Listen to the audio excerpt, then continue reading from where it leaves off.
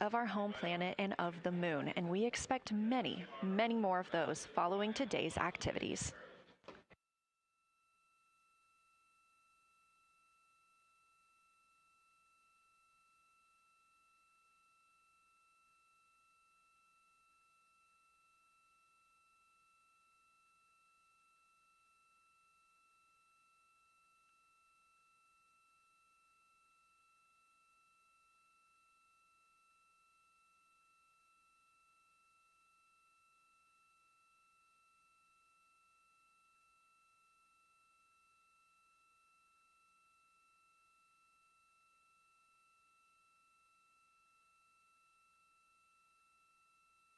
These live views back inside the cabin of Orion, but before we get into flyby, let's take a minute to get reacquainted with our crew.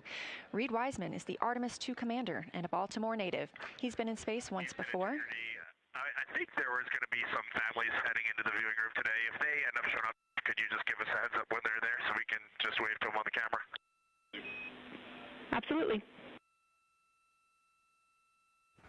And that was the voice of Reed Wiseman. He has been in space once before as a flight engineer. And if they don't come, you could just lie to us and tell us that they're there. That'd be great, thanks. We'll keep that in mind, too. And I'm sure they'll be here. Wiseman also has a great sense of humor.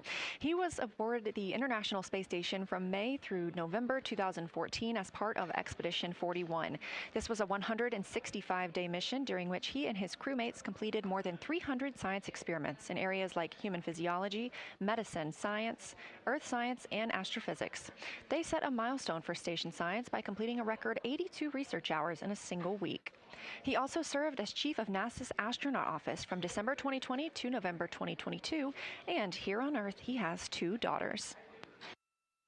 The Artemis II pilot is Victor Glover, selected as an astronaut in 2013, when at the time he was serving as a legislative fellow in the United States Senate. His first trip to space was in November 2020, when he launched as a pilot of NASA's SpaceX Crew 1 mission. That was the first operational mission of NASA's Commercial Crew program, which resumed launching American rockets from American soil to the International Space Station since the end of the shuttle program. Victor is a U.S. Navy captain and naval aviator who served as a test pilot, racking up more than 3,500 flight hours in more than 40 different aircraft. He also became the first person to pilot Orion the other day when we saw the Prox Ops demonstration shortly after launch. He and his wife have 4 children. Mission Specialist Christina Cook is a native of Grand Rapids, Michigan. She was selected to the Astronaut Corps in 2013, the same class as Victor Glover. She served as flight engineer on the International Space Station from March 2019 to February 2020. During that time, Cook set a record for the longest single spaceflight by a woman with a total of 328 consecutive days in space. She also participated in the first ever all-female spacewalk with her friend and colleague, Jessica Meir, now living and working aboard the International Space Station yet again. Before becoming an astronaut, Christina helped build space science instruments and led scientific fieldwork in some of the most remote environments on the planet. Her hobbies include surfing, rock climbing, community service, yoga, travel, and photography, and she is certainly getting a chance to do that. First-time flyer, Canadian Space Agency astronaut Jeremy Hansen is flying to the moon as a mission specialist on the Artemis II mission. The London, Ontario native was selected as an astronaut in 2009. After that, he worked as Capcom at NASA's Mission Control Center here in Houston. Capcom stands for Capsule Communicator and is the single direct voice communicating with the astronauts in space. He also participated in training exercises like living on the ocean floor off the coast of Florida to simulate deep space exploration for 7 days. In 2017, he became the first Canadian to lead a NASA astronaut class, and he also enjoys getting out on a sailboat, rock climbing, and mountain biking. And he and his wife have 3 children.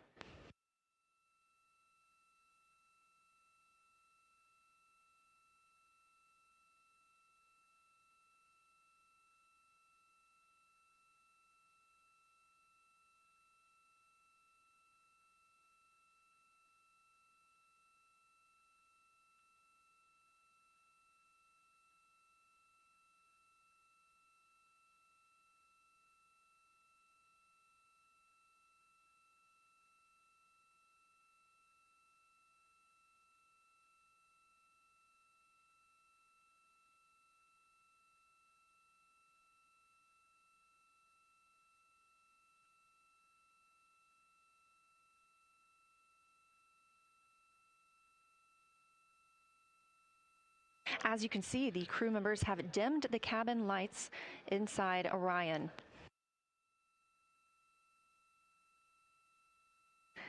As they prepare for their lunar flyby, they'll be configuring the cabin as they'd like to have it to allow for proper positioning as they move about to and from the windows, taking photos of the moon. Dimming the lights also helps prevent reflections from inside Orion onto the windows. Ahead of this lunar flyby, let's dive in and explain what you can expect over the next several hours.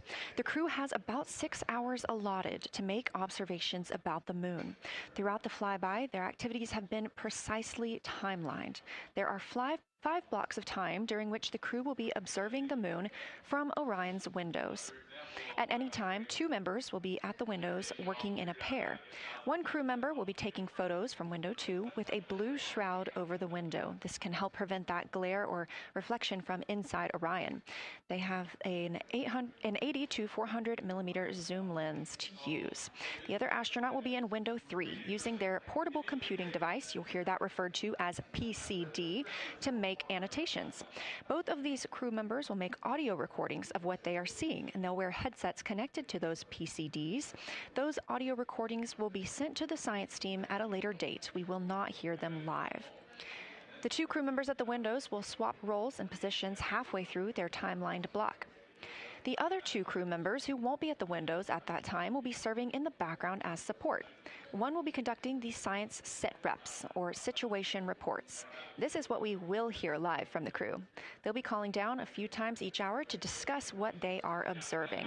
Those situation reports include how the crew is positioned, any missed targets, or anything unexpected they saw, lunar target descriptions, any hardware issues, and of course, their emotions and reactions as they fly by the moon.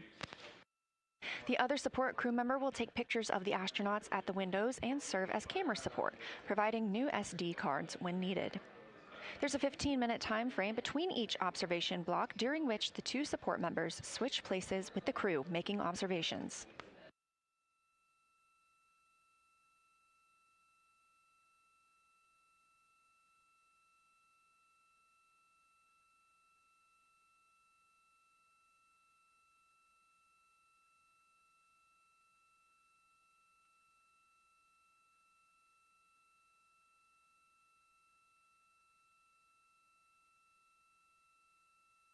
Two views, both coming from Orion. There on the left, the inside of the spacecraft, and on the right, a view of our moon, the destination for today.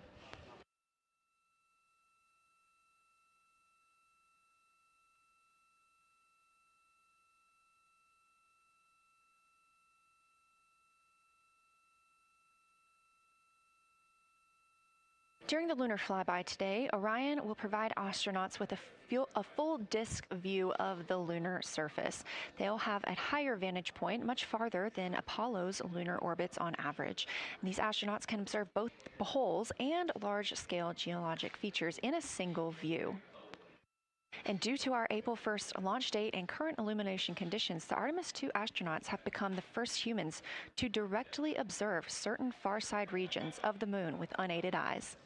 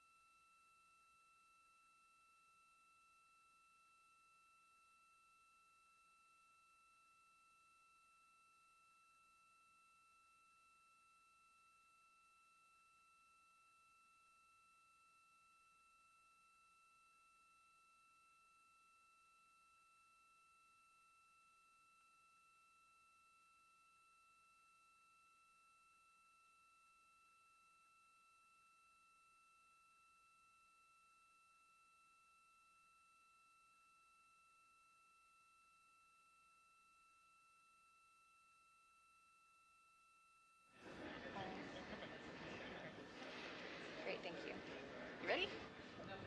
It's me.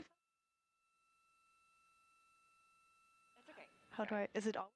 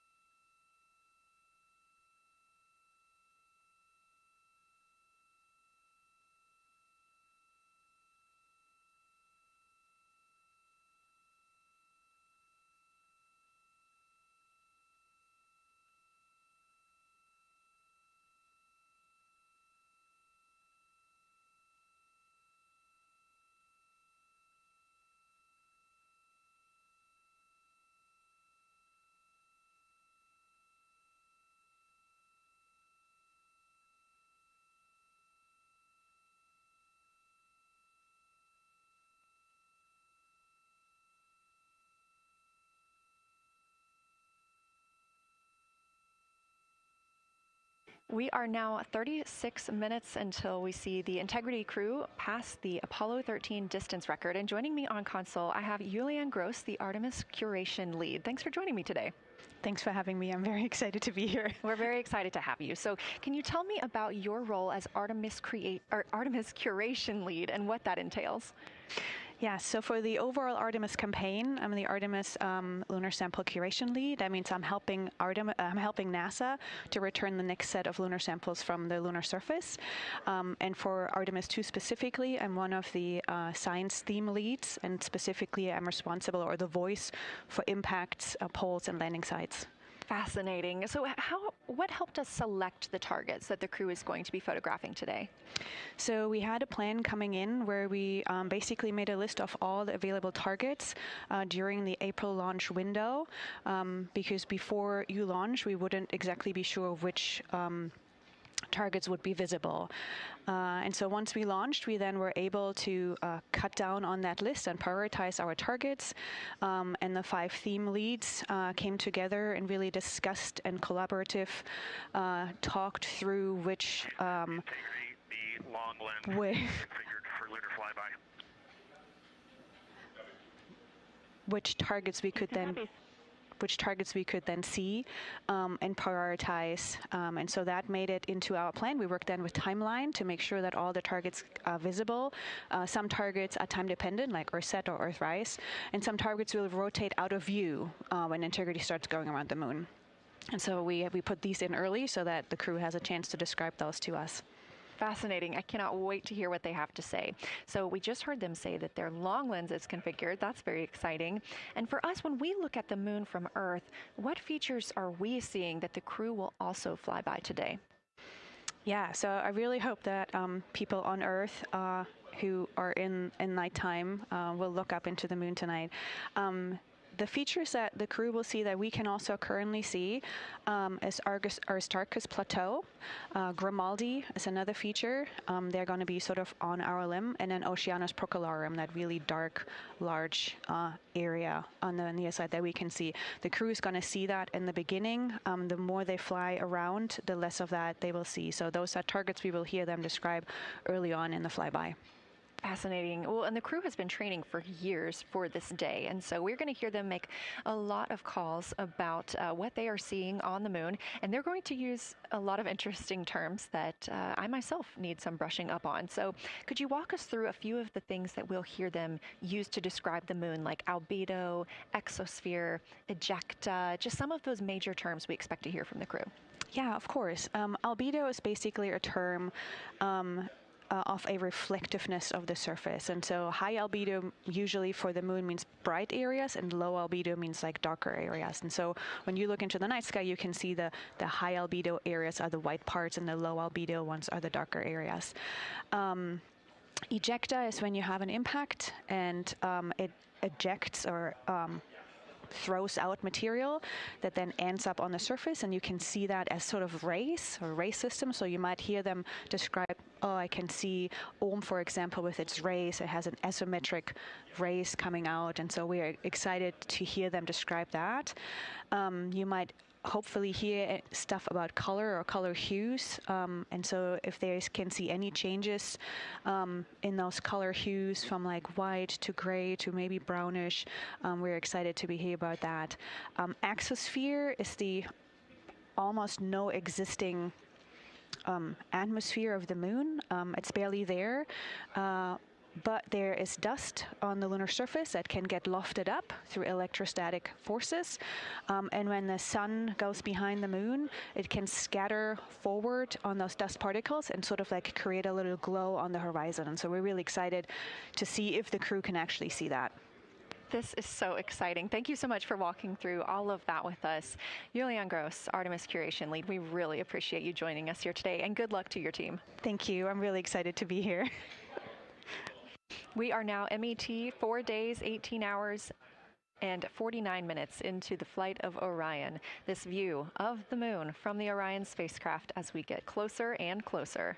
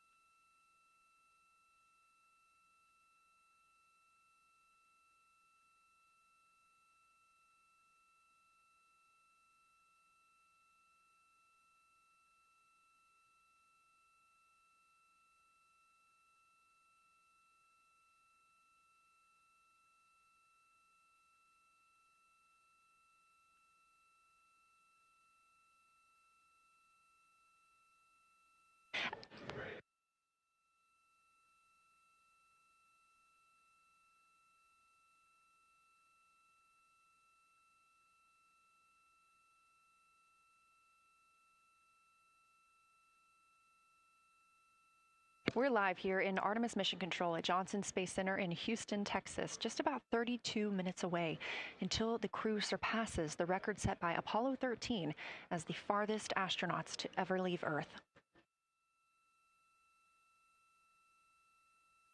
This view coming from a camera mounted on the tip of one of Orion's 4 solar arrays. Each array has a camera on its tip, and so we anticipate getting views throughout the lunar flyby.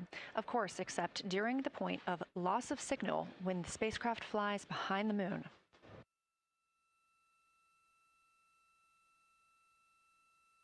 Inside the cabin, the crew are configuring the inside of Orion for today's flyby, making sure they have everything just where they want it to help them take the pictures that they are aiming for the science team here on the ground. Coming up in just a few minutes, we will have a pre-lunar flyby conference.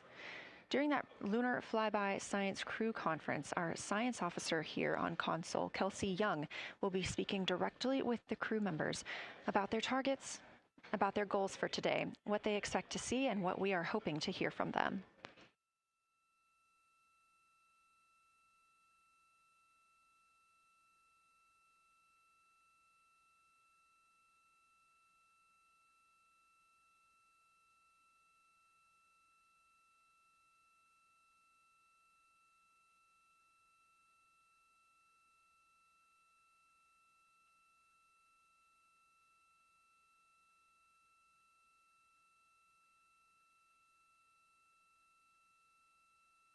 We have a lot of milestones coming up today, so make sure you don't miss them. The first coming up again at 1:56 p.m. Eastern Time, the crew will pass the distance from Earth record set by Apollo 13 in 1970. At 2:45 p.m., lunar flyby officially begins. The crew will have that time on their schedules to begin photographing and providing audio recordings of what they are seeing on the moon. At 7:02 p.m., Orion will make its closest approach to the moon, approximately 4,070 miles away. Of course, all of these numbers are going to have to be confirmed following the flyby. These are estimates, and we are working with orbital mechanics. At 7:07 p.m., Orion reaches its maximum distance from Earth, approximately 252,760 miles away from us all. At 8:35 p.m., the spacecraft will enter a solar eclipse. The crew will become the first to see a solar eclipse from the moon.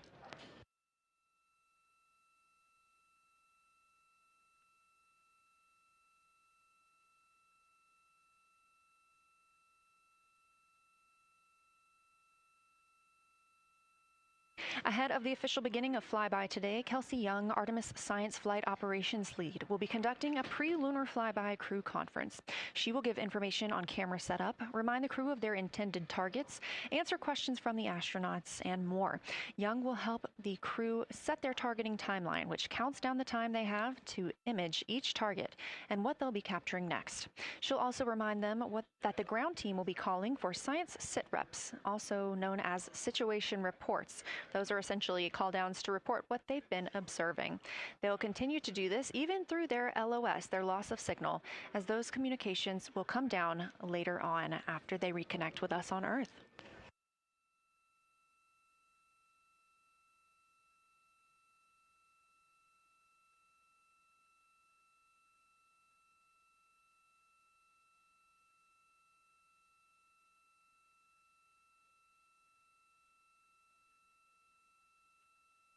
This view in the cabin, you can see the crew members are already using their cameras, getting set up, and they have dimmed the cabin lights to allow them better visibility outside of the windows and fewer reflections. Now, 28 minutes until they become the humans to travel farthest from our planet.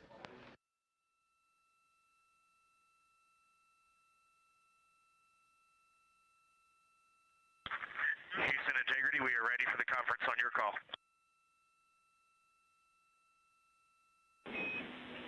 Houston is ready for the conference, passing you over to Science.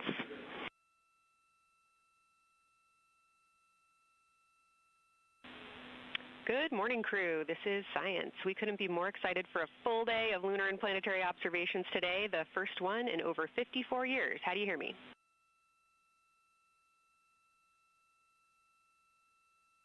We hear you loud and clear, and Kelsey, you just got to know you're pulling us away from the moon right now, so let's go.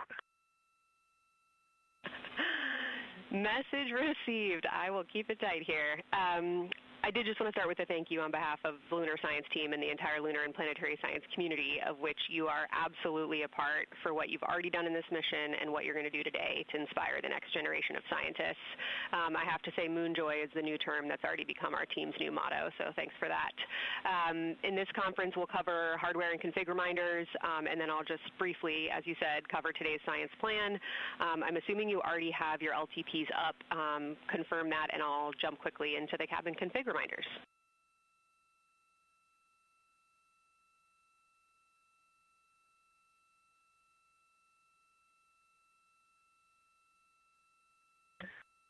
Okay, we have the LTP up just to give you a sit rep on board.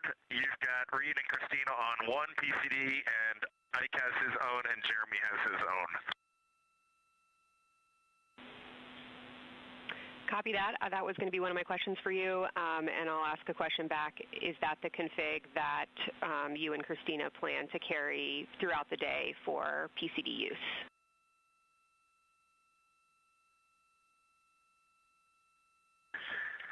Negative, Kelsey. Our plan for PCD use is we have run the power cables to Windows 2 and 3, and we are going to leave one PCD, the yellow PCD will be in window 2, and the green PCD will be in window 3, and we will do that the whole day, and then the red PCD will be a rover. Understood. Super helpful. Recommend when you guys switch in and out of PCDs to add your initials to your OneNote annotations, just so we can keep track of whose is who.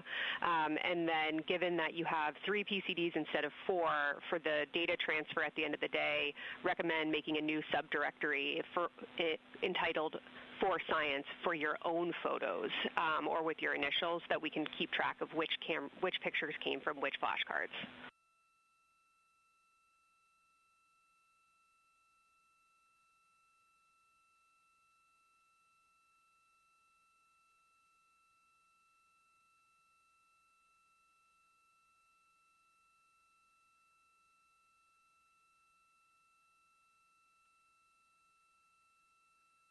This view.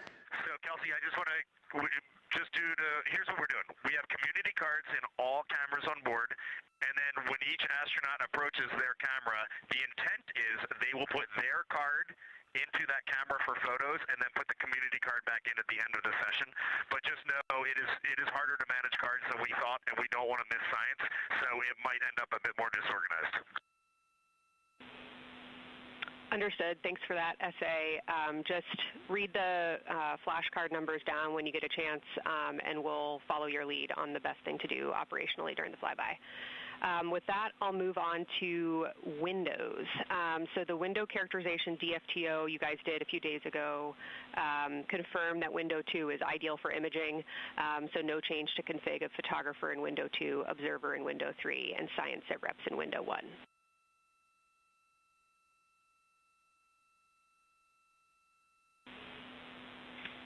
Coming up on the handover. Be back. Hang on, Kelsey. The way we have it configured, tell us if this is going to be wrong. Window 2 is the long lens with a shroud. Window. As you heard, science officer called to the crew. We are now in a handover time period. We will regain communications with the crew very shortly. These are tracked. And we are currently on the Deep Space Network. This is the first time humans have used the Deep Space Network in over 50 years, given that we currently use the tracking data relay satellite systems in for the International Space Station.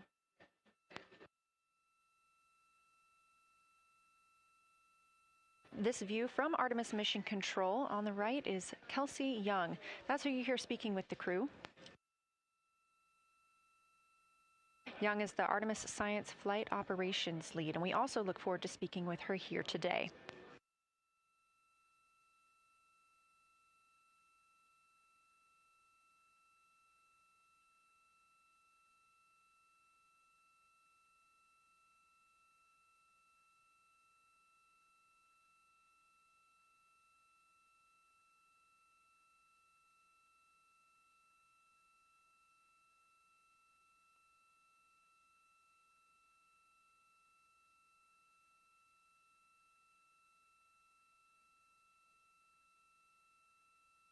Again, we are just about 22 minutes until we reach the Apollo record. We are in a handover of satellites with the crew aboard Orion.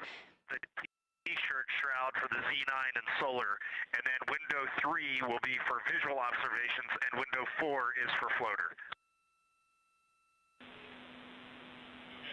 And thanks, Integrity, for that. Reed, we had a handover during that time, so I'm going to have to ask you to give that read back on window orientation for the crew again.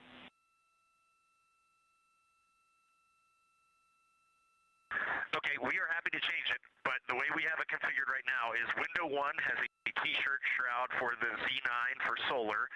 Window 2 has the shroud for the long lens for both lunar and solar. Window 3 is for visual observations.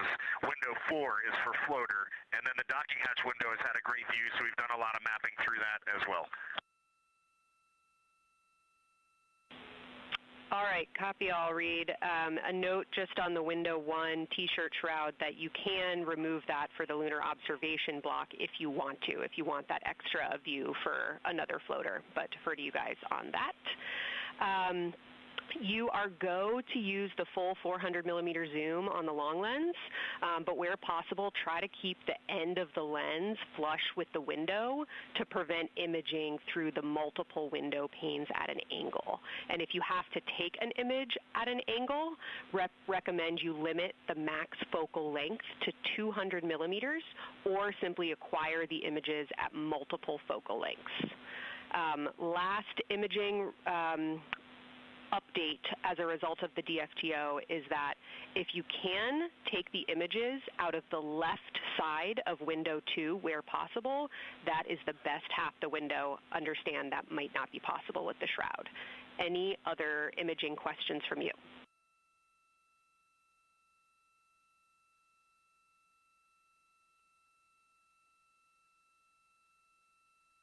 Okay, copy that. Okay, last couple reminders. Don't forget the ability to take the wave files to tag imagery that you are wanting to follow up on using the FN3 button on your camera. And then a couple quick notes on your LTP. We have refined your precise flyby timing since generating the LTP. Optimus has the correct timing for the LOS and AOS, but the LTP identifiers for LOS and AOS are roughly 2 minutes later than they will be in reality. Final LTP timing update is that the green line on your LTP should start automatically 45 minutes before the flyby. If it doesn't appear, let me know and I'll have troubleshooting steps for you. Last updates are on the Eclipse, so only for that last hour today. Of course, remember if the sun is in view to use your Eclipse glasses. And reminder that we will have a few activities for you prior to the eclipse to reconfigure all 3 cameras for corona and deep sky observations. These activities, some of which will occur during the forward link LOS, so we wanted to flag it for you now. Any questions before I cover the last 2 reminders?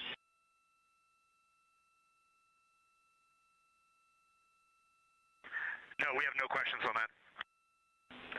Last couple eclipse reminders, the sunset period and the first roughly 23 minutes of the eclipse will fall during that forward link LOS, but we'll still have a return link, and we're still looking forward to your science sit reps and observations during that time. And I do have a reminder for you on your preferred starting config for the eclipse in terms of role responsibility. Let me know if you want me to read that up or if you guys have that in your minds already. And if no other questions on config, I'll give you a few science-focused reminders.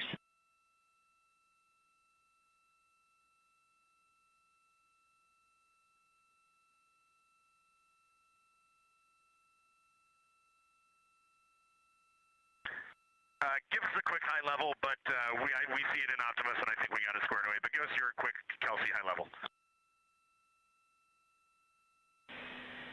Okay. A couple changes from the first LTP you studied is that Glushko is the only feature that the same pair will view twice. That's Reed and Jeremy.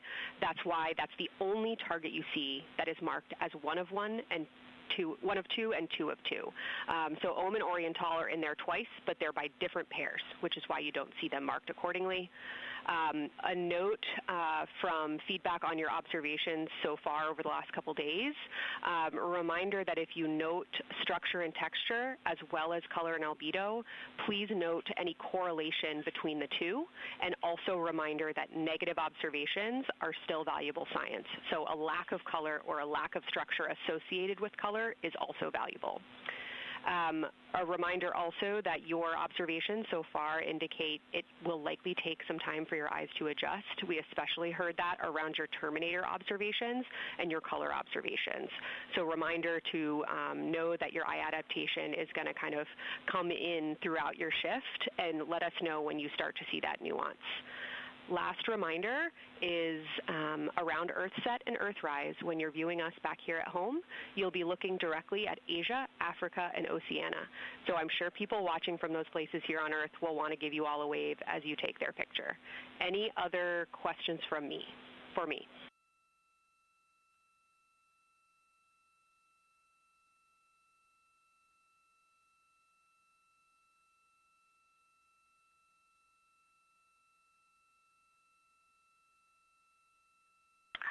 And Kelsey, hey, when you're talking window 2 left and right side, just can you say towards window 1 or towards window 3, and then we'll know that we are talking the same language? absolutely. So I mean that the side of window 2 closest to window 3 is preferred for imaging.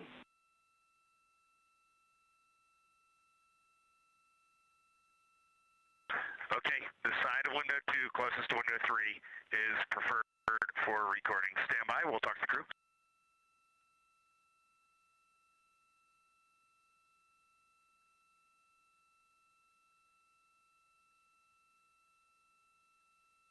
Again, we are in our pre-lunar flyby science conference with Kelsey Young.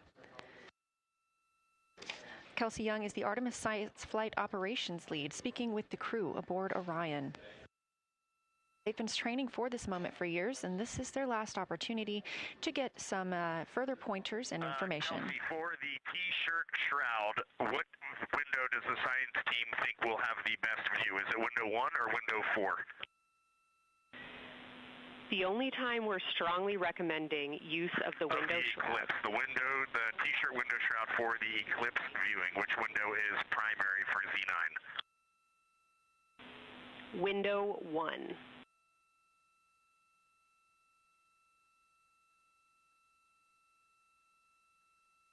Okay, awesome. So we have got that all set up. And just to be 100% sure, window 1 is the most port window by the food warmer. Window 2 is right in front of seat 1.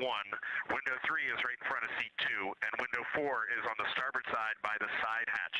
Do you agree with all that? We agree on the ground. Good readback.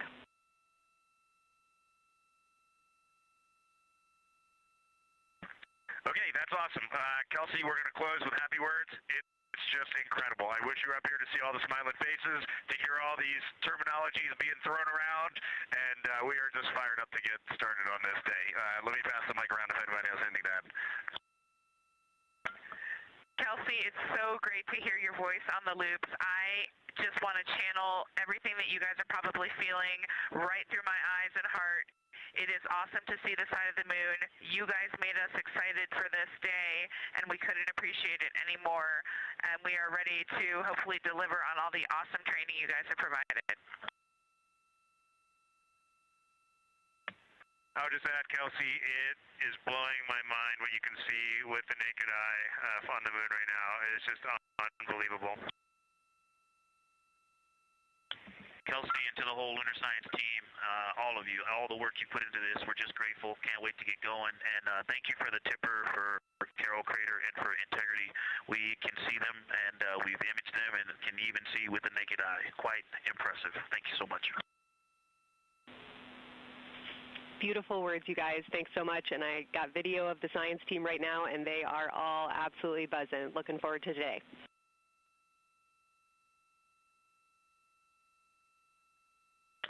Okay, we're heading into the timeline. Cheers, guys.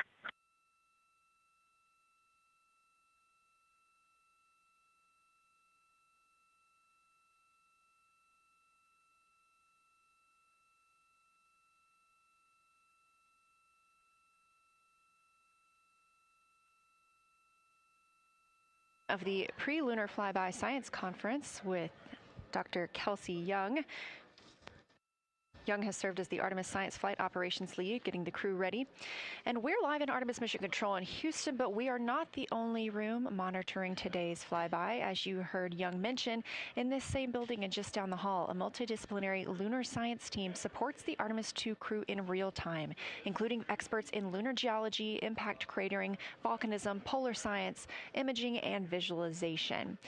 There are two integrated facilities, and the first is the SIR, which is what you have right here. That's the Science Evaluation Room. They are embedded within Mission Control to provide science input during live operations like what we see today.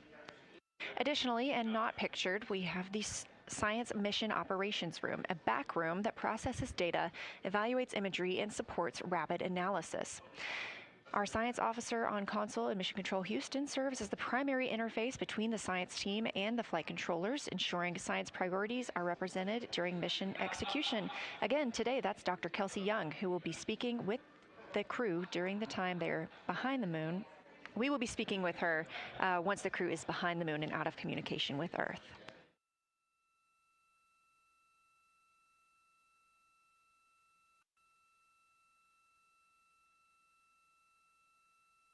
Back inside the Orion spacecraft on your left, closest to the camera, NASA astronaut Christina Cook. To her left, NASA astronaut Reid Wiseman. To his left, Canadian Space Agency astronaut Jeremy Hansen. And all the way in the back, NASA astronaut Victor Glover, our Artemis II crew.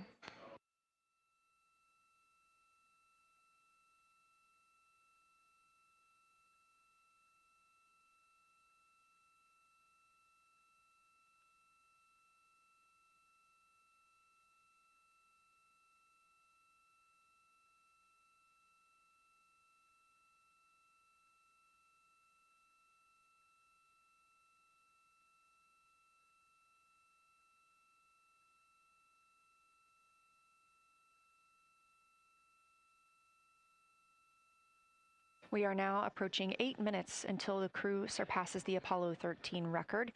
Currently 12,599 miles away from the moon, 248,507 miles away from Earth.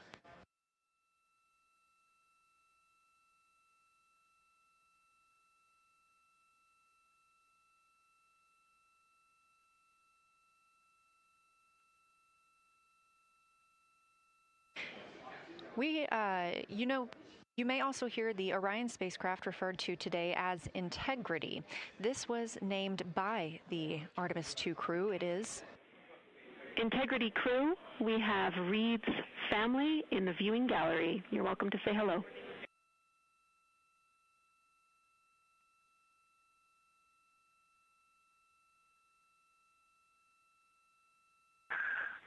Well, whether you're being serious or you're kidding around, that is awesome to hear. Thanks, Jenny.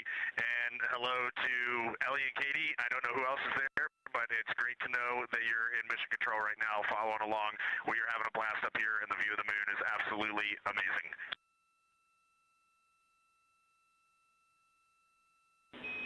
I'm seeing a lot of hearts come out of the viewing gallery and even more smiles. Thanks, Reid.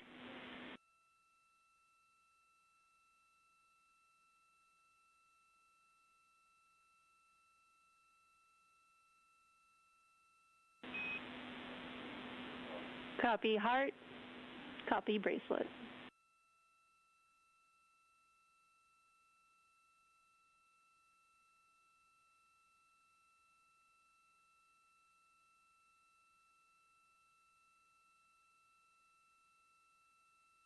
that call from Capcom Jenny Gibbons, Canadian Space Agency astronaut and Artemis II backup crew member, letting Reid Wiseman know that he has family here to support him today in the Artemis Mission Control viewing room.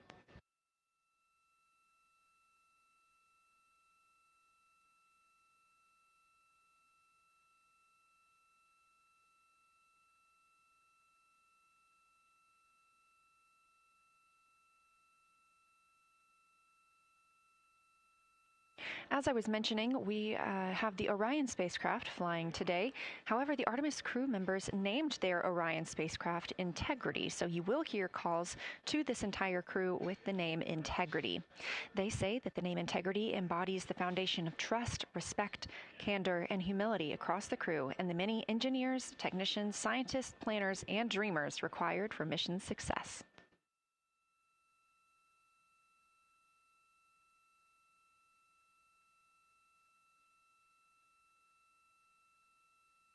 This view live from the outside of Orion as we continue. Preparing for our lunar flyby, now less than 5 minutes from surpassing the record set by Apollo 13 astronauts for the farthest humans to travel from Earth. This will not be the farthest that Integrity travels today. They will continue until they reach approximately a distance of 252,760 miles. That would be about 4,105 miles farther than Apollo 13. However, these numbers are our targets, and we will get confirmation on those numbers as soon as we possibly can and share them with you all.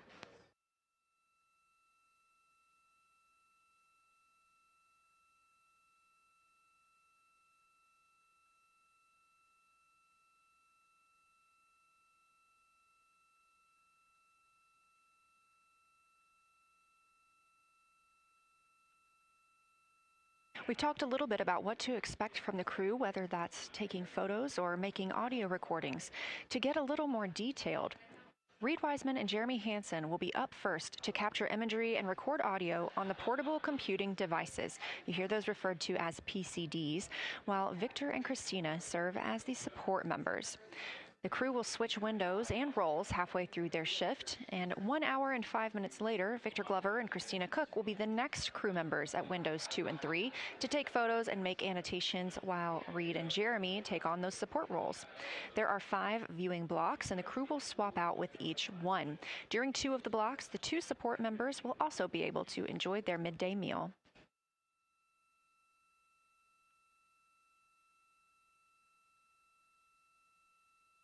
At least 3 times per block is a science sit rep. Again, situational report. This is partially an operational status, reporting back if they missed any targets or gotten any specific ones, if they have issues with their camera or any other operational items.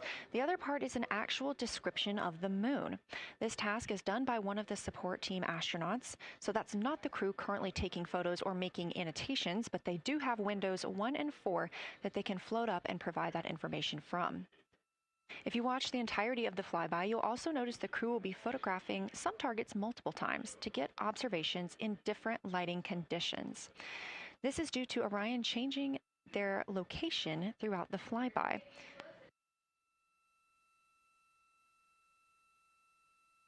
What this crew will be able to capture in a couple of hours of the same targets in different lighting would take orbiters years to do because of solar and spacecraft positioning. This crew has studied the moon extensively, and they're also familiar with what the science team calls the Big 15.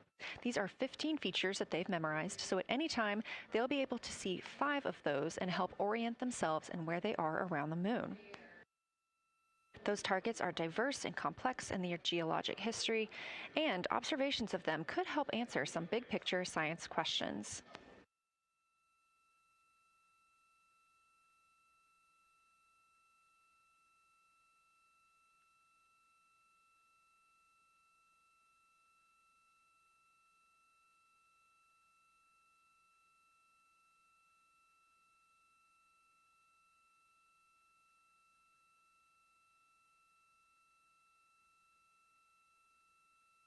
If you've been following the mission, you can see that the configuration of the cabin is a little bit different than what it looked like on launch day. After ascent, the crew were allowed to reconfigure their spacecraft, and you can see that they've taken down seats. They have also taken away footrests. This gives them more opportunity to move about the spacecraft.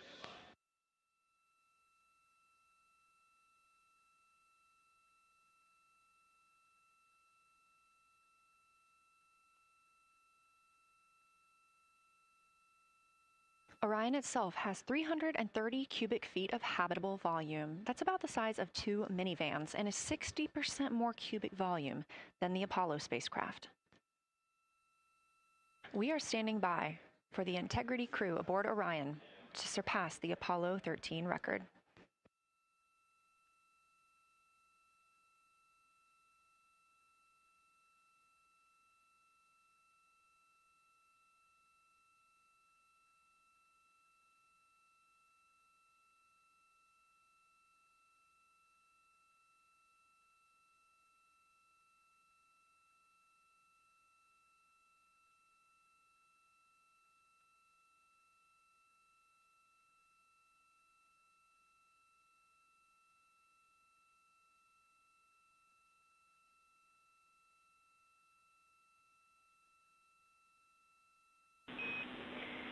Integrity crew, on April 15, 1970, during the Apollo 13 mission, 3 explorers set the record for the farthest distance humans have ever traveled from our home planet. At that time, over 55 years ago, Lovell, Swigert, and Hayes flew 248,655 statute miles away from Earth. Today, for all humanity, you're pushing beyond that frontier. Integrity, over to you.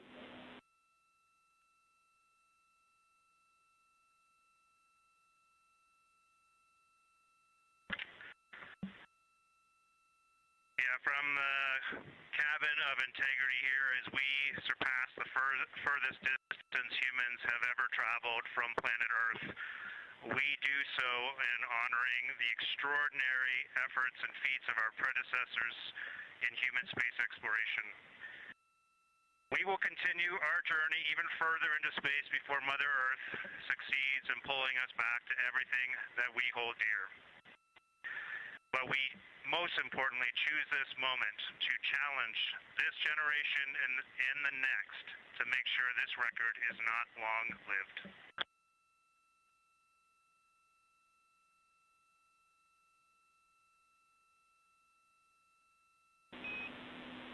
Thank you, Integrity, and congratulations to you and the rest of the Artemis II team.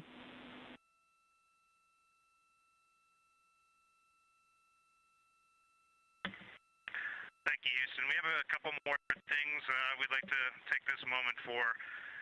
Our science team helped us out with a couple of relatively fresh craters on the moon that have not been previously named, and our crew would like to propose a couple of potential names for those items or those areas. And we spent a bit of time this morning looking out the window, and we're able to see them now both with our naked eye and through the long lens, and so we feel this is a good time to send this down, and a special shout out to Kelsey for helping us with this. The first one we'd like to suggest is a named crater in honor of our great spacecraft integrity. And so if you were to look at Oriental on the far side and then draw a line straight up to Ohm on the far side, relatively in the middle is an unnamed crater, and we would like to suggest it be called Integrity in the future. And the second one, and especially meaningful for this crew, is a number of years ago we started this journey in our close-knit astronaut family, and we lost a loved one. And there's a feature in a really neat place on the moon, and it is on the near side, far side boundary. In fact, it's just on the near side of that boundary, and so at certain times of the moon's transit around Earth, we will be able to see this from Earth. And so we lost a loved one. Her name was Carol, the spouse of Reed, the mother of Katie and Ellie. And if you want to find this one, you look at Glushko, and it's just to the northwest of that, at the same latitude as Ohm, and it's a bright spot on the moon. And we would like to call it Carol, and you spell that C-A-R-R-O-L-L.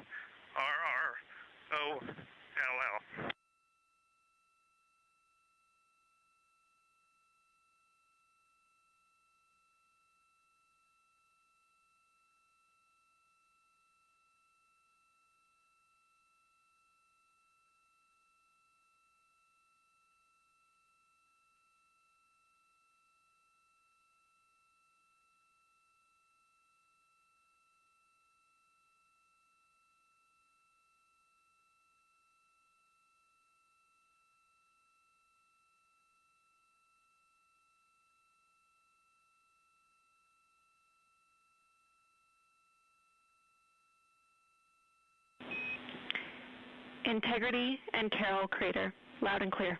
Thank you.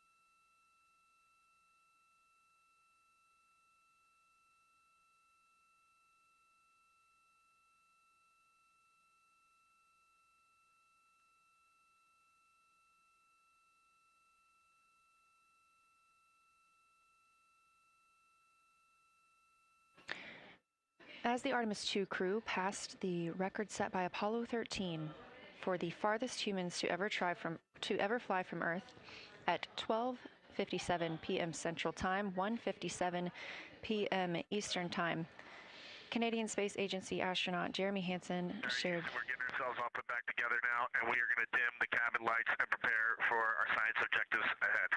Thank you.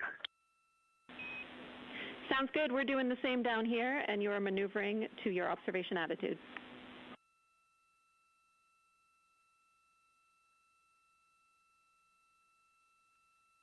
As we pass that Apollo 13 record of the furthest humans to ever fly from Earth at 12:57 p.m. Central Time, 1:57 p.m. Eastern Time, the Artemis II crew shared some poignant words, specifically Canadian Space Agency astronaut Jeremy Hansen. The crew also called down 2 craters not yet named that they would like to name. One, Integrity, in honor of their spacecraft, which they have named. That's near the Ohm crater. Another near Glushko, which is a bright spot, named Carol, in memory of Reed Wiseman's wife.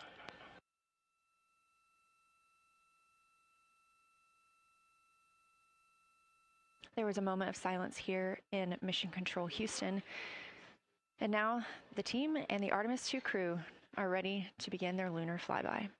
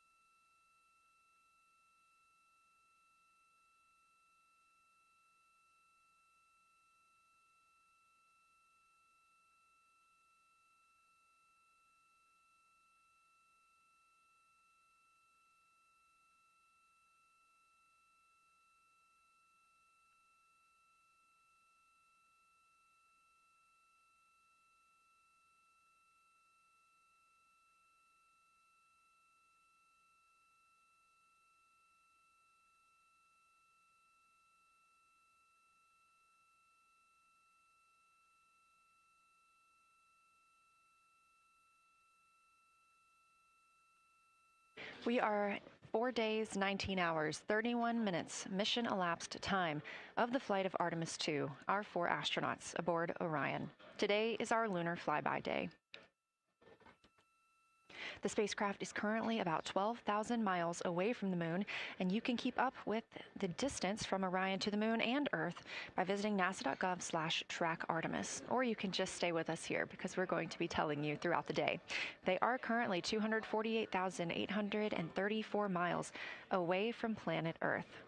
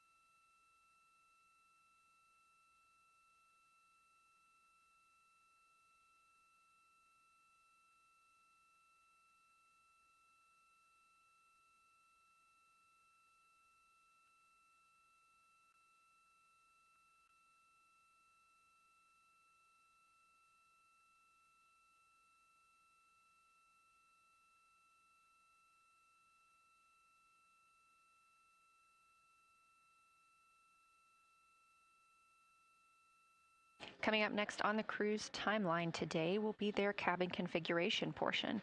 You heard some calls down to Science Officer Dr. Kelsey Young earlier about how they have configured the cabin so far. This is just a little bit more of timelined activity for them if they need to further do so.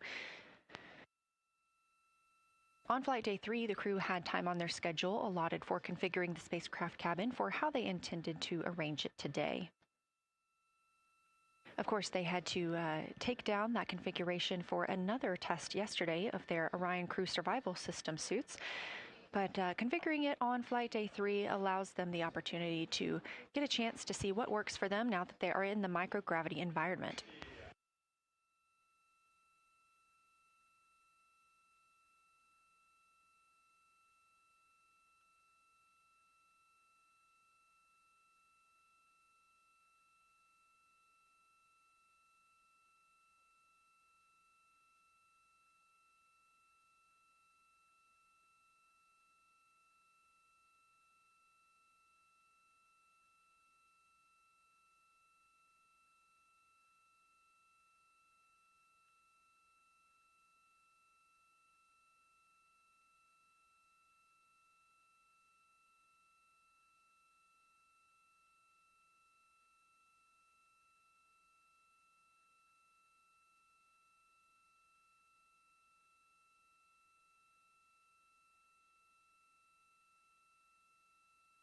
Again, the crew is about to begin their cabin configuration portion of their timeline, though they have been working that already, as well as potentially during their post-sleep period this morning. The official lunar flyby observations are slated to begin in just about 40 minutes. That's when we'll have the crew at the windows photographing the moon, as well as making calls down about what they are seeing.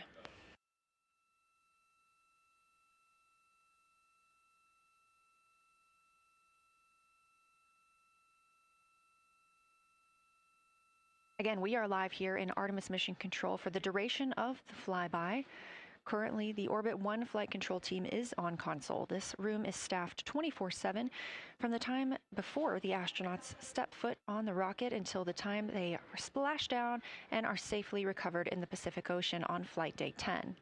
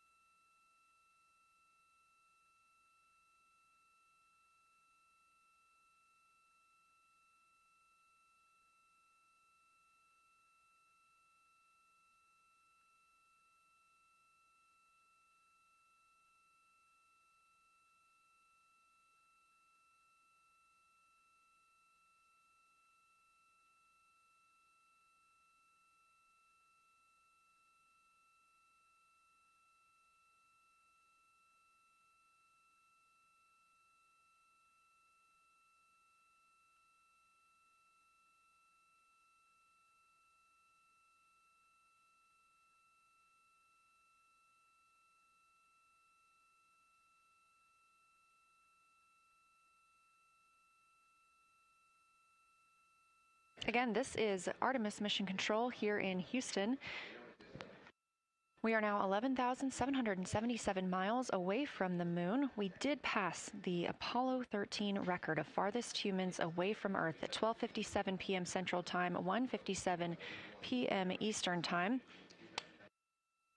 That distance, 248,655 statute miles from the Earth, continuing to be exceeded by the crew. They will reach their farthest distance from the Earth around 6:07 p.m. Central Time. At that time, they will be in an LOS, or a loss of signal, with us on Earth, as they'll be flying behind the moon.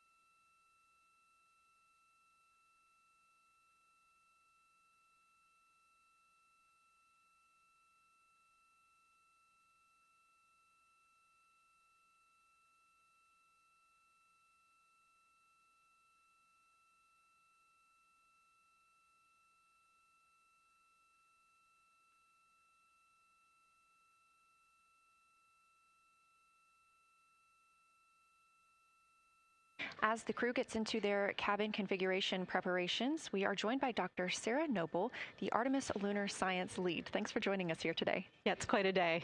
Yeah, we are very excited. I can only imagine how you guys are doing over there. So tell me a little bit about yourself and what your role is for Artemis II. Sure. So I'm the Artemis Lunar Science Lead, so over the entire campaign, and my job is basically to make sure that as we have this big adventure back to the moon, we actually learn new things about the moon. Fascinating. So why is the moon such an important destination today? Yeah, so the moon is a pretty amazing place. It is a great place to learn about basic fundamental processes that happen on like all the planets, like cratering and volcanology. And also it is, part of our Earth-Moon system. And, the Earth recycles its rocks pretty well, right, through plate tectonics and weathering and whatever. Most of the rocks on the Earth are geologically young. But on the moon, we have the entire record that goes back 4.5 billion years since we formed. And so if we really want to learn about what was happening in that period, like the moon is really the only place we can go. We're also thinking about going back to the moon, and we want to go to the lunar South Pole. So what makes that such an interesting destination? Yeah, the South Pole is cool, right? It's far away from the places we went during Apollo. It's different kinds of rocks there, some of the oldest rocks on the moon. It's also a place where we think there might be resources like water. There are craters that really never can see the sun because of the low sun angles there, and they get very cold. And we think that water and other things can build up in those craters, and so we're very interested to see what that might do for us. I'm very interested as well. So for some of our viewers who might be new to this, what does lunar science look like during an Artemis mission? Yeah, it's pretty exciting for us as we have sort of built this from scratch to try to understand how we can best use the crew to support our science. And so, we've developed a system. We've got a team in place. We've got a back room here in this building called the SIR, the Science Evaluation Room. And there's in fact a back room to that back room over in another building here at Johnson Space Center where we've got our teams of scientists working really hard. They're actually speaking to this room through our science officer. This is now the first time we've ever had a science officer in flight control room. So we're pretty excited about that. So we have a really voice out and up to the crew. I know, it's been so exciting to hear Dr. Kelsey Young speaking directly with the crew today, now so close to the moon. And we have a live view here of the science operation, or the science evaluation room. So this is where the majority of your team is today. Is that right? Yeah, that's right. This is a big chunk of our scientists. You can see them in there now working hard, trying to get ready for the day. And then again, there's a second room where we have a lot of our data folks, where the data will first come down and they'll sort of sift through the data and get it ready for this team to take. What's the mood like right now in the SIR? It is, I would say, giddy. I think we've worked very hard for this. They have done simulation after simulation. They have worked really hard over the last couple of years to get ready for this moment, and I think everybody's just really excited to see. Even already we've had some descriptions from the crew coming down, and it's so great to see their joy and our joy, our love for the moon come through. Yes, we are in for a real treat today if it's been anything like their observations the past couple of days. So how are the lunar science teams using this test flight to prepare for future missions to the moon? Yeah, absolutely. This is the way that we are building our foundation for the future, from everything from, how do you train a crew to be a geologist, right? And so, working through that, getting them classroom training, field training, building the science team, building these physical rooms that we are in, designing the software that the teams are using, and then, figuring out what happens to that data. They're going to take this data and it's going to come down, and how do we get it out to not only our team, but out to the world and the rest of the science community? Yeah, that's a great point, because when you hear these crew members talk, you would never know that they're not geologists. Your team has trained them so well. They have been very good students. Who can blame them? It's a pretty great topic. One more question for you. How does the science that we're doing on Artemis help support long-term exploration and including our sustained presence on the moon? Yeah, you know what? We have a saying in the Science Mission Directorate that science enables exploration and exploration enables science, right? So you need the scientists because we are the ones who are the experts in, landing site and doing analysis of landing site and making sure we can find a good place to land, to understanding the properties of the soil so we can, design our systems to manage that, understanding the radiation environment, keeping our astronauts safe, all of these things, right? But, in return, you provide us with opportunities where now we're going to be able to collect this data and collect samples and deploy our instruments and all of that. So it's a symbiotic relationship. That makes perfect sense. Well, Dr. Sarah Noble, Artemis Lunar Science Lead, thank you so much for joining us here today. Best of luck to you and your team, and I hope that you get to enjoy today too. Thank you so much. We are now Getting closer and closer to our lunar neighbor, this live view coming from the Orion spacecraft and a camera mounted on one of its solar array wings.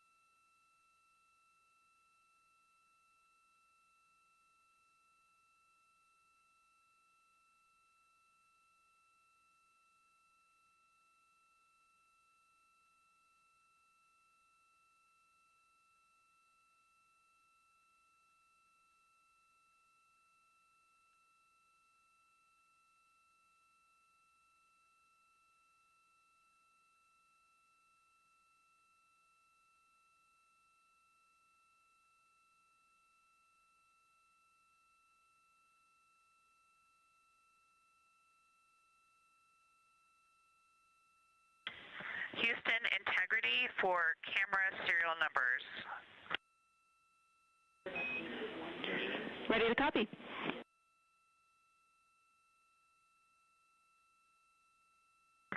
Hey Jenny, these are card numbers for the various positions. For the long lens on the D5, we will have individual cards. Victor's 1008, Jeremy 1019, Reed 1012, myself 1015. For the Z9, we will have one card that is dedicated for today, serial number 1007. For the cabin camera D5, we will have one dedicated card for today, serial number 1022.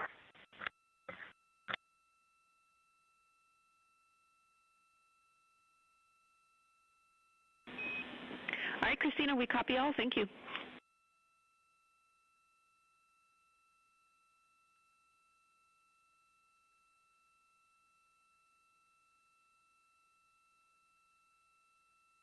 We just realized that we have Earth out window 1 and Moon out window 2, and Earth out window 4 and Moon out window 3, and it gives you the best idea of scale we have had yet. The Moon is about 3 to 4 times the size of the Earth, and it is almost full, and the Earth is just a small crescent out there.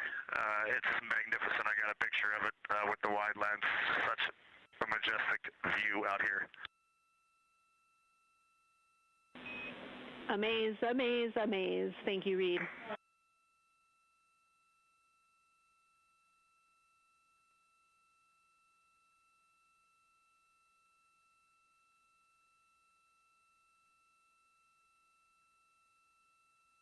Those are some of the communications we're excited most about today. Commander Reed Wiseman calling down their view right now, obviously a little bit different than what we can see from this solar array camera. They are looking through the windows of the Orion spacecraft, able to see at the same time Earth and the Moon. You also heard NASA astronaut Christina Cook calling down some of the cameras that they will be using today. The crew is in that cabin configuration portion, and we expect the lunar flyby observation period to start in just about 20 minutes.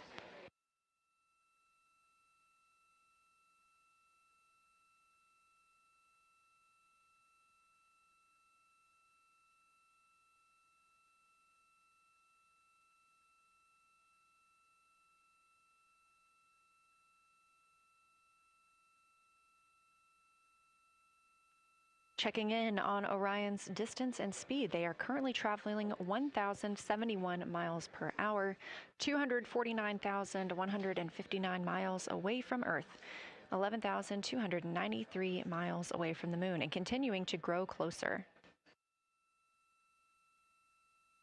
At closest approach to the moon today, the spacecraft will be just about 4,070 miles away from the lunar surface. This will be during our loss of signal with the crew as they travel behind the moon, and we will await their return to get the official number for you for how close they come to our lunar neighbor.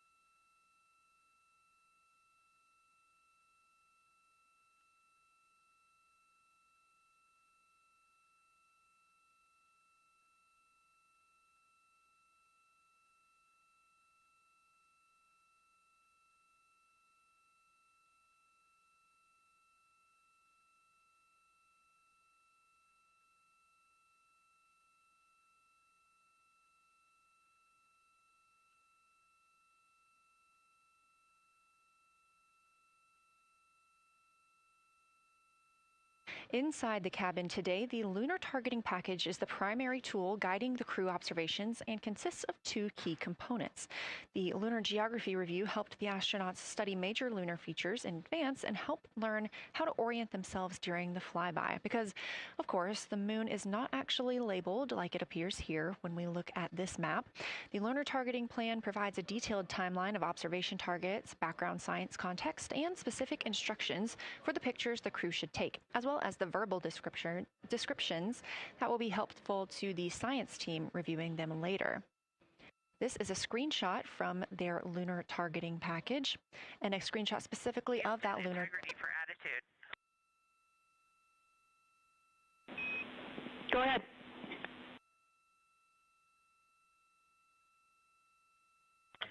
Hey, Jenny. Understanding we are in final attitude now for the lunar flyby, would it be possible to pitch the vehicle down 5 degrees? That would allow us to get the D5 long lens flush and have the least amount of window distortion.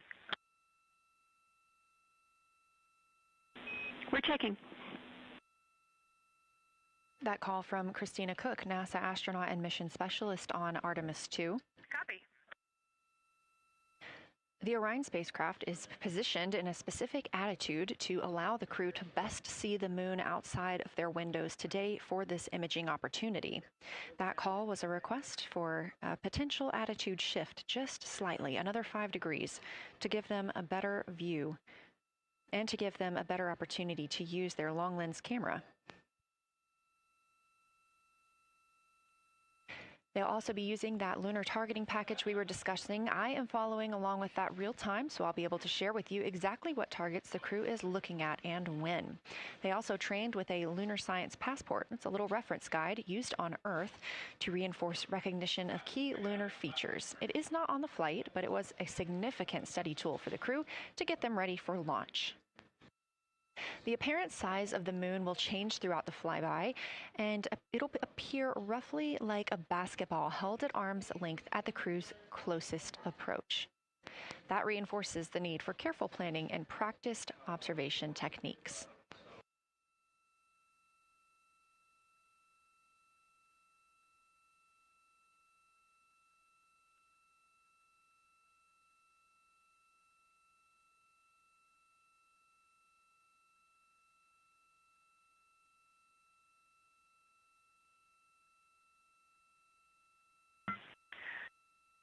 Houston, integrity for timeline. Go ahead.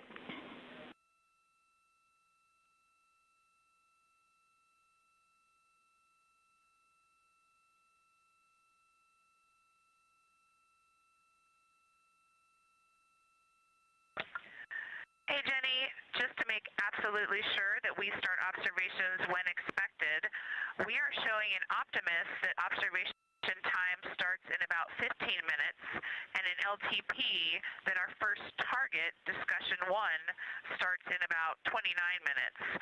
Can you confirm you'd like us to start discussion 1 in 29 minutes at 1900 GMT?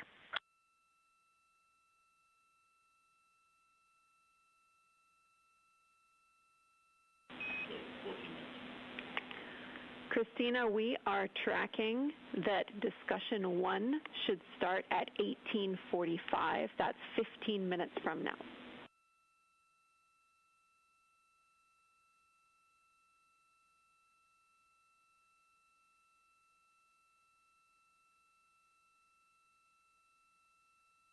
Okay, copy all. It may be a granularity issue with LTP, but understand that we start that observation in 15 minutes, and I bet when we get there, the green line in LTP will match the start of the white band for discussion 1. I think it's just a matter of the labeling and the granularity.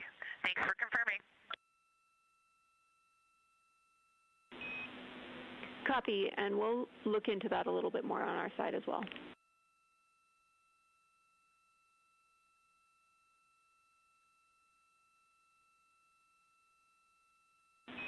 Christina, can you verify for us that your green line is moving on the timeline page of your LTP?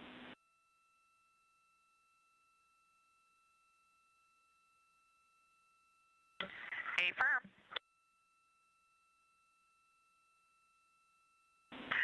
Jenny, I do think we're good. Looking closer, I see the labels are just not aligned with start or end times of the white visible bands. It fully makes sense now, so I think we are all set. We'll look forward to starting some observations in about 13 minutes. Copy. Thanks, Christina.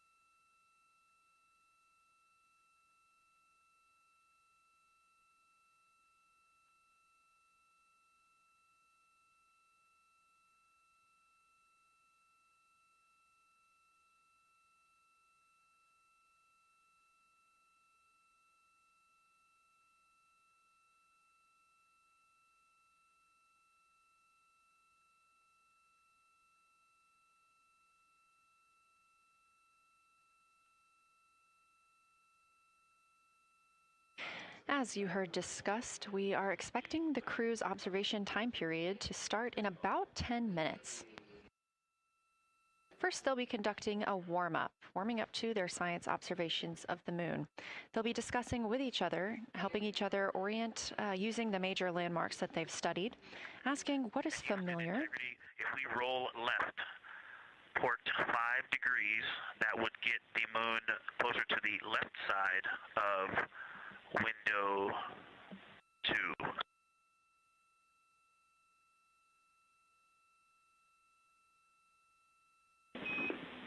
Copy, Victor. We'd like to know if it's pitch and roll or one or the other.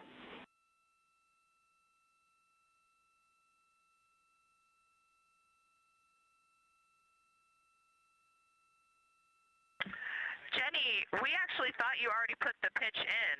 Had the pitch been put in already? No, we need a little while longer to talk about it.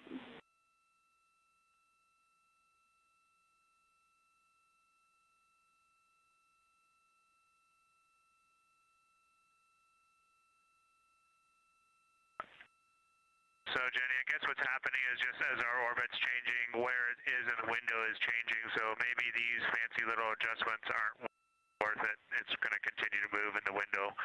Or is the spacecraft going to keep the moon at the same point of the window if we adjust the attitude? I assume the previous.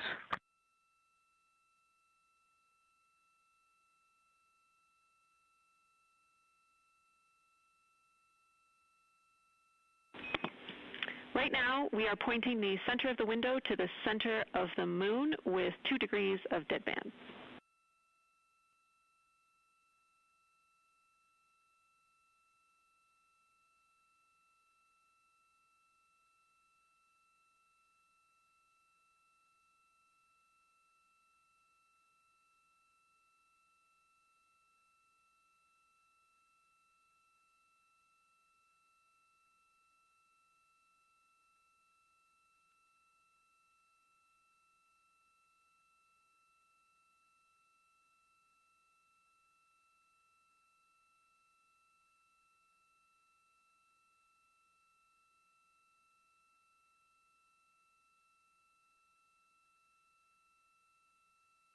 The conversation you hear happening now between the astronauts aboard Orion and Artemis Mission Control here at Johnson Space Center in Houston, Texas. They are in the center of your screen, seated at the CAPCOM, or Capsule Communicator Console.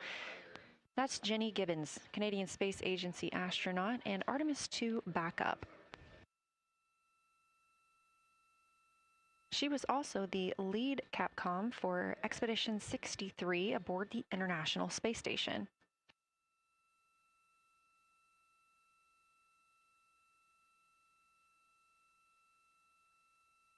The crew is requesting some attitude changes to the spacecraft to allow them to better image the moon, our priority for today.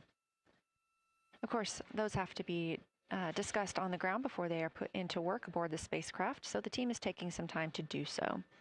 You also heard Gibbons reference that we are in 2 deadbands. Deadbands are essentially keeping us in the lane in which we're traveling. If you're familiar with lane assist in your car, very similar in this case.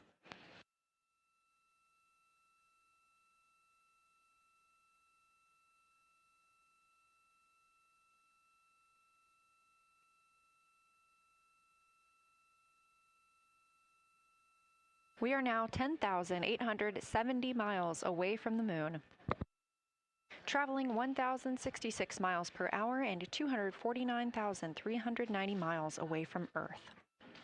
Again, we recently surpassed the Apollo 13 distance record of farthest humans have ever traveled. And upon calling down some words during that milestone, Canadian Space Agency astronaut Jeremy Hansen noting that he hopes that this record that they are setting today is soon broken by future explorers.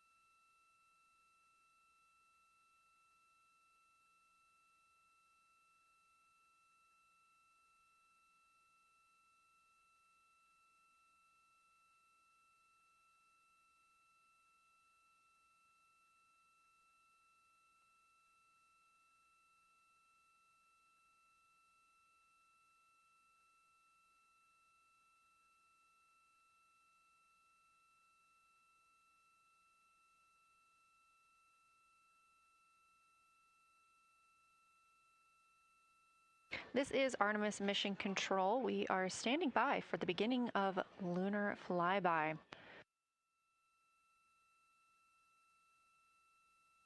Expecting that to start in just a few minutes when the crew will begin a warm-up discussion, preparing for the day. They will be capturing images along while discussing what they find familiar about the moon and what looks unexpected to them.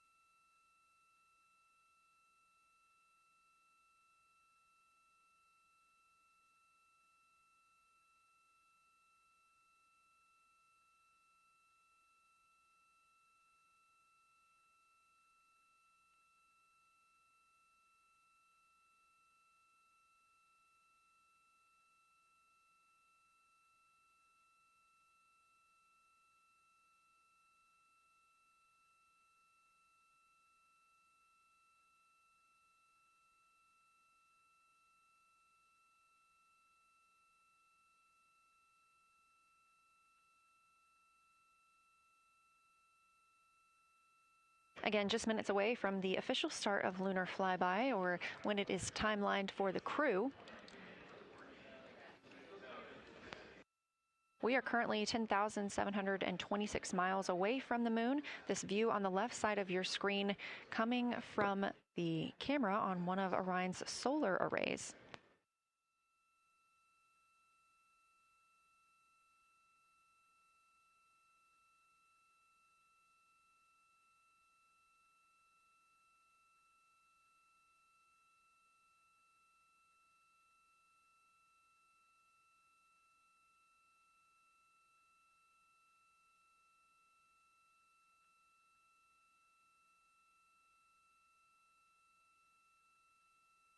Other conversation points while the crew are getting ready for their flyby today.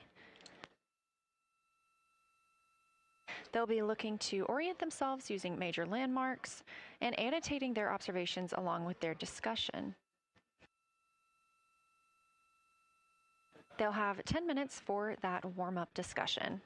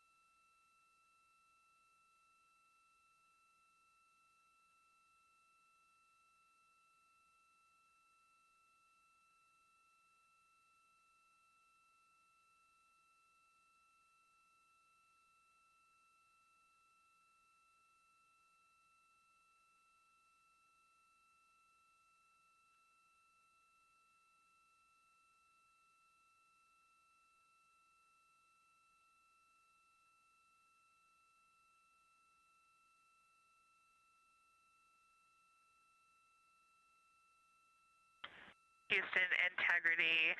We have two folks at the window deep in discussion talking about all of the awesome features that they're seeing. We just had a huge moment realizing that Hertzsprung is about the same size as our incredible Oriental. We're really excited about this target that's kind of new to us. We're orienting on things like how we talk about albedo, finding some of the prevalent things that we're used to from all of our training, and just overall taking in this view. We also are noticing that the moon is still getting noticeably bigger as we go, even when you're watching it continuously. It's great to see these two guys get warmed up. We love the report, Christina, thanks. And you nailed it on why we added Hertzsprung. As you'll see in the prompts, we're looking for comparisons to the comparatively much older Hertzsprung compared to the younger Oriental. Great words.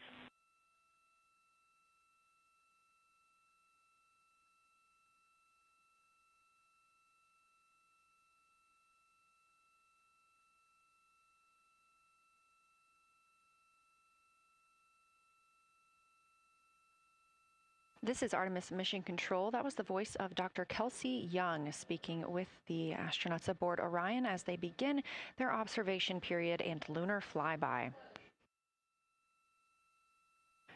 NASA astronaut Christina Cook reporting their view of Hertzsprung Basin. The team here is looking for centered images of the basin at a full zoom, and they're hoping that the astronauts can image and describe the inner and outer rings. This is considered a degraded basin with a floor, rings, and ejecta compared to a younger Oriental basin.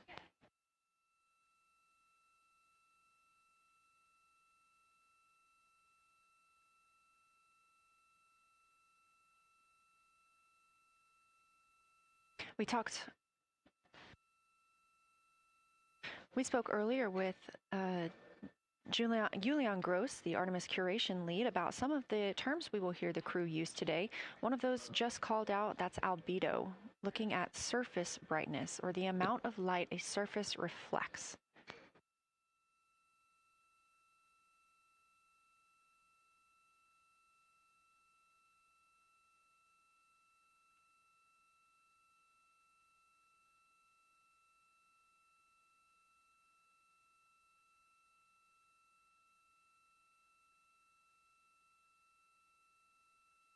A few more terms that we hope to hear today during the crew's sit reps or situation reports include embaying. This refers to one feature that surrounds another. That usually is a higher relief feature. Houston Integrity, one report from the crew at the windows. We can actually see the moon and Earth at the same time right now. It's interesting because the Earth looks way brighter, so the Earth itself seems to have a much higher albedo than the moon. We think this is independent of our eyes focusing because, of course, the Earth is much smaller than the moon in our view, so you could think that your eyes focus for the darker sky, and that means that it only has apparent brightness more than the moon, but since we're seeing both in the same view, we do think that this can be inferred as the Earth as a whole has a higher albedo.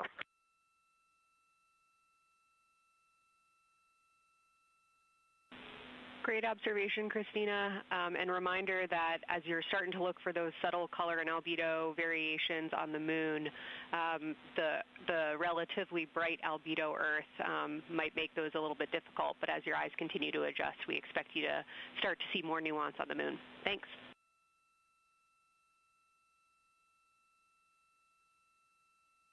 Great call. Thanks for the reminder. We're all going to be experts in lunar terminology by the end of the day. Another one we expect to hear is mare. These are dark regions paved or filled by volcanic deposits. You also can hear them called seas, oceans, lakes, or marshes, or other bodies of water.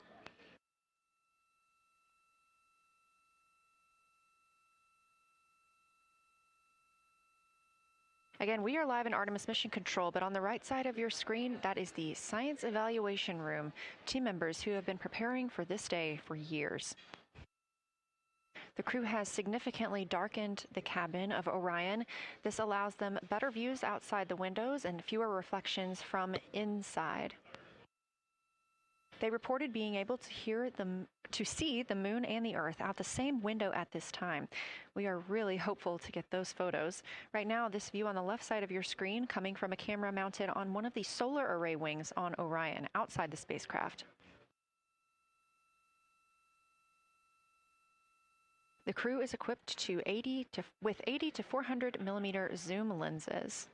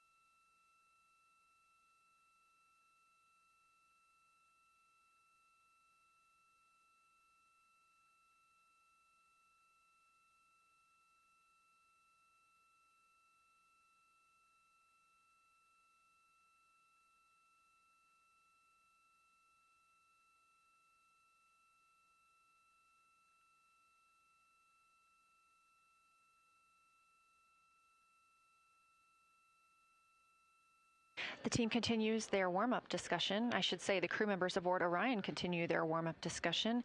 However, they are about to be prompted to move on to discussion number 2, which is near side and far side.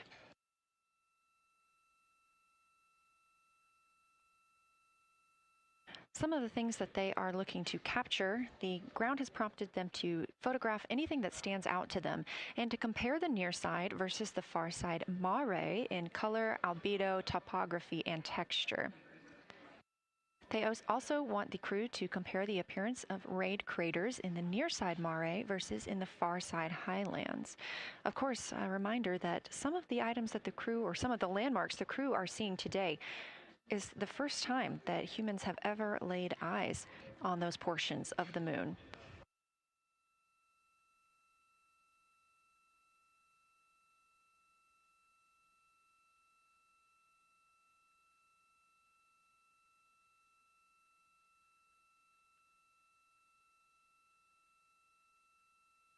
In the targeting package, there are a few reminders of the crew. For the crew, there are time-sensitive observation reminders and science sit-rep reminders. Integrity. We have a sit-rep. The targets that are being discussed right now, it's the far side, near side comparison, and hearing some great discussion of browns and greens in the Aristarchus Plateau and how those disappear as you go toward the North Pole, and then over to the far side, you lose the color. You've got Jeremy in window 2, Reed in window 1, having a great discussion. Christina's under window, I'm sorry, Reed is in window 3. Christina's under window 1, documenting the discussion. And we've got the lights completely off in the cabin. There are some LEDs that we cannot put out that do provide some light scatter. But we have all of the internal lights off. And are letting our eyes adjust as best we can. The window 4 view, you only get about a third of the moon. Tycho is going to go over the horizon soon, and you can see Aristarchus, and then you start to lose the view as you go to the west in Oceanus and Procellarum. So far, the team is on the plan, and the long lens is being put to good use, and recordings are being made, and internal documentation of the configuration and the observations is ongoing. Science, do you have any questions for us at this time? Integrity Science. Victor, very glad that you provided the first formal science sit-rep, as these were indeed your idea. One follow-up question, any relationship between those browns and greens you described? Do you see them blending into one another, and do you see any topography associated with either color?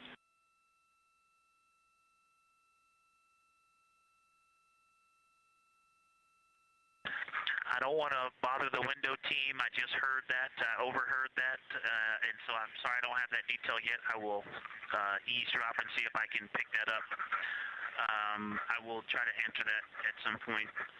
I also heard a comparison of the albedo in Aristarchus, that crater, the very high albedo spot you can see on the near side.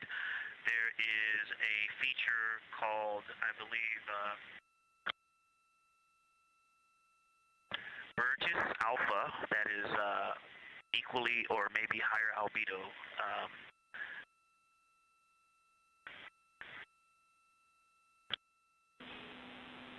I apologize for the gaps. I'm trying to listen and talk at the same time, but I will try to get some more information to correlate those colors from Aristarchus for you. Understood, Victor, and good call to not bug the window team. Really like the brightness comparisons to Burgess A. Really helpful for the science team. Keep them coming. Thanks.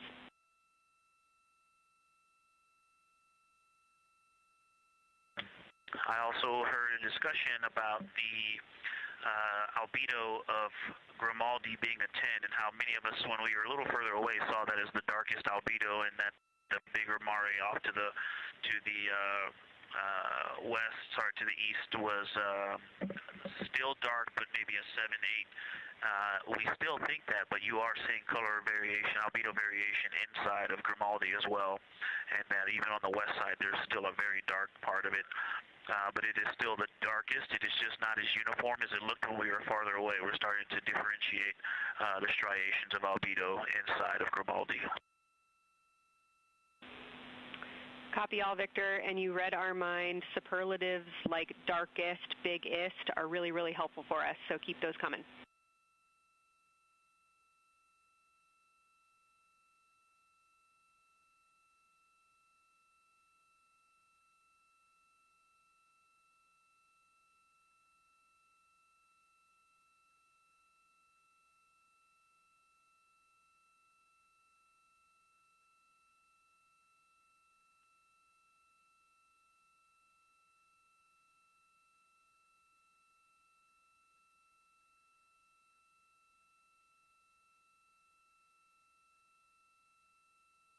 As we were just mentioning, the crew is slated to perform these science sit reps. They are prompted to do so by an icon in their lunar targeting plan. That one coming down from NASA astronaut and pilot of Artemis II, Victor Glover.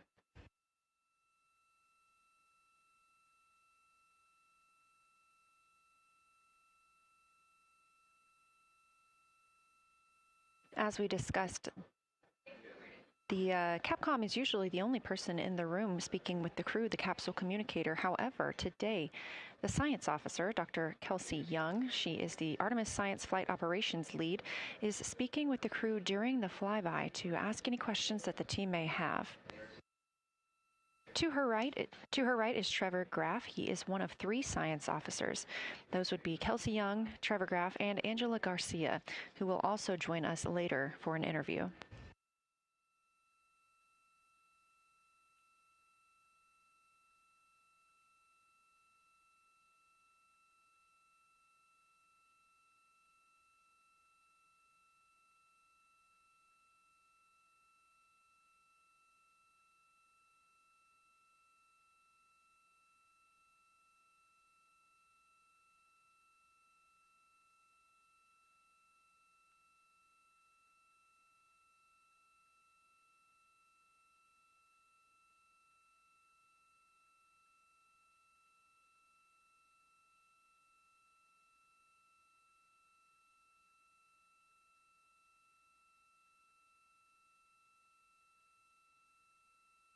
And Houston Integrity Science Integrity was able to get a view out of window 1, which is a beautiful view. I can see the entire moon that they're looking at. We left the T-shirt up there, so I was kind of peeking through the opening in the makeshift shroud there. And once I was able to get 2 eyes on it, what jumped out at me was Vavilov. It's just peeking out of the Terminator. It's clear of the Terminator now, but it just really jumps out because it's still got the low light, the low sun angle. And so where the, Vavilov has that impact over the top of another crater, where the 2 craters intersect on the eastern edge. So on the side closest to Oriental, where the 2 crater rings intersect, the shadow there is the highest peak in the interior of Vavilov, and so you can see that terrain is, there's some real variation in the terrain there, that there's a nice peak where those peaks intersect, where those rings intersect, and we'll get a picture of that. Love the description, Victor, especially the comparison and relationships you just described about topography. And if it's easier for your observations, do feel free to remove the T-shirt shroud from window 1.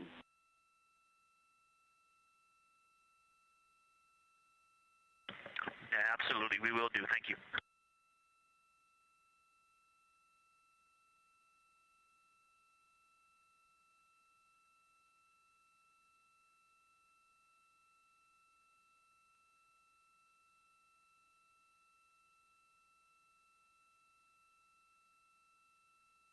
Those calls coming from NASA astronaut Victor Glover. As we discussed, the crew is working in pairs at the windows. Right now, taking photos are Commander Reed Wiseman and mission specialist Jeremy Hansen. Serving as their support team are pilot Victor Glover and mission specialist Christina Cook. You're hearing those calls from Victor Glover as he is on that support team, and he is tasked with providing the science sit reps, while the two crew photographing and making annotations of the moon are in windows 2 and 3. Windows 1 and 4 are available for the support crew to fly up to, obviously look at the moon themselves, and provide these science situational reports. The view on your screen is part of the lunar targeting package, and it's something that the crew can reference as they are flying by, but this is an animation.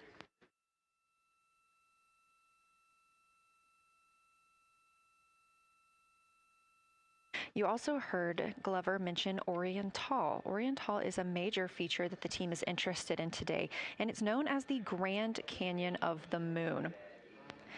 Until this mission, the Oriental Basin had never been seen in sunlight by human eyes. Oriental Basin and its surrounding ejecta could fit within a straight line distance from NASA's Johnson Space Center, where we are at today, to Kennedy Space Center.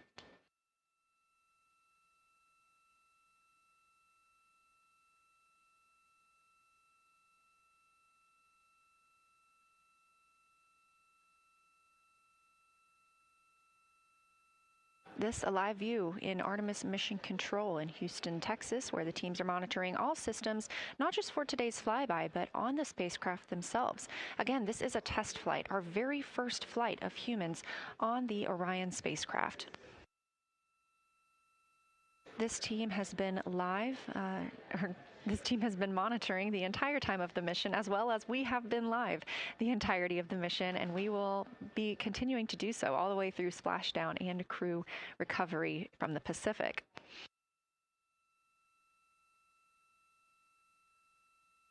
This is a visualization from ARROW, the Artemis Real-Time Orbit website that you can also access at any time by visiting nasa.gov/trackartemis, showing us that we are now under 10,000 miles from the moon, 9,948 to be specific, and continuing to count down.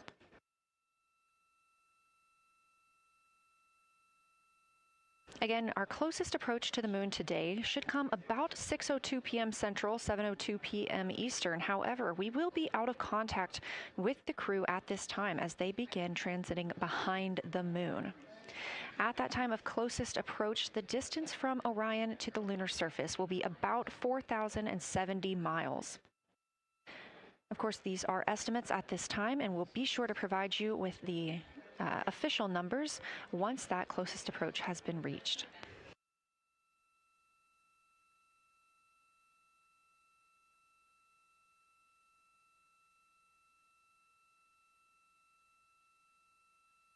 This shot live inside the Orion spacecraft, where our 4 crew members are continuing with their lunar flyby activities. They have just begun those activities really about 20 minutes ago, so we've got several hours of moon view opportunities. This is still a live view inside that capsule. However, you can see just how dark they have turned down the lights. Actually, they've turned them all the way off. There are a few LEDs that they cannot power off, but turning down these lights gives them better views outside of the spacecraft's windows while they photograph the moon. This also prevents any reflections from inside the spacecraft bouncing up on the windows and interfering with their photography.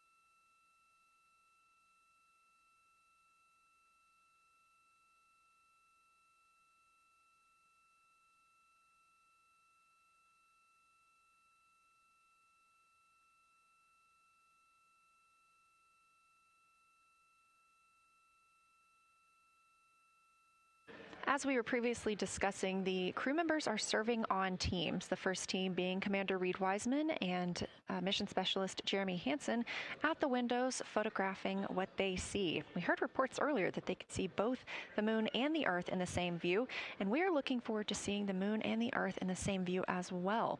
That Earth set coming up in just a few hours. While Wiseman and Hansen are at the windows photographing, Glover and Cook are serving as support crew. They are able to assist with cameras. They are also providing those situation reports, letting us know how the team is working inside the spacecraft, what they're seeing, and how they're feeling about it. Those first blocks of teams will last about an hour, and the crew members are approaching the halfway point into their first observation block. A reminder, we have 5 of those blocks today. So they're approaching this halfway point, during which the crew at the window will switch roles. One will begin taking pictures, and the other will be making annotations on their PCD, that's portable computing device. Both of those crew members at the windows are recording audio of what they see. They are putting on headsets and recording audio into their portable computing devices. Obviously, we are not hearing this right now. This is going to be sent down to the science team, and they will be able to analyze that at a later time. What we are hearing, though, and will continue to hear, are those science sit reps a few times every block. Once this block is complete, about 40 minutes from now, we will have the teams switch. That means pilot Victor Glover and Science integrity, looking out of window 1. I think I may have misreported earlier saying that it was Tycho going over the horizon. That was Copernicus I was referring to. Apologies. It was Copernicus is what is farthest bounding to the east, and that is now like on the horizon or just past it. And Korolev is now a few degrees from going over the horizon. And then, next it'll be Aristarchus Plateau. And so on the west, we are getting a much better view of the Terminator. It looks like we have about 80% illumination of the moon. And Vavilov and 1 Vavilov diameter to the west is where the Terminator is right now. And so other features are starting to peek out there. The center of the illuminated part of the moon is to the lower part is Oriental, and just around Oriental, a lot of light structure is starting to show up. A lot of high albedo, similar to the feature, I cannot remember, Burgess Alpha and Aristarchus type high albedo in the ring. So when you look at the interior ring and the external ring, it's almost as if the edges are starting to dry up and turn white. If it was something that was wet and got dry, the edges would be the part to dry first. You just kind of outline all the topography in the interior of that wall is like it was dusted with chalk or is starting to dry, or maybe dusted with snow. If this was the Earth, I would say there was snow dumped on some of the ridges on the interior of the rings of Oriental.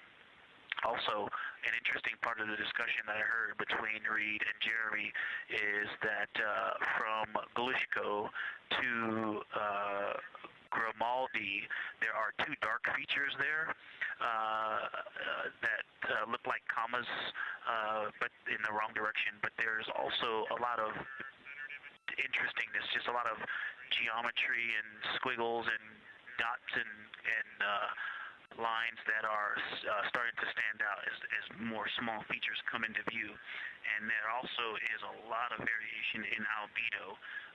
And some of those, the 2 dark features, for example, have on the southern edge of the larger one, the one that's further to the south, there's a very dark, the 1 albedo, like the southern and western part of Grimaldi. And the one to the north, closer to Glushko, is also that same dark albedo.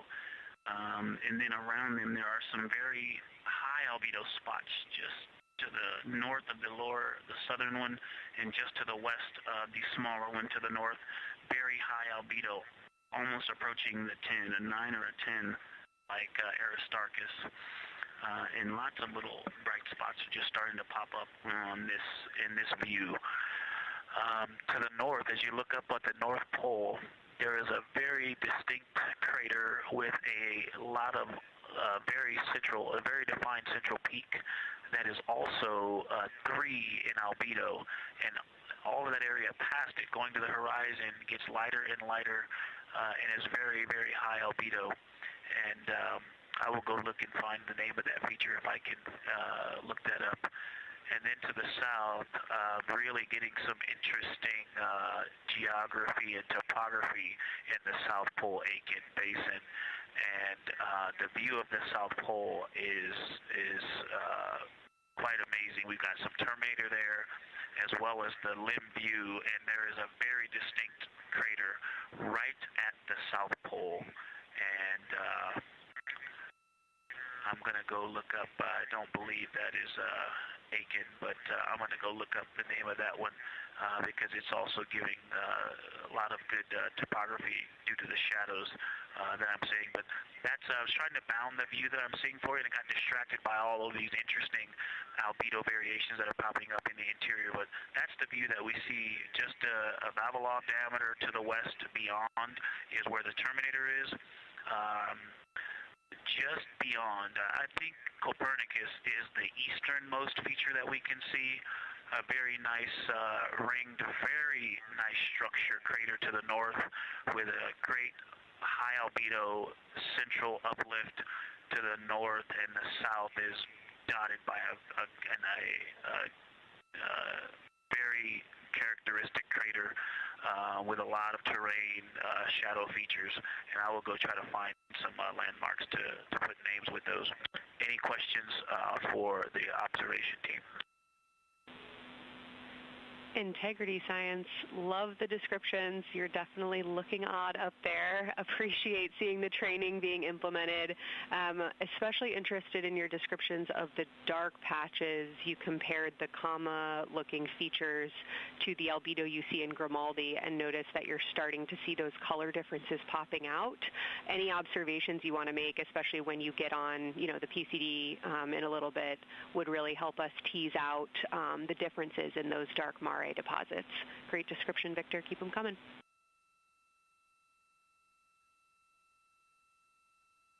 Absolutely will do, and I know you've got descriptions on both of the window observers right now as well. Keep them coming.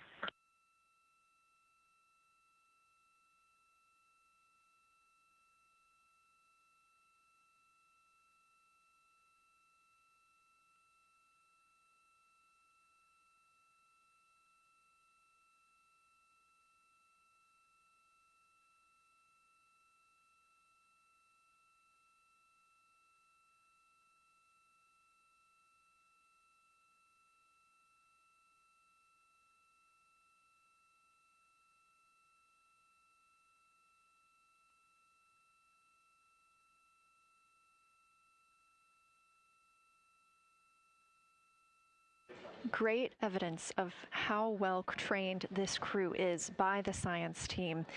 NASA astronaut and pilot of the Artemis II mission, Victor Glover, calling down a situation report, noting several different features on the moon and such descriptions, even saying that it looks like snow on some of the peaks. Obviously, we do not expect that to be snow, but referencing that as some of the lighting on how it looks to the Artemis II crew from their current position.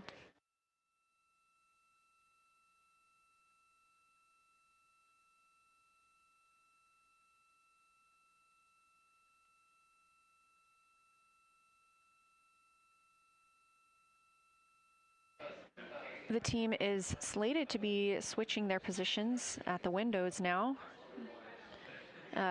Both Reed Wiseman and Jeremy Hansen have been at windows 2 and 3, one taking photos, one making observations and annotations on their portable computing device. At this time, we also anticipate that they are looking at a crater duo. One of those is Glushko, and the other is Ohm. The team is looking to know the extent of Glushko's ray system and how its rays differ in the mare versus the highlands. They also want the team to compare the ray systems of Glushko to Ohm.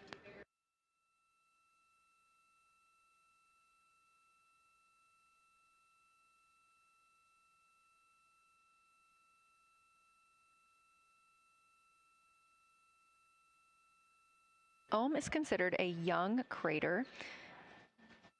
And if you've ever seen a photo of the Richat structure, it's also known as the Eye of the Sahara. It's 40 kilometers in diameter, and that could fit within Ohm's interior.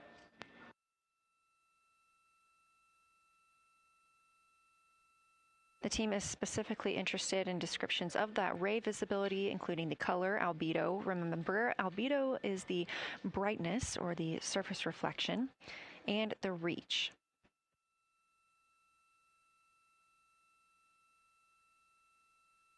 Again, I am using the same lunar targeting package that the crew is referencing on board right now. This helps keep them on time as well as prompt them for when they need to make a call down to the science team and report what they're saying. It also gives them reminders of when they need to swap positions at the windows.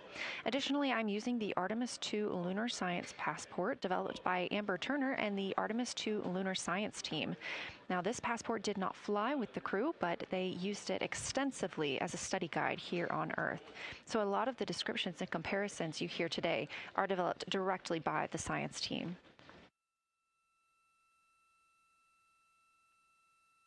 We are now 4 days, 20 hours, and 43 minutes. Science, integrity, that crater to the north, that is, it's like we've got one in the north that looks like just a textbook crater, and one on the South Pole as well.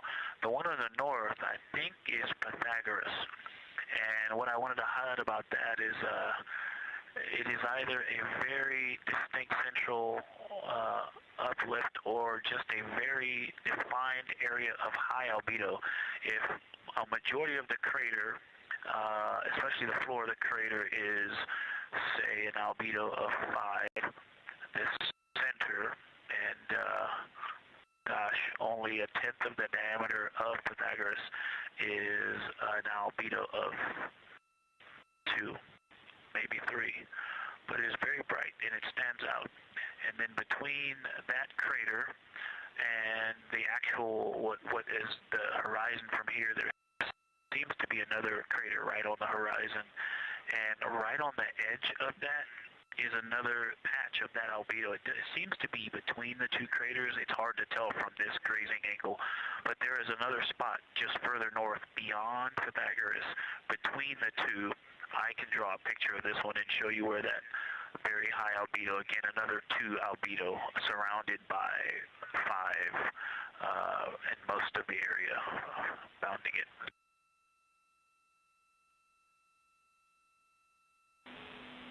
Integrity science, thanks for that. We agree with the Pythagoras assessment.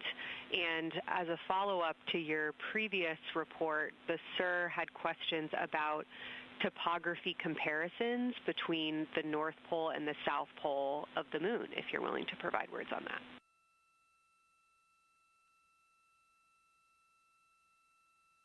Topography comparisons, absolutely. And if you have any idea what... if you draw a line between Pythagoras and the western edge of the outer defined ring of Oriental, it intersects a beautiful textbook crater on the south. I would love to know the name of that. The topography differences, now the South Pole has a little bit of a benefit that it has more of the terminator, and I can see a little more shadowing there, but there's a nice crater right at the South Pole, so that's the main thing defining the topography there.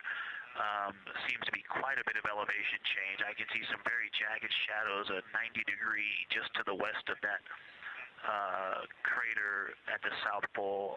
I can see a very distinct change in the shadow directions, indicating, I don't know, a very high wall or a very deep canyon just to the west of that.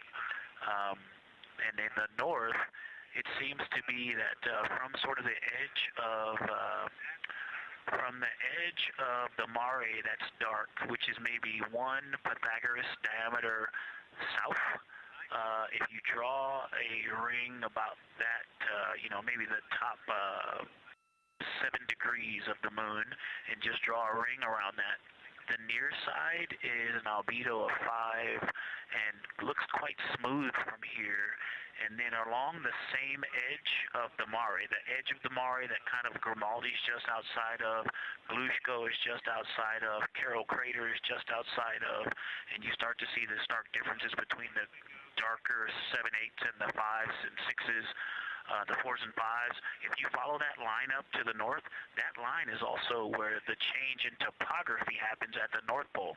The line defining the light and dark on the edge of the mare that you can see from Earth. Draw that line, roughly the midpoint of all that, straight to the North Pole. And on the side facing the Earth, you see smoother topography and dotted by Pythagoras and its next door neighbor crater. And then on the far side, you see a lot more cratering and a lot more topography. And again, the far side has the benefit of a little terminator there, but I am seeing a variation in the topography. It seems to be more jagged and a more challenging place to find a place to land and to even traverse in the south, all around the South Pole. And at the North Pole, it seems to be, it would be more challenging to translate on the far side of the North Pole compared to the near side of the North Pole around Pythagoras. Copy all, Victor. You really help paint a contextual picture of what you're looking at. We really appreciate the way that you're guiding us into the areas you're seeing by drawing comparisons between recognizable features. Thanks for that.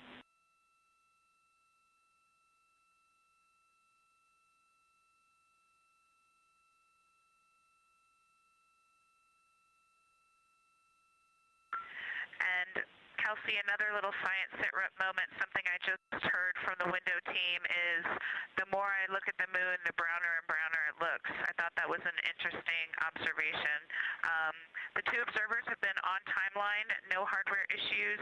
They did start to talk a little bit about another feature that you'll hear more about on the recordings that they call the handprint. That was at the end of their Glushko and before they moved into their current target. They thought that was worth chatting a little bit more about.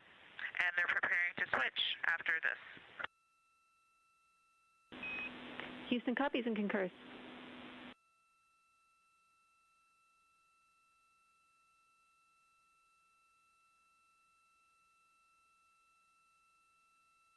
Hey, Houston and Science Integrity, another just observation from the human. My eyes have shifted a little bit since I've been up here. I've been wearing my reading glasses to look at the PCD. Well, this is a very taxing event on the eyes, looking out the window and seeing the very bright moon, then coming back inside to the dark cabin and trying to work cameras and microphones and logistics and lunch and those kinds of things, and then looking at the PCD, which is dimly lit. It's just been an exercise. It is a difficult thing to manage it. I'm up and down on the glasses and then having to wait as my eyes adjust when I come back in. As soon as I look back into the cabin from looking out the window, I can feel my eyes adjusting, and I just have to work through it as they adjust. Appreciate that report, Victor, and know that we are prepared to read you up targets from the ground if that would give you the ability to keep your eyes focused on the moon and not having to swap between that and the PCD. Just let us know.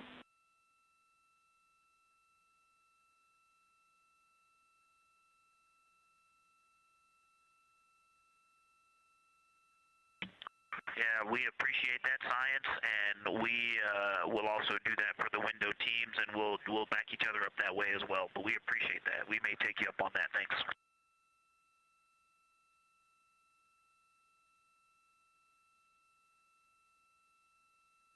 Continued detailed descriptions from the Artemis II crew aboard Orion. Again, this is a test flight, the first time we've flown humans aboard this spacecraft, so every detail, even that it's difficult to look outside the window and then back at the PCD, that portable computing device, every single detail is appreciated as we prepare for future missions. Glover also mentioned that he is now wearing his glasses now that he's in space and that his eyes have shifted a bit. This is something that happens when our astronauts go to space. There is a fluid shift from the lower half of your body up into your head, and that can cause changes in your eyes. It's something that we have seen over time for some crew members, especially now that we have been living and working on the International Space Station for over 25 years.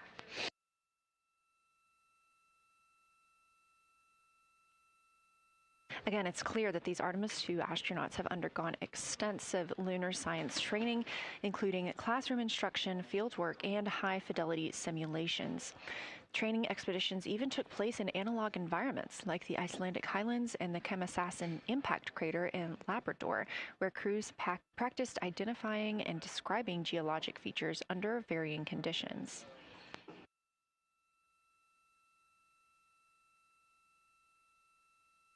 Additionally, here at Johnson Space Center, Orion mock-ups were used to rehearse crew choreography, including three-dimensional space management with an inflatable moon globe to simulate the flyby. And while on Earth, the crew also used that small lunar passport that I mentioned with descriptions, photos, and prompts to help them study the features we hope they'll see. Now, this is a view from their lunar targeting package at this time, helping them determine what they're seeing on the moon, as well as on the left, keep up with what their next target will be. As you can see, we have got a long list and an exciting day ahead of us.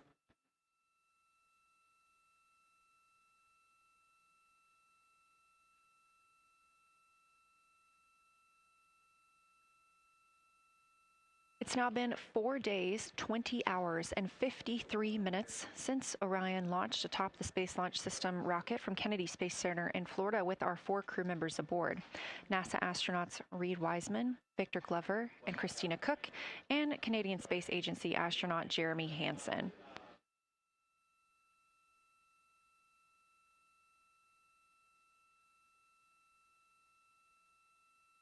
The Artemis II crew passed a major milestone today when they passed the Apollo 13 distance record at 12:57 p.m. Central, 1:57 p.m. Eastern. That Apollo 13 distance record was 248,655 statute miles from Earth. And Houston, another observation, whole moon.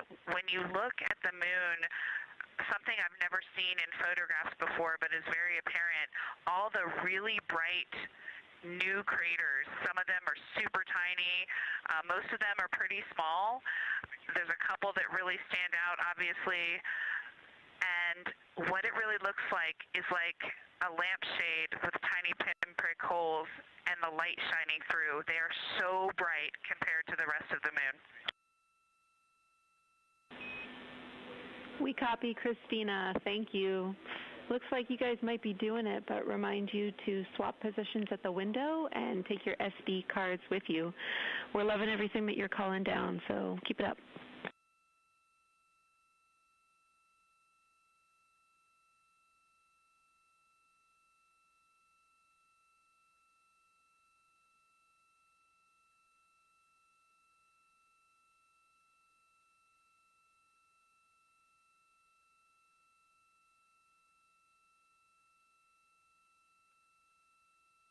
Again, Orion previously surpassed that the Apollo 13 greatest distance from Earth by humans. That was 248,655 statute miles from Earth, and Orion now 250,294 miles away from our home planet. The spacecraft is 9,033 miles away from the moon and growing ever closer. At its closest approach, it'll be about 4,070 miles away, and we will make sure we confirm what that distance ends up being. This is an approximation and an estimate ahead of that moment.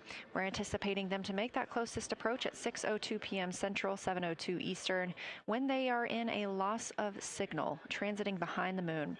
They will be the first humans in over 50 years to fly behind the moon and lose contact with Earth. We will regain that contact about 40 minutes later as they reconnect to the deep space network, emerging from behind the moon, and we will look forward to seeing an Earthrise.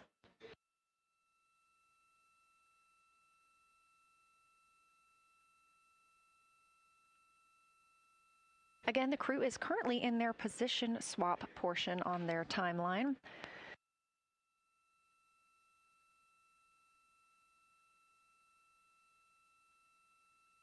This allows crew members the opportunity and the experience of all roles necessary during today's flyby. Right now, those two crew members at the window have swap positions.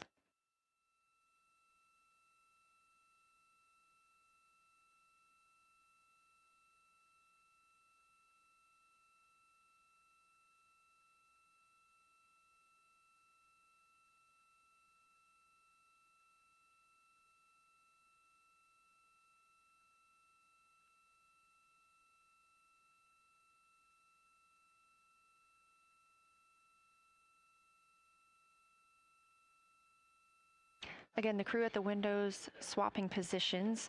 Right now, that crew is Commander Reed Wiseman and Mission Specialist Jeremy Hansen, while Victor Glover and Christina Cook serve as their support flyby crew members. That's why you are hearing Victor and Christina during those science situation reports. Those voices will change in about 30 minutes when they take a turn taking photos and making annotations while at the window.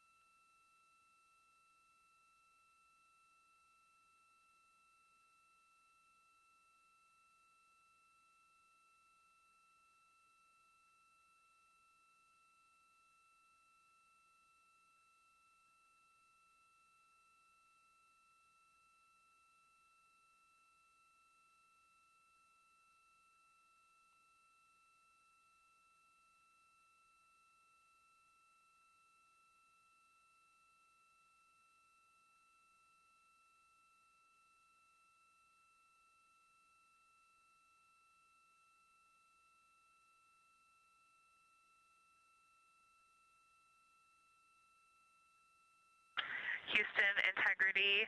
I wanted to provide an observation or a little bit of descriptive nature on something that we saw on the first day we had good moon views. This was when we saw more of the near side, and the ground helped me out with identifying Mare Imbrium. Mare Imbrium, when you have the western limb also in view, looks completely different than the normal view we have of the near side. It is the most striking feature of the western limb view that we had. And the mountain chains that form its eastern side are very prominent, but they actually stand out more than I'm used to seeing even on the western side, and the whole thing just feels like a big bump.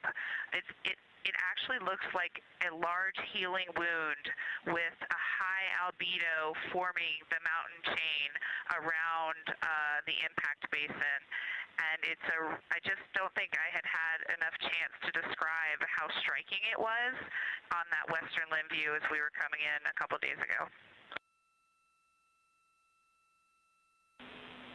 Christina, science, absolutely love that, especially since that's a feature that all of us here on Earth can observe from home. So I'm sure tonight everyone's going to be going out and looking for evidence of that beautiful topography you just said. Thanks for those words.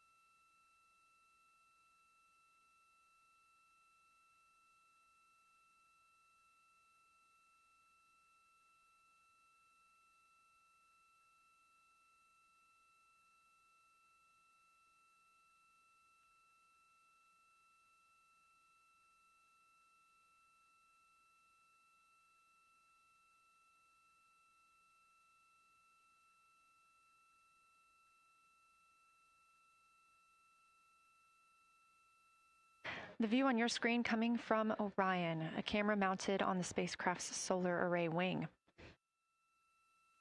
Toward the right of your screen, the near side is the hemisphere we see from Earth.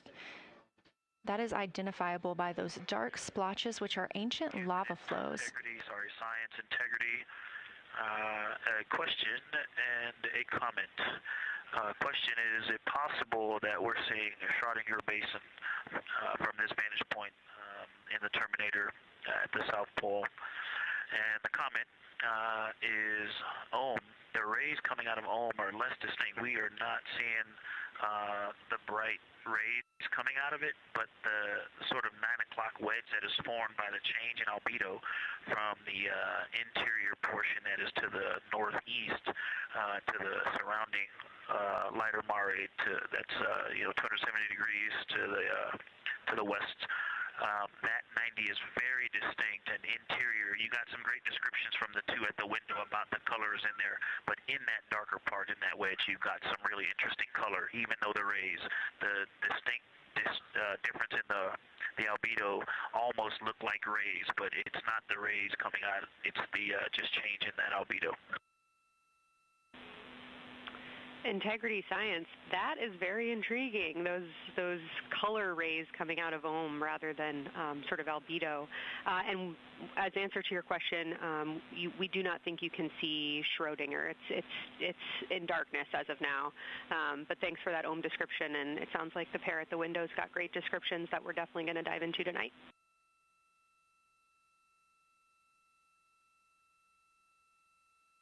Okay. If you could help me, I would still love to know what it is. There's a very nice crater. You're going to likely have a lot of pictures of it. What would be right in the Terminator at the South Pole or close to the South Pole where it's intersecting the Terminator right now? Yeah, Victor, we're assuming you're talking about, kind of if you're looking at the Terminator, it's basically like 70% down from the North Pole. Is that where you're looking?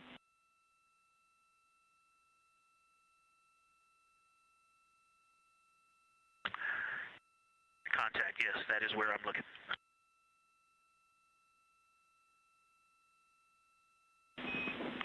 Integrity Houston, that is an enabled caution for wastewater dump required. We have hit our limit.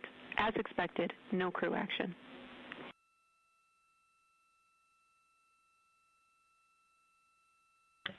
Copy, no crew action.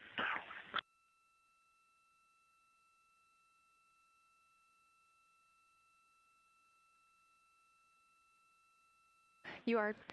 And integrity science, we're trying to figure out what you're looking at there. Is it like right on the Terminator, or is it in the eliminated portion next to the Terminator?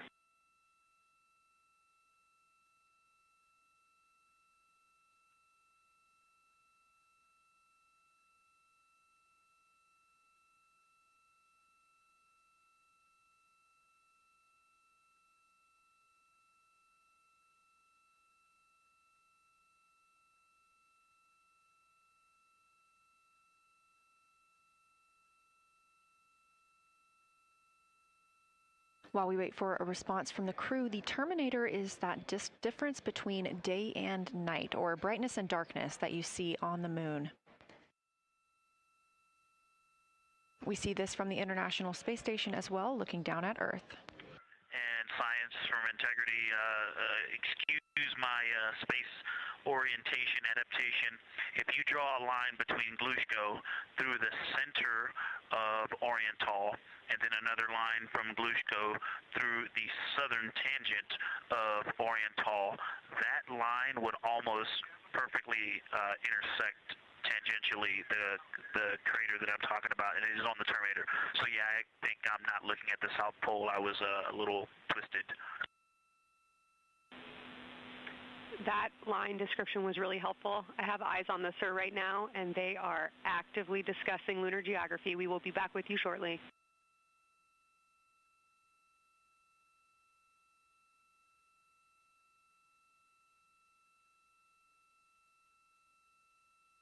You're hearing a couple of voices today in Mission Control Houston. One of those is Dr. Kelsey Young. Integrity Science, we believe that's Zeeman Crater.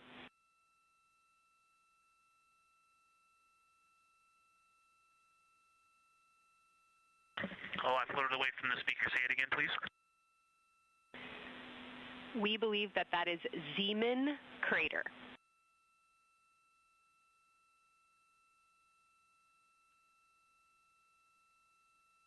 Zeeman. Okay, and can you say the first letter? I may be pronouncing that wrong. What's the first letter of that word? Zulu. It's Z-E-E-M-A-N.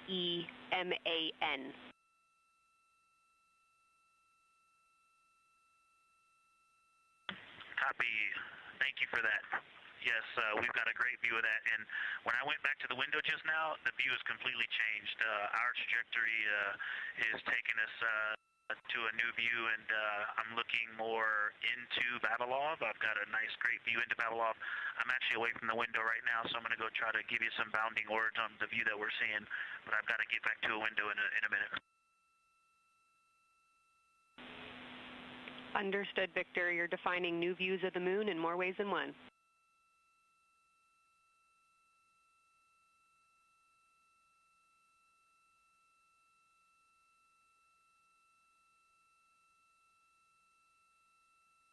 Again, when you hear calls down to science or from science, that's Dr. Kelsey Young, the Artemis Science Flight Operations Lead here at a console in Mission Control.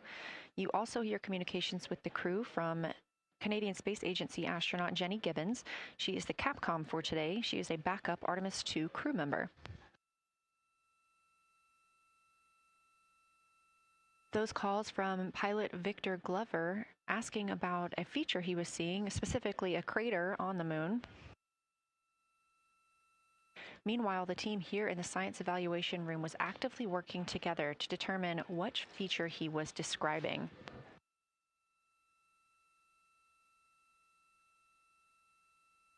The teams at the window have continued to move through their targets, including Ohm, Aristarchus Plateau, Reiner Gamma, and we are preparing for the cabin and window teams to swap.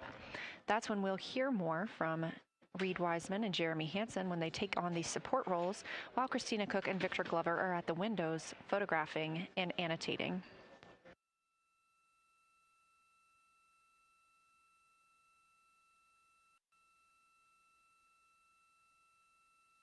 As we briefly mentioned, if you look towards the right side of the moon, essentially,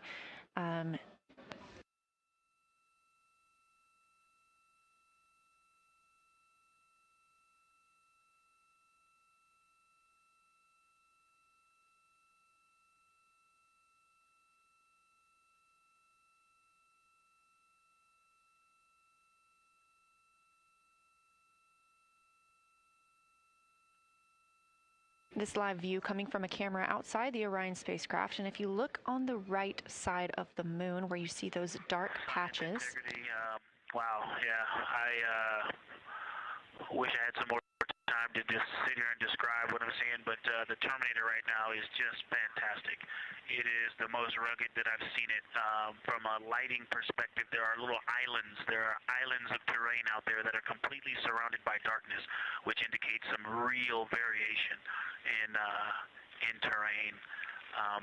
Up to the north, there is a very nice double crater. It looks like a snowman sitting there. In the 5-10 degrees below the pole in the Terminator, and then on the southern edge there's almost like a hole. Looks like a hole, and it's the diameter of Vavilov size, just blackness, and then a wall of bright, and then it goes back to the black beyond the Terminator. So there's it looks like there's just a gigantic hole right there.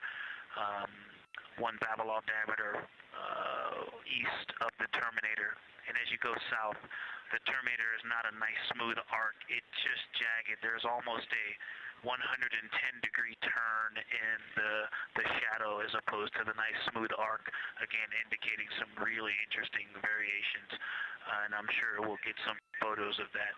And then one of the craters further to the south of Vavilov, maybe halfway down to the South Pole, is not only looks like just a deep hole, and then there's like two island rays pointing off to the west and north that indicate very high ridges and very deep canyons coming up out of that crater. So again, just some really interesting visual illusions going on with the shadows there. Like I said, there look to be islands out beyond the terminator because some of the things, maybe even a Vavilov diameter into the terminator are catching sunlight on the peaks up to the north and to the south. It's very, very interesting to see.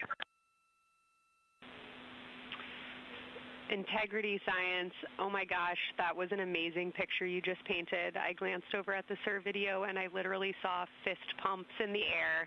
Those types of observations are things that humans are uniquely able to contribute, and you just really brought us along with you, so thanks for that.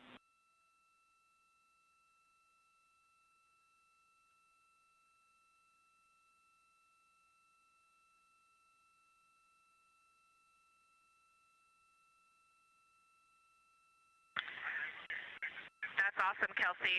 Did you get a sit rep updating you on a slight change in logistics for PCD use? Christina, this is Houston. We did not, but we will take it now.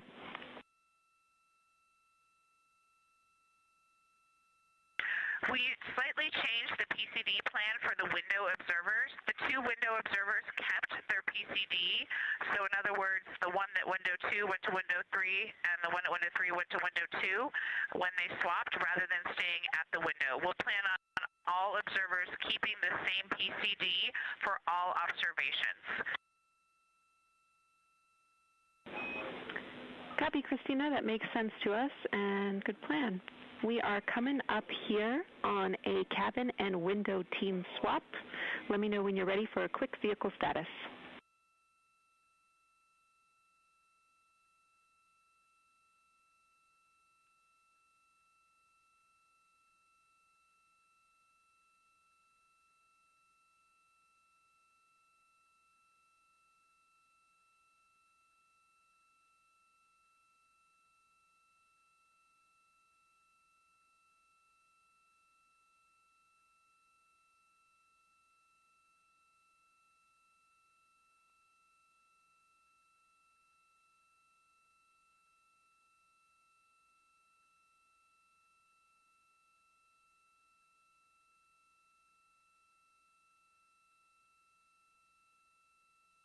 As you heard, science. Houston, go for the vehicle system update.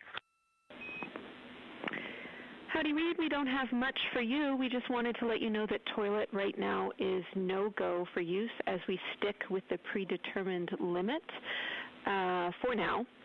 All crew members, please use CCUs. Otherwise, Orion is looking very good. And you have 15 minutes in this handover time where we expect Victor and Christina to switch to the windows and you and Jeremy to be in the cabin assisting. Let us know if you have any questions.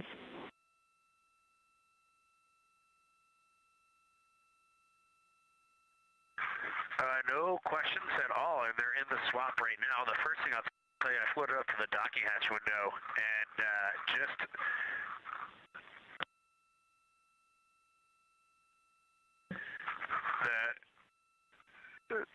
what I'm going to call the Mari around Oriental just looks so different out the docking hatch right now. It's quite a bit darker. It's the same darkness, if not a little darker than Grimaldi, but it's cool after just being in the 400 mil for the last half hour. Looking up close, I got pictures of everything Ike was just describing on the Terminator. It really is a fascinating Terminator. And then Oriental just looks so dynamic right now. It's very three-dimensional out the docking hatch compared to what I was just looking at through the 400 mil. We love it. We are getting a sneak preview from one of our SAW cameras at what you're looking at, and we see some of what you're describing. We cannot wait to see your photos. Thanks.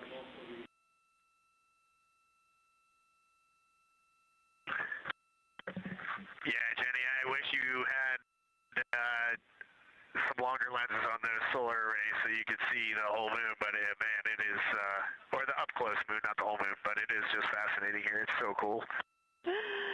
All right, MPO and INCO, take notes. We want a zoom lens on those saws next time. Thanks, Reed.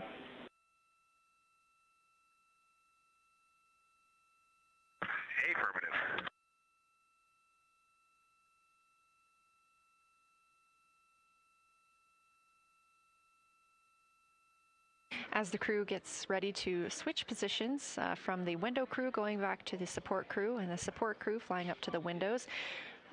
This view inside the room, Capcom Jenny Gibbons speaking with the crew, Canadian Space Agency astronaut. The crew has continued to provide excellent descriptions of what they are seeing on the lunar surface.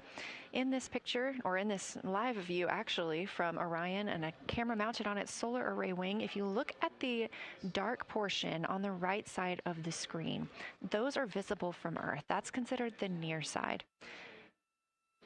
Those are ancient lava flows from a time early in the moon's history when it was volcanically active.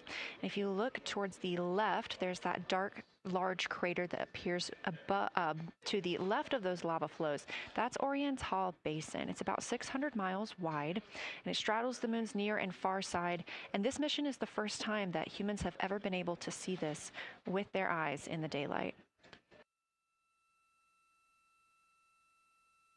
Again, you hear conversation about that terminator. You have a great view of that as well. That's the difference between light and darkness on the moon. Victor Glover explaining that as a very jagged looking terminator due to the peaks that they're seeing and the craters that they're seeing as they prepare to cross over the far side.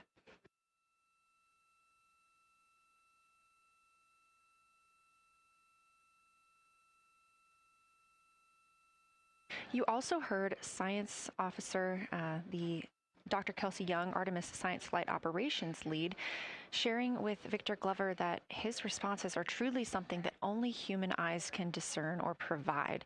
So we've previously discussed how having humans observing the moon on this mission is being combined with lunar robotic data to help us maximize what we know about the moon. So part of that data comes from the Lunar Reconnaissance Orbiter, or LRO. This orbiter provides the robotic foundation that makes Artemis II lunar science possible. LRO has been orbiting the moon for 17 years, which makes it the longest operated lunar orbiter in history. And it's also the only American spacecraft dedicated specifically to lunar science and exploration. Artemis II lunar observations are designed to complement data like the detailed surface images from LRO. So while LRO provides those detailed high-resolution maps of the moon's surface, the Artemis II crew adds human observations that focus on regional context and relationships between features, giving scientists a larger geologic picture. Now, this combination of robotic and human observations strengthens lunar science. LRO delivers precise and repeatable measurements over long periods of time, while the Artemis II crew contributes real-time visual descriptions and context that robotic instruments alone cannot provide. The best description I've heard while preparing for this mission is to compare the difference in looking at the moon with your own eyes on Earth and trying to take a picture with a camera. The camera truly never does it justice, and it's much easier to describe and perceive what you're seeing with your own eyes than to take a photo. These Artemis II astronauts can rapidly scan wide areas and adjust their focus in real time, as well as describe relationships between features. The crew will also observe the same regions multiple times under changing lighting conditions during the flyby and provide perspectives that would take robotic missions years to accumulate.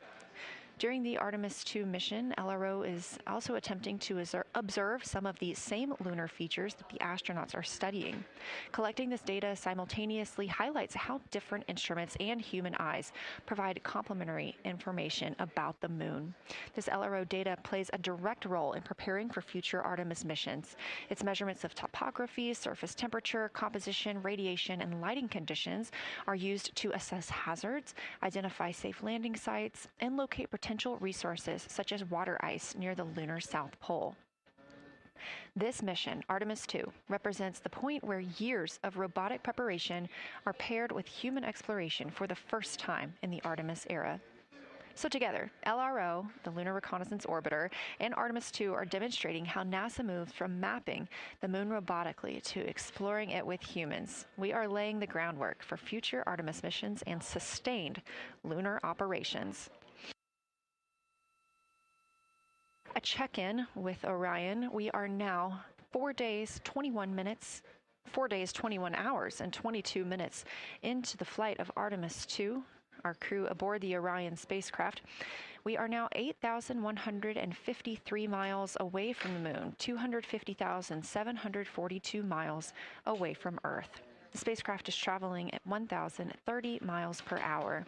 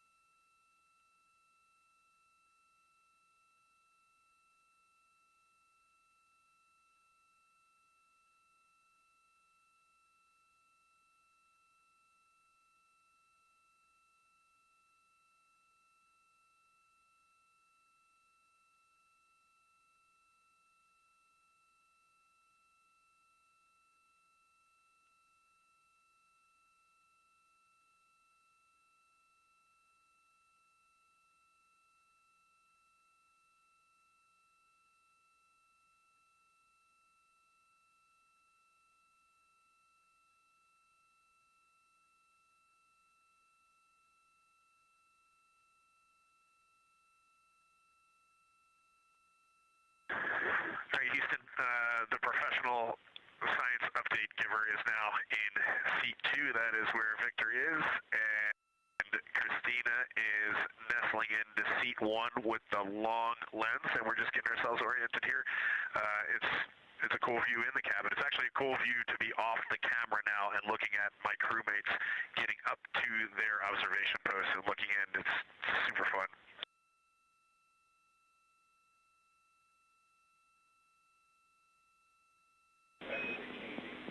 Copy, I'll read. We like it.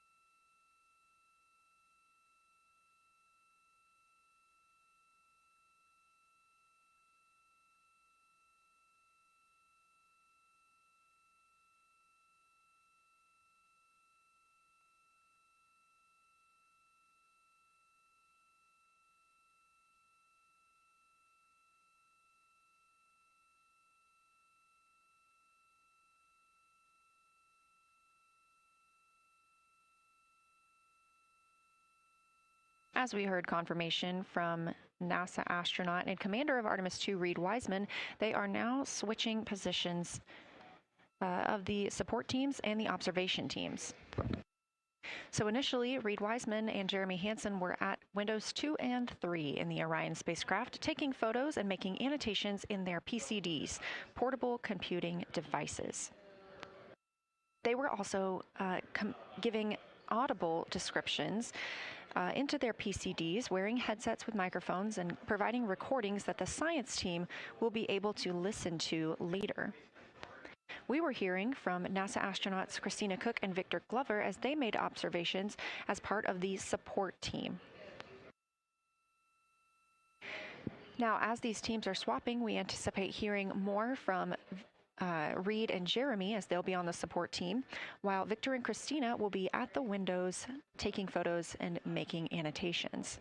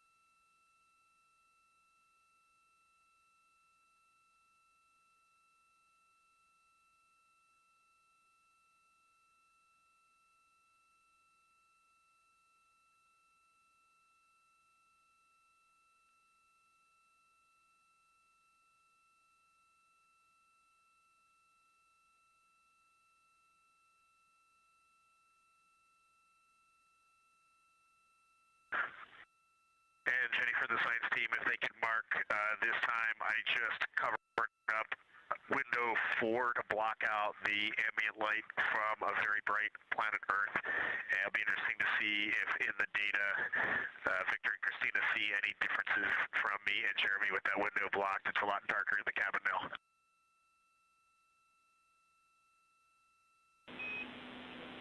Copy, Reed. We're taking note, and we'd be curious too.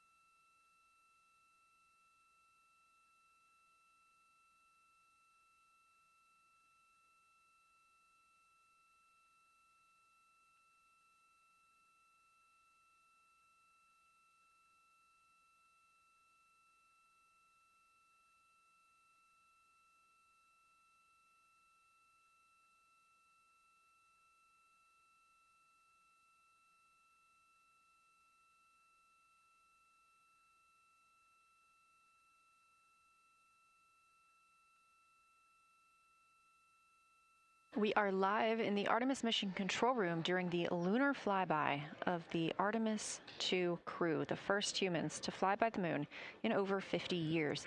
Orion launched 4 days, 21 hours, and 30 minutes ago atop the SLS rocket, Space Launch System rocket from Kennedy Space Center in Florida.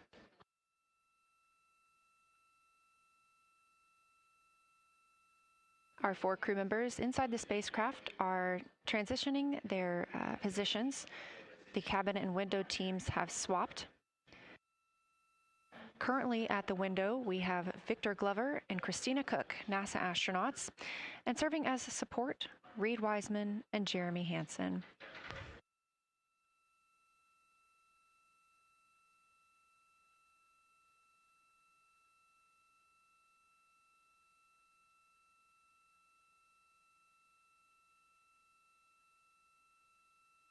For our crews at the window, they are using handheld Nikons with an 80 to 400 millimeter zoom lens. There are also GoPros on each of the solar arrays on Orion, and that's where this view is coming from right now. We have an interior camera of the crew as well, but they have dimmed the cabin lights. They've actually turned off the cabin lights to allow them to better see outside of the spacecraft. This also helps prevent any reflections from lights inside the spacecraft reflecting onto the windows while they are photographing the moon.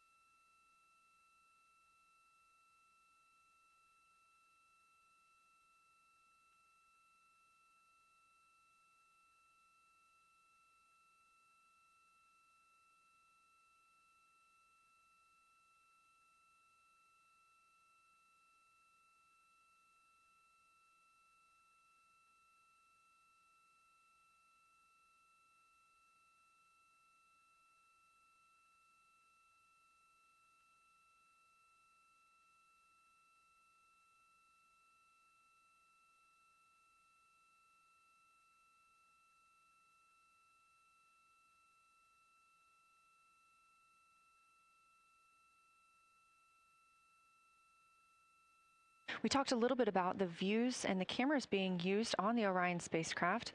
And again, we do have GoPros on the tip of each solar array wing. Now, the bandwidth is a little bit limited because having a crew on board, we do have to downlink a lot more data. That includes their environmental control and life support system. We are not the only data, this view that you see, coming down from the spacecraft, and so we do rely on sharing some of that with the other flight controllers in mission control. This helps the team monitor all systems aboard the spacecraft and ensure the safety of our astronauts.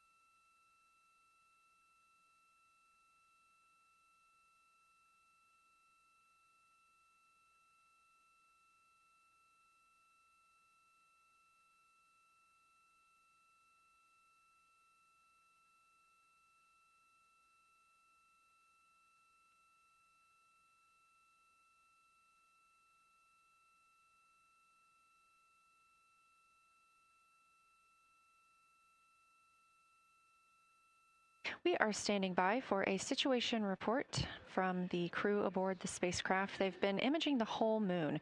There is now a new crew at the window. That would be Victor Glover and Christina Cook. And so being it's their first time since they have moved up to the window positions, they have a chance to orient themselves and describe and take pictures of any color or albedo variations across the surface. Reminder, albedo is the brightness or reflectiveness. Integrity science for a science sit rep when you're ready.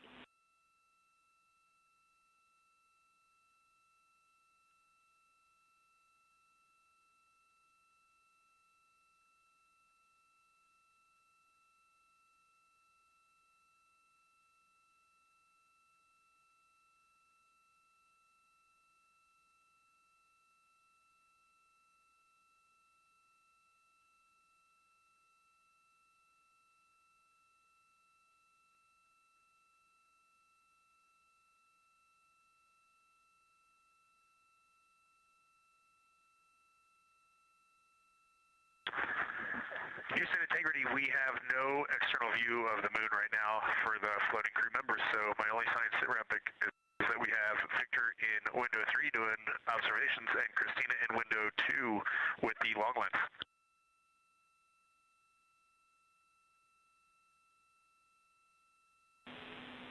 Integrity, we copy. Are the shrouds still on windows 1 and 4? And if so, would you consider trying to get a view through one of those windows?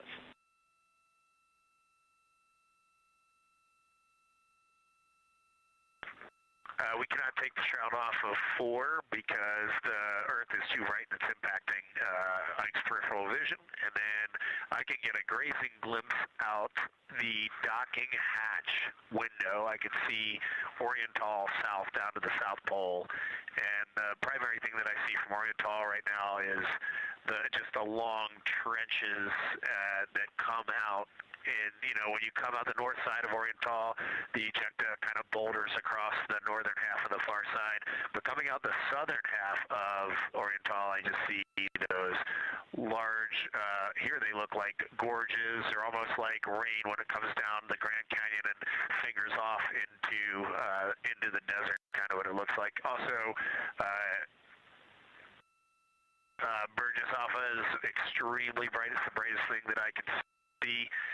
Even brighter now than Aristarchus, which is heading off to the Terminator. It's almost impossible now to see Aristarchus, the thing that Jeremy and I looked so much at.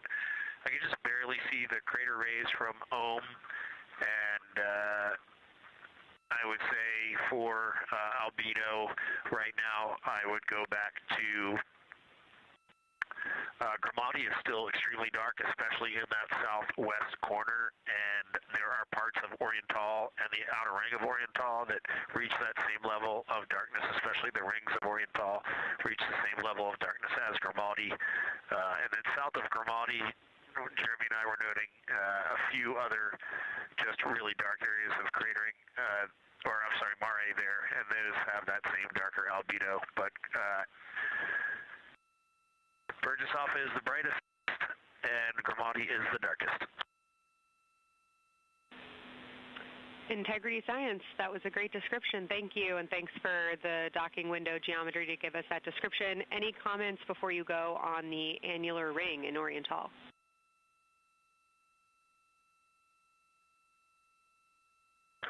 The annular ring, which I think everybody kind of describes as like a pair of lips or a kiss on the far side of the moon from here, is very circular in nature. The northern part of it is wider, darker. The southern part is much lighter.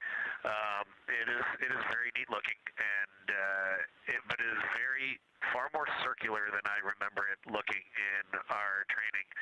The darkness of the northern side of the annular ring is the same darkness from here out this docking hatch window as the center mare in Oriental. Not quite as dark as Grimati, but it is probably only because dust and lunar regolith has kind of impacted over time. Reed, that's exactly what we were looking for. Thanks so much. You have heart hands coming out of the SIR.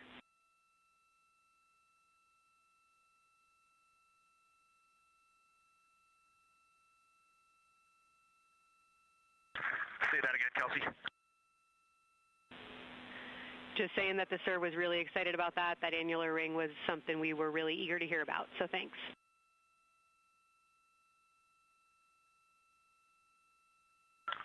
Yep, you bet. And now Victor and Christina are moving on to Oriental. I got them situated over there a little bit late.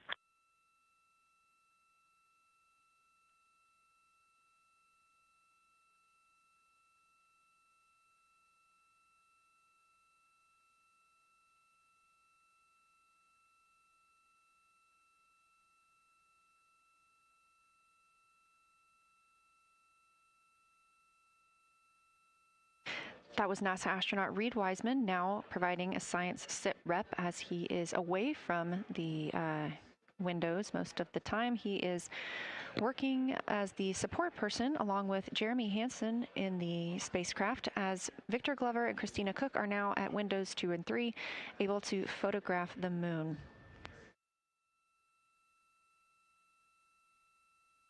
Christina and Victor are also providing recorded information to their portable computing devices, that's their PCDs, and the science team will have access to that at a later time. They will then review it and compile all of this data to help further our understanding of the moon. One of the items you heard mentioned was Oriental Basin. This has been a very exciting opportunity for the crew. They have all been very excited about seeing Oriental, as well as the science team has been looking forward to it.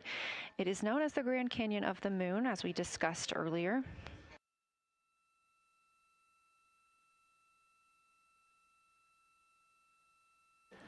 From the pictures, the science team is hoping that the crew will take centered images of the entire basin and surrounding craters in a single frame, but also use those 80 to 400 millimeter zoom lenses to create a mosaic entire basin.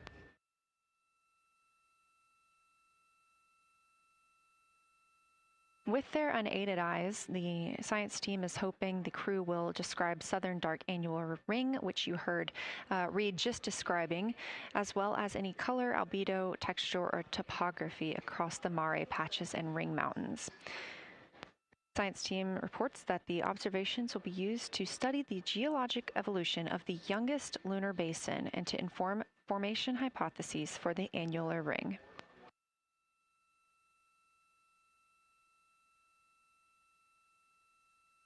And again, another fun fact about Oriental is the diameter is the same distance between Johnson Space Center, where we are today, and Kennedy Space Center, where the crew launched on April 1st.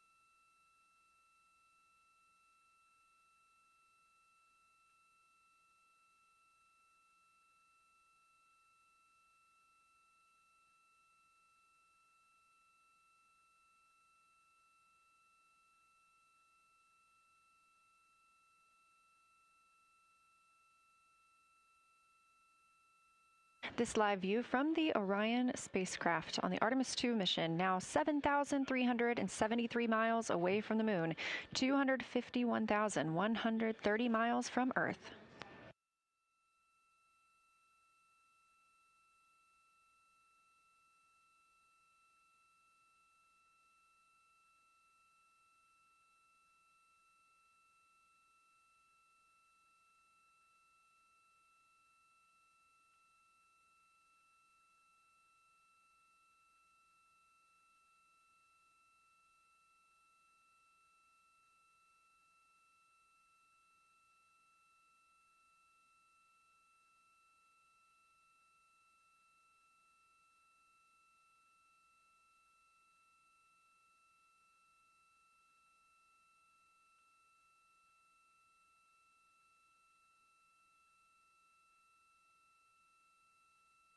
Again, the Artemis II crew passed the Apollo 13 record of the humans farthest from the Earth today at 12:57 p.m. Central Time, 1:57 p.m. Eastern Time.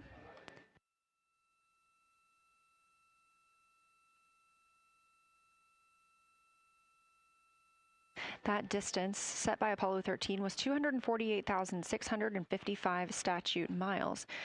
We have clearly passed that, and we expect to pass that by about 4,105 miles. That will be when the spacecraft reaches its farthest distance from the Earth. It could be around 252,760 miles, but again, these are approximations and our targets, and we will make sure to report back the final numbers once we have them.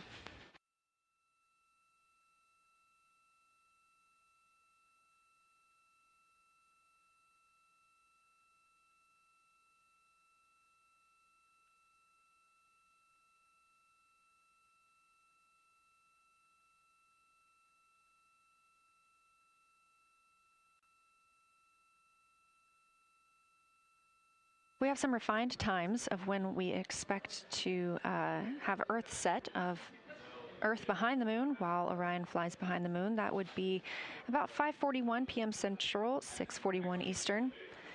The spacecraft would make its closest approach to the moon at 6 o'clock Central, 7 Eastern, and that would be about 4,066 miles. And then at 6:02 p.m. Central, and the spacecraft will reach its farthest distance from the Earth. We anticipate that'll be about 252,755 miles, which would be 4,111 miles farther than Apollo 13. We would see Earthrise again at 6:21 p.m. Central Time, and a few minutes later, regain communications with the crew.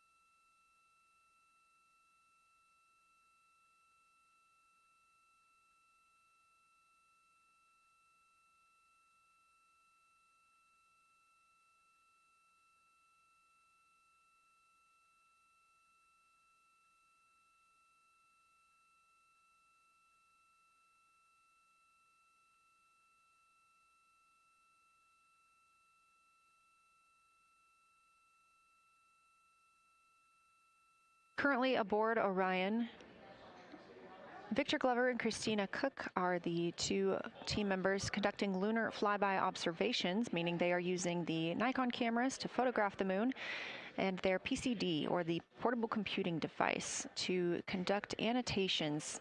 They are both recording information that will be downlinked to the science crew, and tomorrow morning the science team will have a conference with the team while the information is so fresh. They'll be speaking with the crew about their observations and their data collection.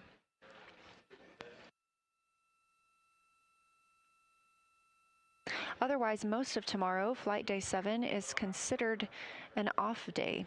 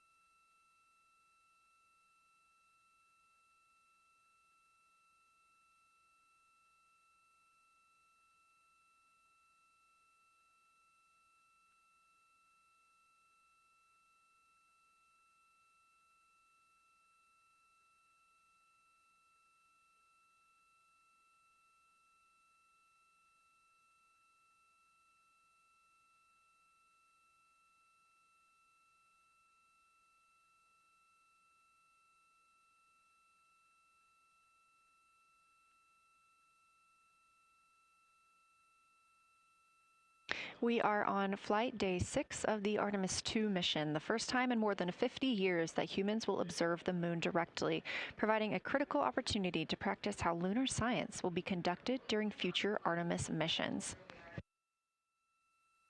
If you're just joining us, the crew is well into their lunar flyby observations, and we anticipate that we will hear from them soon. A few times every hour, they are slated to call down with science sit reps or situation reports. We most recently had one from Commander Reed Wiseman. He and Jeremy Hansen, mission specialist, were first at the windows today to photograph and make annotations of what they were seeing. Therefore, we heard more from Victor Glover and Christina Cook earlier in the day during those first blocks. But now that Reed Wiseman and Jeremy Hansen are on the support side, they are the ones calling down what they are seeing from windows 1 and 4. Earlier, we heard that the Earth is so bright in window 4, they have had to temporarily cover it with a t-shirt.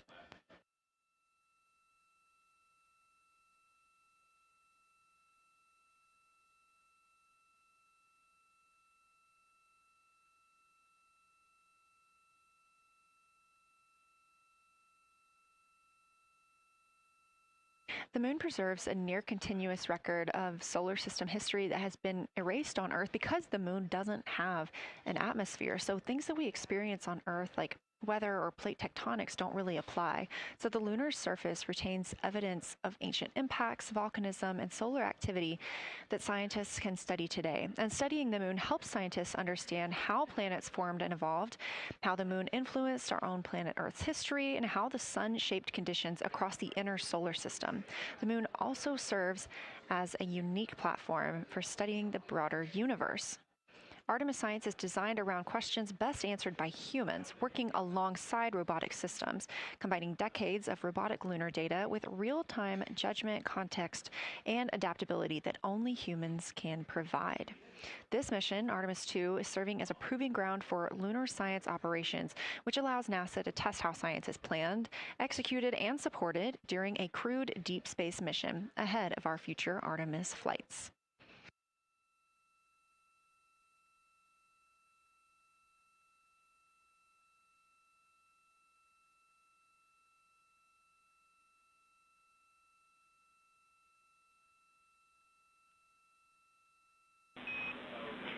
Integrity, time for a window team position swap. So Victor and Christina, please switch places if you've not done so already, and remember your SD card for the camera.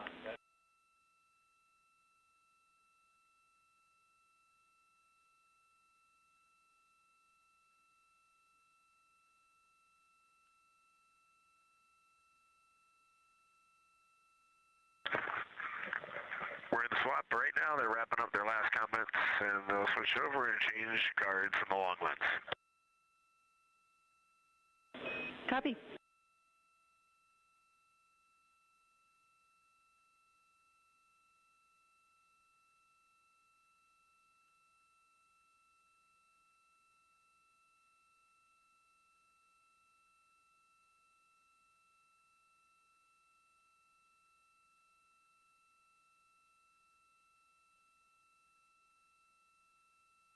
As you heard in that call, it is now time for the team members at the window to swap positions.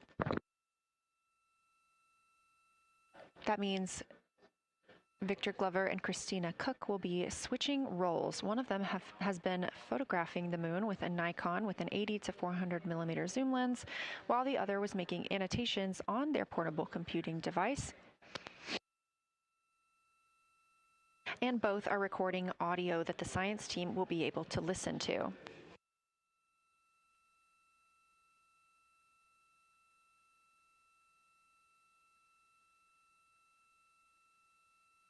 We are now 2 hours and 10 minutes until we expect to lose signal with the spacecraft as they fly behind the moon.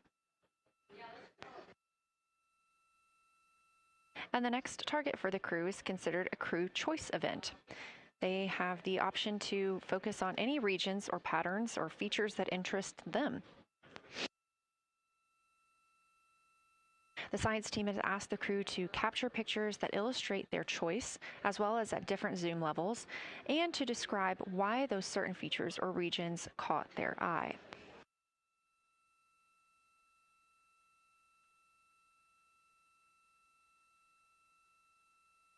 Those recordings are part of what are being saved on their PCDs, portable computing device, that will be sent to the science team for analysis.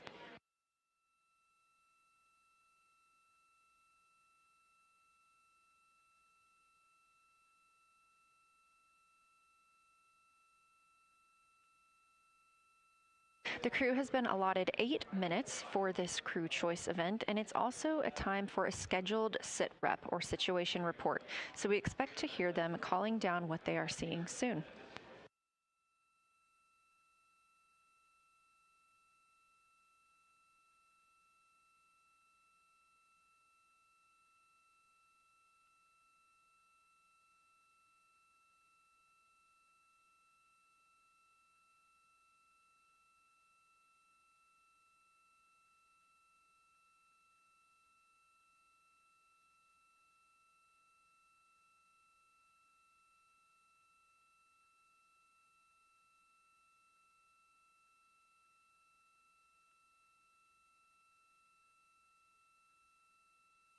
Something that the crew or that the science team has used to help prepare the crew is a cue card.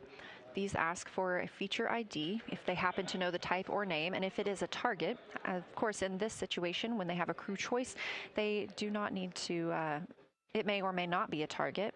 They want to know the location and the observation style.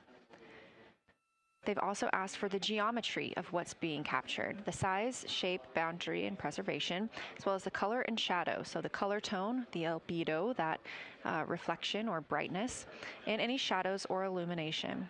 Next, they're interested in structure and texture. That includes slopes, structures, and textures, of course, and geologic relations, like association to other features, any contact to those features, and of course, their thoughts, impressions, or interpretations. They are interested even in emotions and excitement that the crew may be having.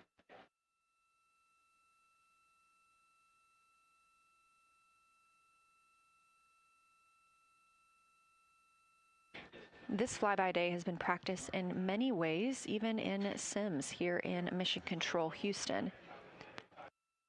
The team also conducted some field work, learning how to look for specific geologic features. They also photographed a large globe, and the science team helped them determine which features they would be targeting and how to look at those.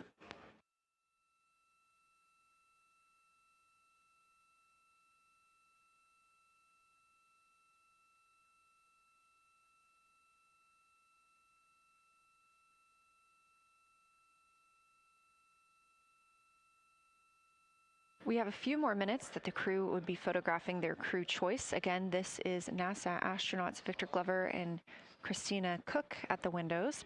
They will then move on to another discussion portion. This is for the far side albedo, that reflectiveness, and color that they are seeing. We heard earlier about some browns seen on the moon, which is very interesting, especially here from Earth, where we are just seeing whites, grays, and maybe even black at some points. When they get into that discussion for far side albedo in a few minutes, the theme is looking to know how that color and albedo is, what those variations look like across the far side.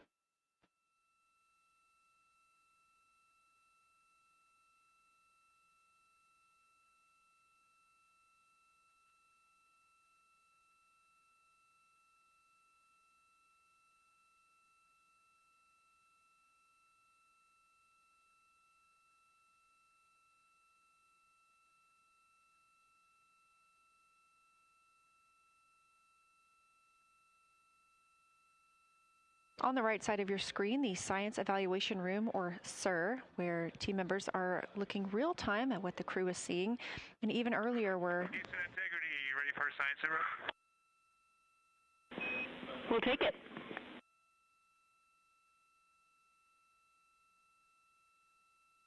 Okay, the crew has swapped positions. They're in their crew choice.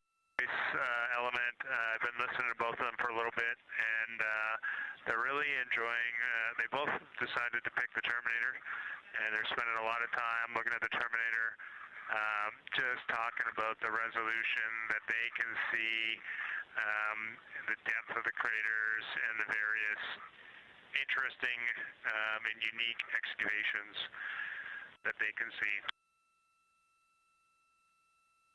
So Victor is on the long lens, and Christina is just looking out the window, and I'm sneaking a peek in T-shirt window.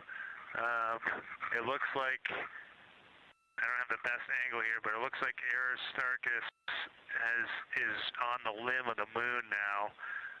It's amazing how quickly it changes as we speed around the far side of the moon, stuff that's leaving our field of view, and now we have a lot of the dark side of the moon that, you know, it's missing for us right now, but it would be in view if it was lit at all. Jeremy, Science, thanks for that sit rep. Do have a question.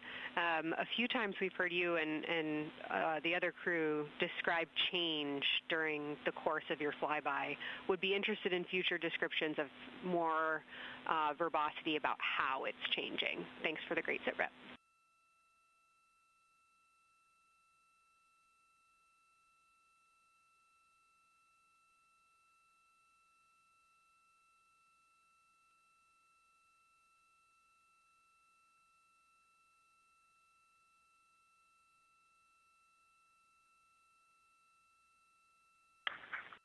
Yeah, Kelsey, sounds good. We are definitely keeping an eye on that. My eyes have just not readjusted. The moon is so bright when you come back to the window. I was just in the interior of the cabin. I've come back to T-shirt window, and it's just overwhelming brightness. And my viewing angle is a bit challenging, so I won't be able to give you great observations from this window. But I will talk about something that I was talking a lot about in my recordings earlier, which was we've been talking about some shades, and so we have obviously the dark and the light gray, and then we've talked about naming some colors, a brownish hue and a greenish hue. And I'll tell you, like right now, Aristarchus, the plateau is hard for me to see from this window, but that had greenish hues to me and was very unique. I didn't see anything like that anywhere else on this side of the moon. And then I see a lot of these, what I would call brownish hue areas. There's a number of them.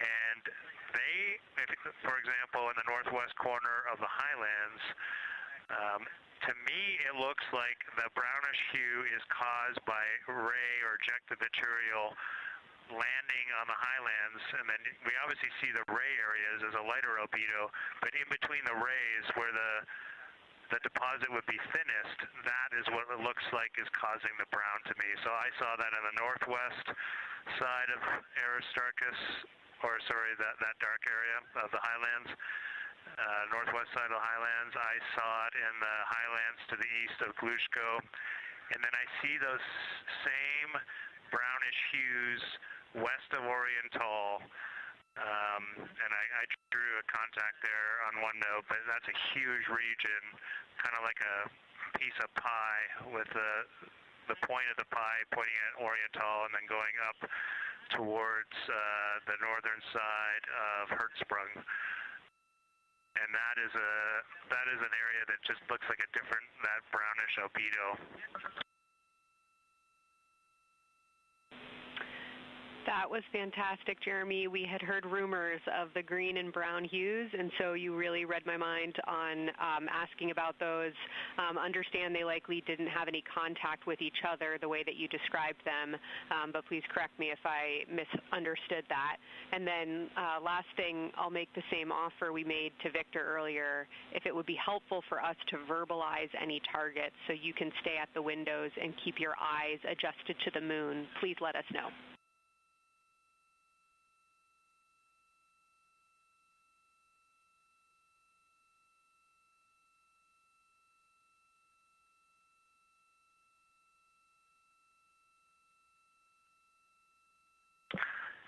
If you got something you want us to look at, Kelsey, you can send it on up.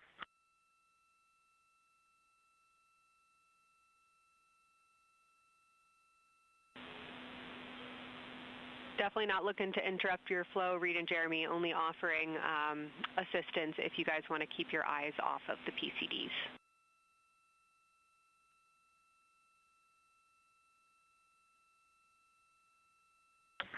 Oh, I see what you're saying, okay.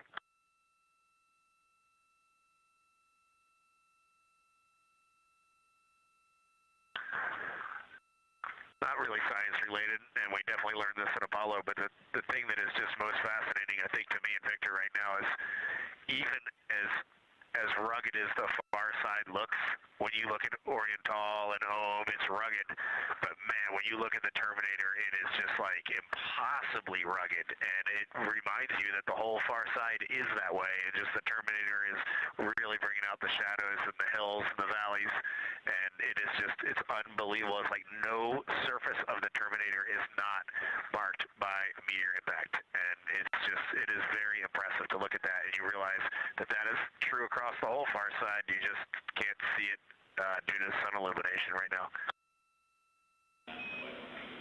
Reed, Houston copies, and we were commenting on the same thing. Even from our view, the Terminator looks absolutely alien because there's just so much texture in there that we're just not used to seeing. So thanks for sharing that with us.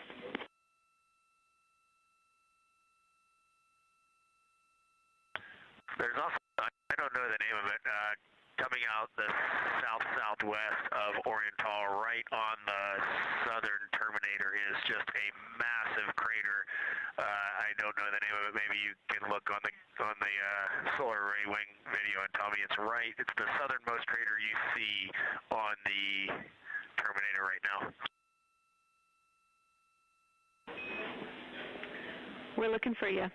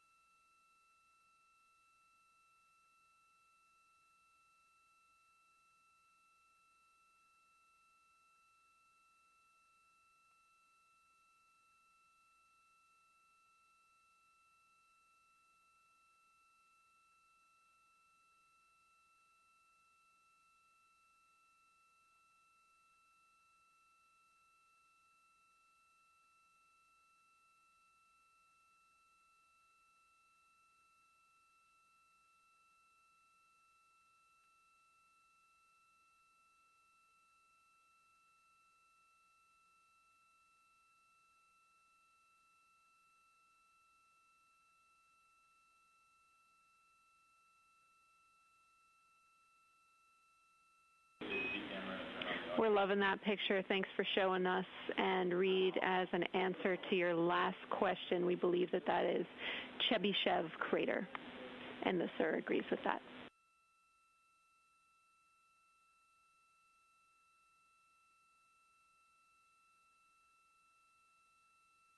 Okay, that picture I was just showing you is an 8X iPhone out the docking hatch for the high grazing angle. It's just amazing.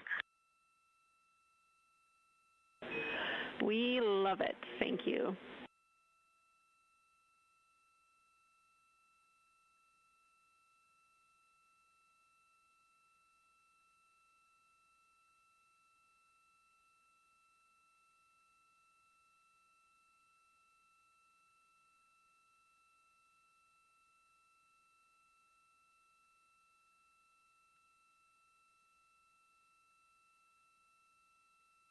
This is Artemis Mission Control in Houston, Texas. Mission elapsed time, 4 days, 22 hours, 12 minutes into the flight of Orion.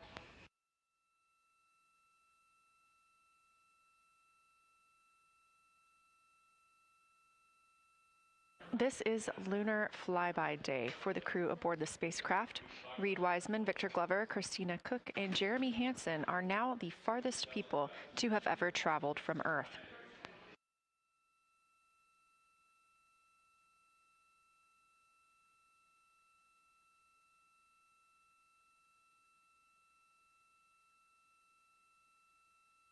This a live view from inside the spacecraft. They have turned off the lights so they're able to see outside and photograph the moon better with no reflections from inside.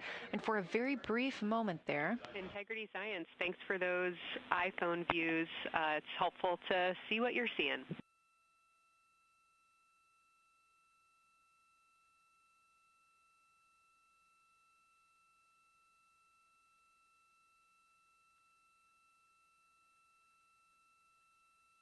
We very briefly saw NASA astronaut Reed Wiseman showing a picture he took on his phone of the moon. We do expect to get all of the photos that the crew is taking today, and we cannot wait to share some of those with you. But pretty cool in the meantime, just to see one quick shot from what the crew is seeing. And this view from outside the spacecraft on Orion's solar array wing. Orion is now 6,643 miles away from the moon and continuing to grow closer. Again, their closest approach will be about 4,066 miles. The best comparison is if you held a basketball at arm's length. That's about what it would look like to the Artemis II crew at their closest approach.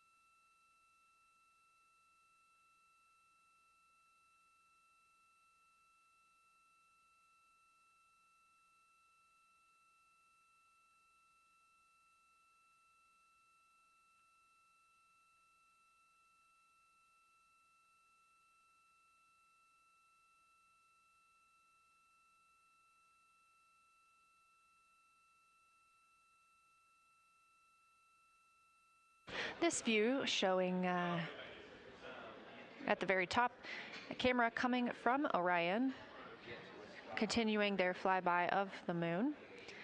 We have 3 more flyby observation blocks after the completion of this one. Down on the bottom left of your screen, that's the SIR, the Science Evaluation Room, where team members are continuing to work through all of the targets that the crew is photographing today, and they've helped identify some of the craters and some of the other items that the crew has seen on the moon's surface. Down on the right is Artemis Mission Control here in Houston. Those 2 rooms down at the bottom are just down the hall from each other.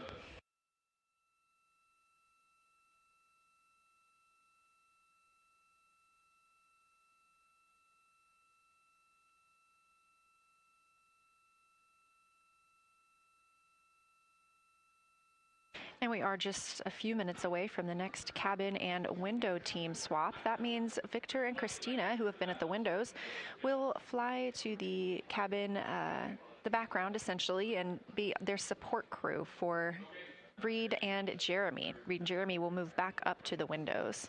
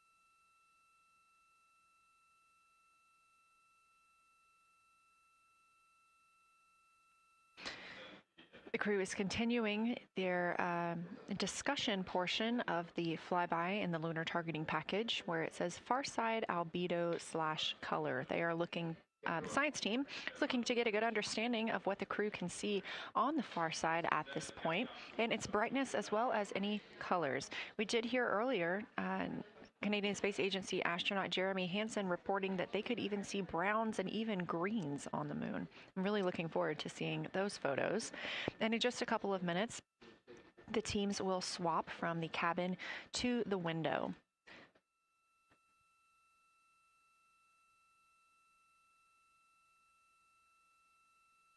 Another rundown of just how this flyby is choreographed inside the spacecraft today. So these activities have been timelined, and there are these 5 blocks of time during which the crew is going to be observing the moon from Orion's windows. Now we are just coming up on the end of the second block, and we'll start the third soon. So at any time during those blocks, 2 members are at the windows working in a pair. One is taking photos from window 2 and has a blue shroud over the window to help prevent any reflections from inside the spacecraft. They are also using an 80 to 400 millimeter zoom lens. And the other astronaut on the window team will be in window 3 using their portable computing device to make annotations.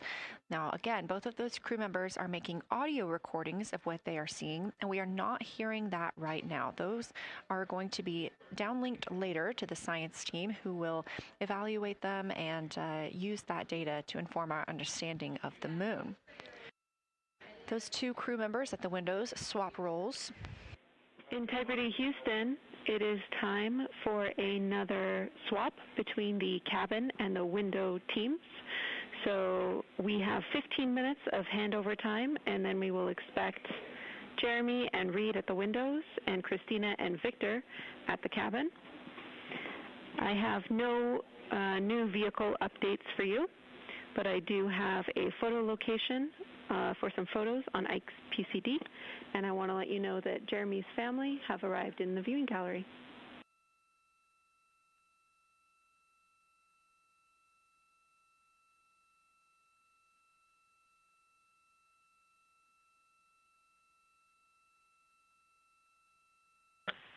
Okay, Jenny, we copied most of that.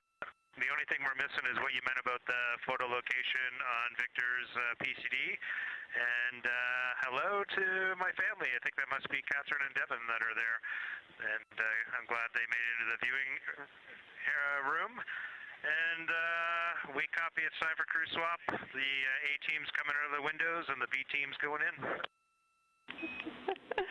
Okay, copy. All I meant to pass for Victor's PCD is that there are some late load photos that were requested that are now in his favorite photos folder. And you're exactly right. We have Catherine and Devin here. They give you a big wave, and they're super excited and happy to see part of what you're seeing.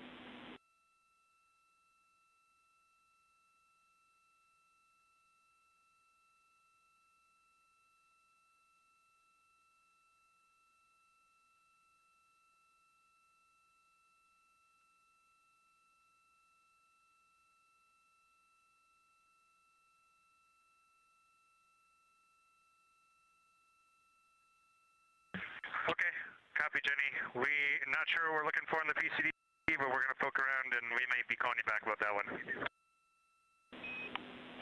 All right, that's no problem, and it's unrelated to flyby.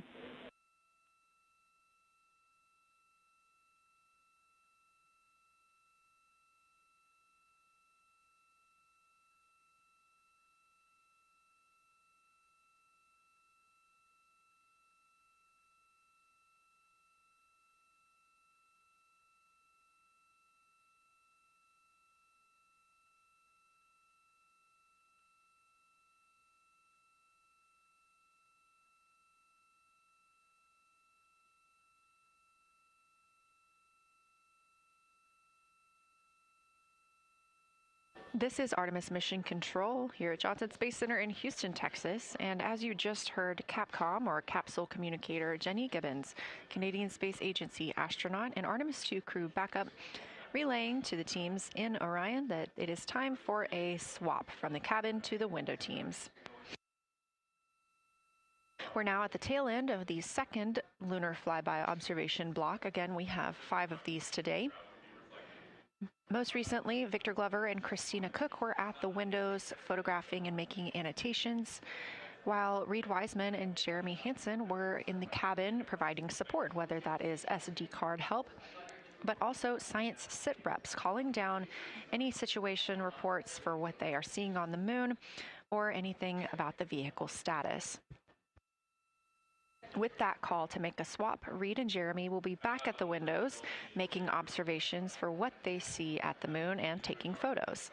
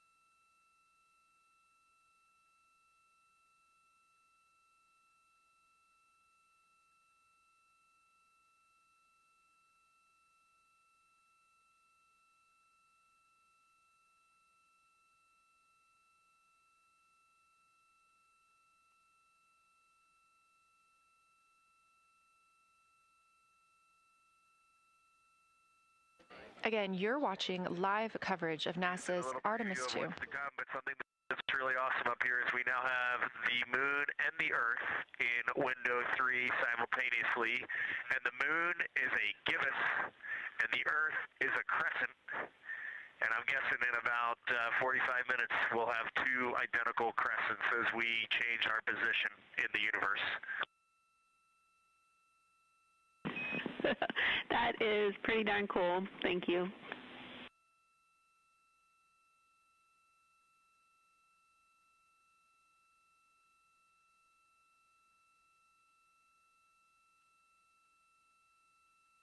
That's the Artemis II crew, the first astronauts to fly by the moon in more than 50 years, reporting that when they look out of window 3, one window, they're able to see both the Earth and the moon at the same time now. Now, obviously, our view is from a camera on the solar array wing pointed at the moon, and we hope to see that view of both the Earth and the moon soon.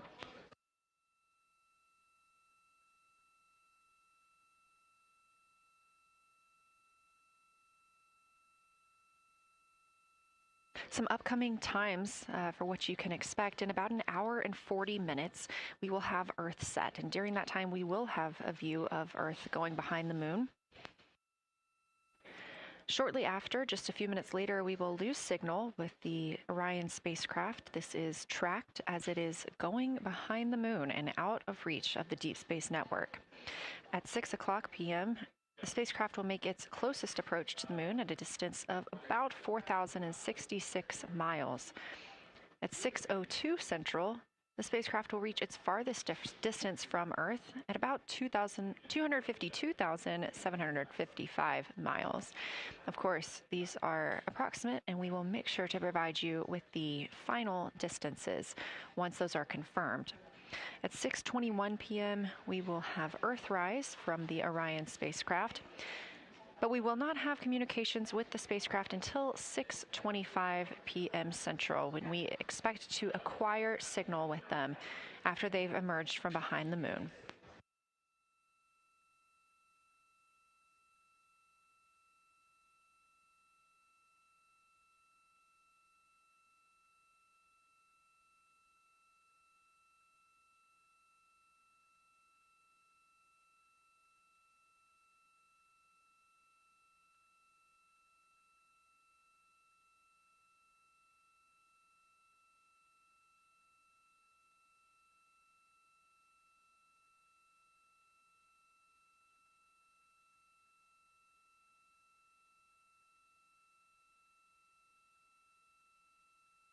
Again, you're watching live coverage of NASA's lunar flyby for the Artemis II mission, first crew to fly beyond the moon in over 50 years.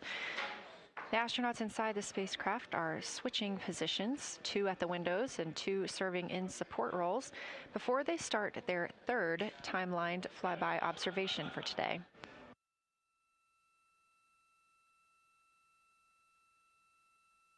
We've heard great calls from the crew so far describing what they're seeing, all well trained by the science team here on the ground.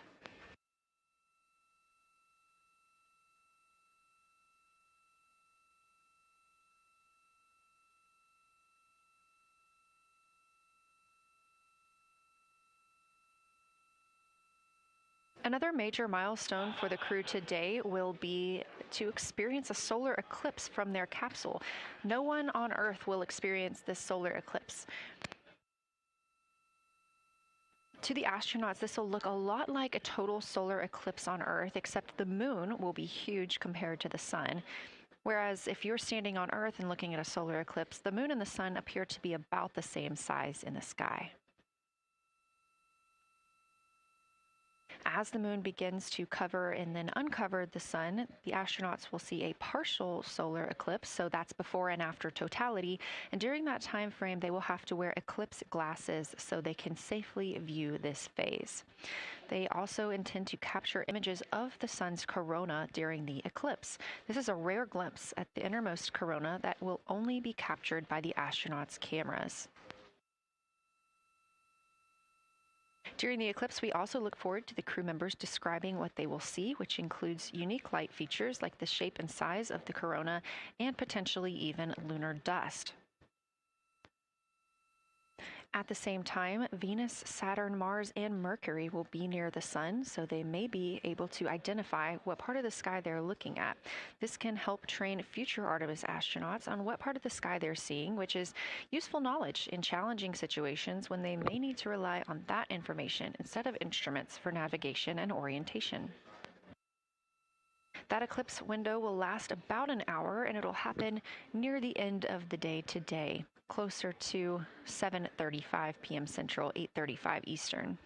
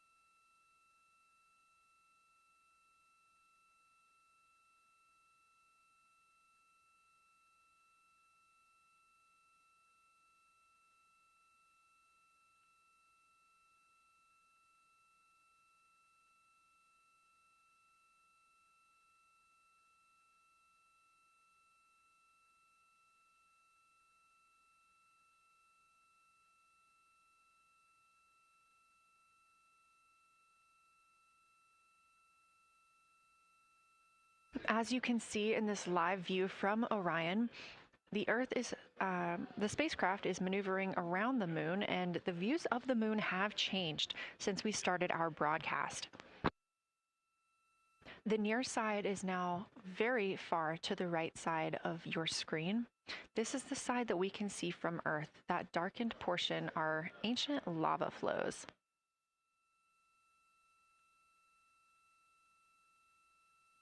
The crater down towards the bottom of the moon is Oriental, and this is a crater that was previously never seen before by human eyes until this mission.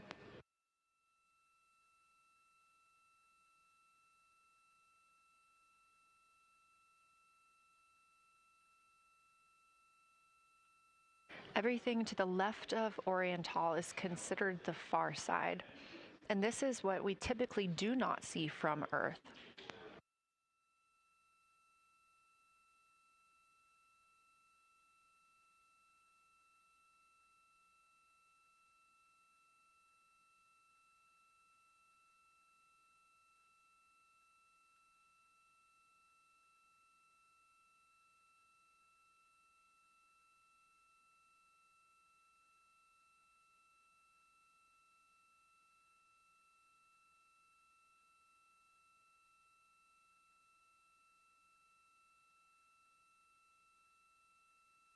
Just a reminder about this view. This is coming from a GoPro camera mounted on the tip of one of Orion's 4 solar arrays. Each solar array has a camera mounted on it, and the bandwidth is limited due to we have a crew on board, and this is our first flight of crew aboard the Orion spacecraft. So having a crew means we have to have an environmental control and life support system.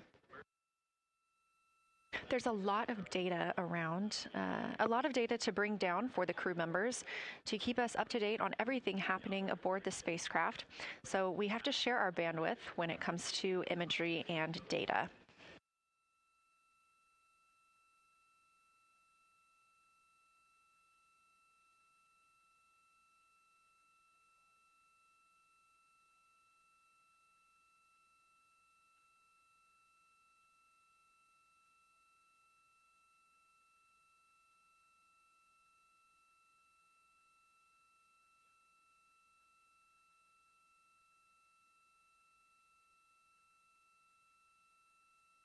Inside the Orion spacecraft, the astronauts have completed their cabin and window team swap, meaning we have moved into the next block of lunar flyby observations.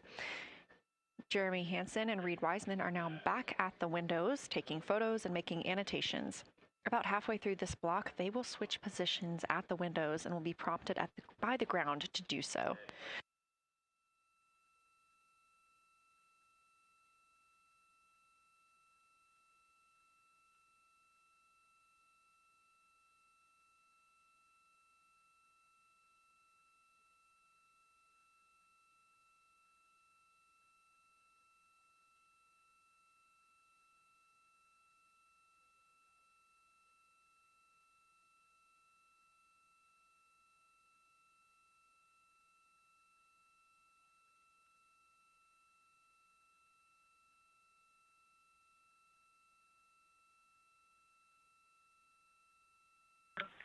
Houston integrity for SITREP. First of all, I'll just talk about the experience that I had during Victor and my observation time. It was an incredible experience. We definitely noted how much more you can see with the zoom lens. Even though we have a great visible eye image, there's just a lot of texture that just pops right out at you when you can zoom in. So almost just using it like a telescope, the camera lens. We really enjoyed our discussion time. That was a great innovation on the lunar targeting plan. We were both able to describe a lot more kind of with flow, I would say, when we were talking to each other. And it was also, we sort of were able to bounce ideas off of each other and come to new conclusions. We had, I think, a very successful talking through of some contacts between different color areas, both in the mare and in the highlands, and we identified some really unique texture areas as well. At one point, towards the end of the images of my time in window 3, I just had an overwhelming sense of being moved by looking at the moon. It lasted just a second or two, and I actually couldn't even make it happen again. But something just drew me in suddenly to the lunar landscape, and it became real. And the truth is, the moon really is its own body in the universe. It's not just a poster in the sky that goes by. It is a real place. And when we have that perspective and we compare it to our home of the Earth, it just reminds us how much we have in common. Everything we need, the Earth provides, and that in and of itself is somewhat of a miracle, and one that you can't truly know until you've had the perspective of the other. I'll switch into some logistics stuff. The Peltors, both their batteries stopped providing the active listening, but we have verified they are still recording, and so we are able to have discussion time and hear outside our recordings by just moving the ear cup off of the ear. Other than that, everything's working well technically, and we've been able to find all our targets, and we're having a really great time. Thanks, Christina. We copy those logistics for the Peltors, and also thanks for bringing us into the cabin with you with that description.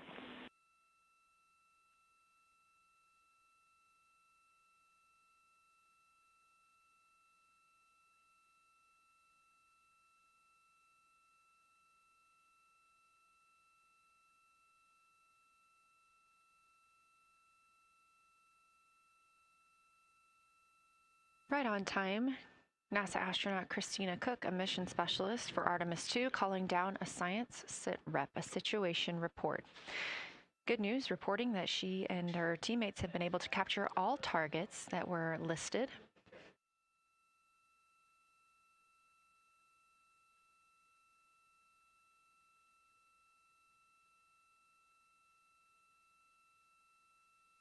Christina also gave a vibrant description of just how it feels to be there and to see the moon up close and not just something passing in our night sky. Currently, the team members at the window are Reed Wiseman and Jeremy Hansen.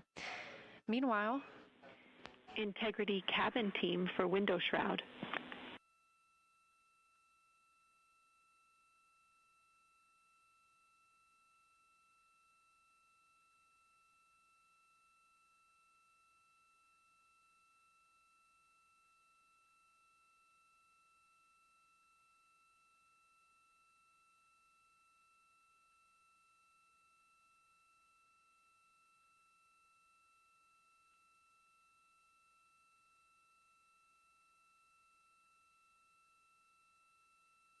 We're listening. Go ahead, Jenny. Hey, Victor, we have a temperature constraint on the windows, and the shroud might be getting us close, so we just want to check on the state of window 4's shroud, whether you believe it's still necessary because maybe things have changed with our viewing, and if so, we would like to request to have the shroud removed.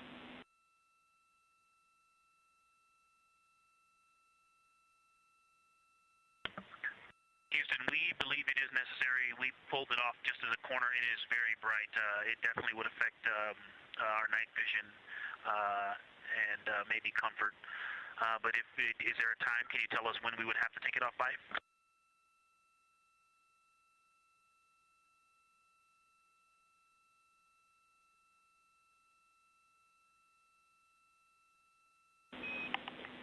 Unfortunately, since it's been on for a while, we are going to have to request that the shroud is removed, and we can recommend something that could block the light but just create a bit of distance between the window and whatever is covering it.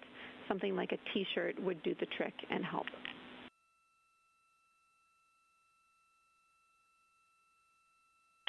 Okay, we're removing the shroud, and we'll make it work. Thanks.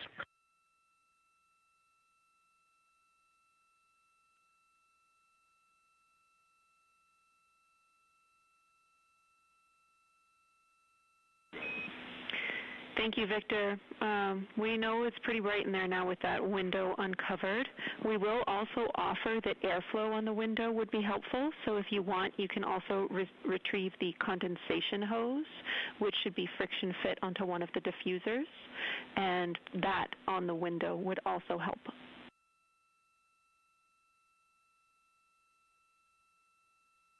We can easily point a diffuser at the window, so we're going to start with that. And it's pointing at the window now.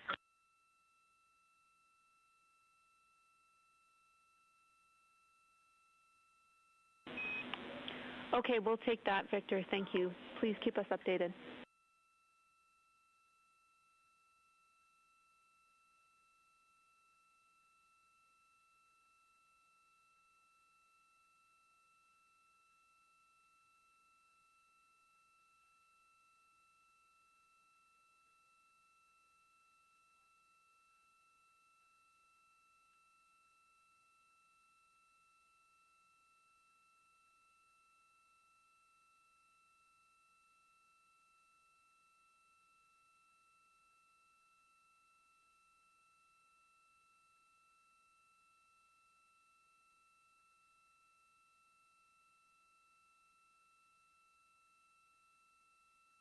That call from Capcom Jenny Gibbons, CSA astronaut and Artemis II crew backup, to the crew aboard Orion, letting them know that they will need to remove the window shroud they had placed on window 4.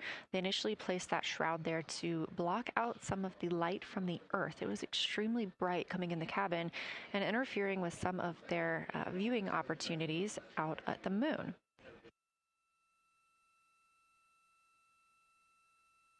This was a request from ground teams to ensure that they are protecting other systems, and the crew has been offered the opportunity to use something else to cover the window.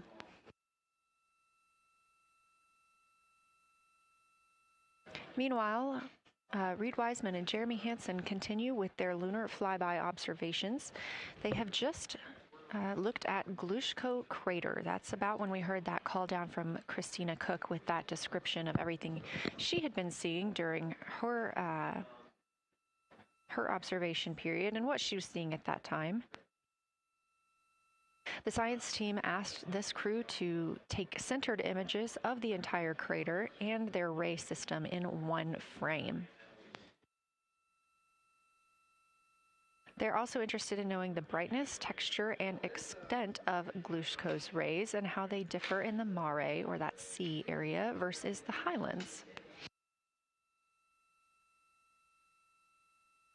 Glushko is considered a young lunar crater, and these observations can help understand material properties of those craters.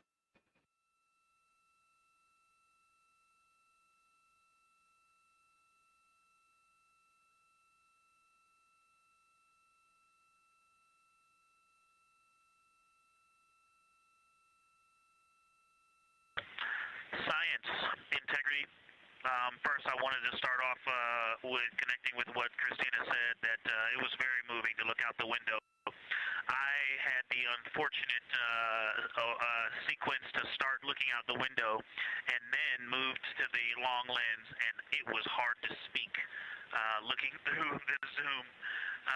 Because I went straight where Christina went, and I was walking around down there on the surface, climbing and off-roading on that amazing terrain. I also want to underscore something that she said. As we continue to explore, when we actually do go down there to the surface, I know for safety reasons that we would never send someone alone, but I just want to really emphasize how important the discussion time was. When we started to talk, we not only got better science discussion, we got better human connection, and so doing this as a pair, we just learn and grow together, and that's just super important, so thank you for adding that to this plan. Reed just passed me a note that the Oriental Basin annular ring has a similar albedo to the center, but a different color. It has more brownish tones in it, and he said it's very distinct now that he's been staring at it. Victor, thank you. You got a cheer from science there, and we all just went on that moonwalk with you, so highlighting how important it is to talk about these things. I also want to let you know that we have Deanna Glover with us in the viewing gallery. She's all smiles.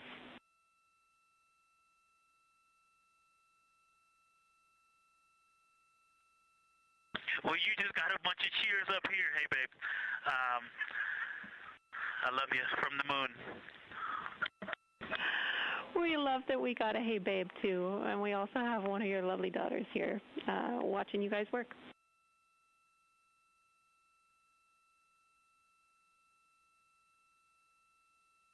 Thank you guys for doing that and for supporting them through this.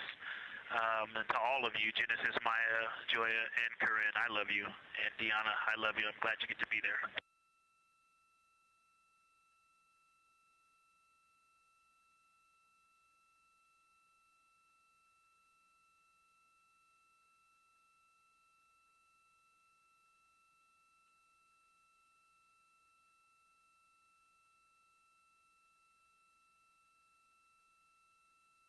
We've had some really sweet words from the crew members aboard Orion today, as their families have been able to filter in and out of the viewing room here at Artemis Mission Control at Johnson Space Center in Houston.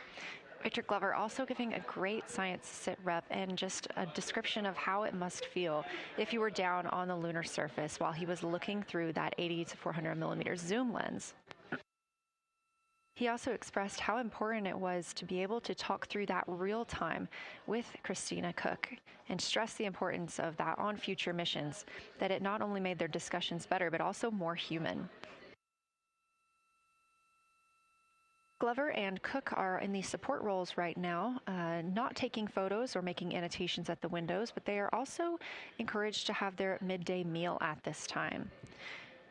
For lunch today, those two crew members have options of beef ravioli, salmon, butternut squash, sweet and savory kale, pickled beets, cherry blueberry cobbler, tuna noodle casserole, tomatoes and artichokes, broccoli, and chocolate peanut butter bar.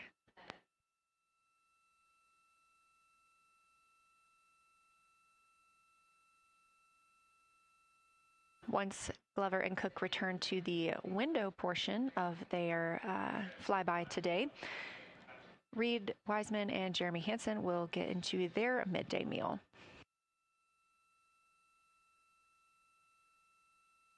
Again, this is the third of 5 scheduled blocks for our lunar viewing today, and if you were watching at the start of the broadcast, you can definitely tell the difference in the distance from the moon. We are now 5,518 miles away from the lunar surface, and again, expecting the crew to get about 4,066 miles away. They are currently 252,050 miles away from Earth, and every mile is a new record, having surpassed the Apollo 13 milestone for furthest distance earlier today.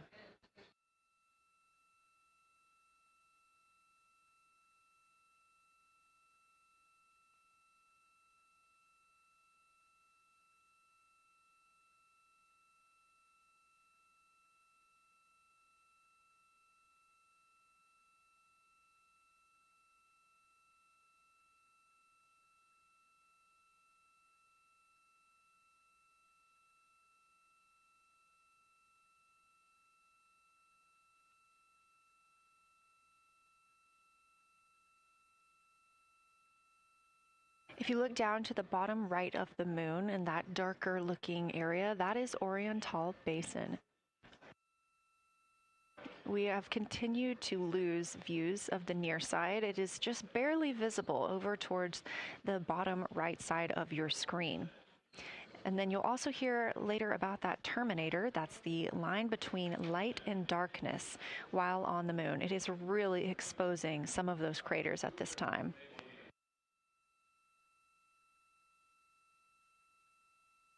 A couple of the other features in view right now are Hertzsprung Basin and Vavilov Crater.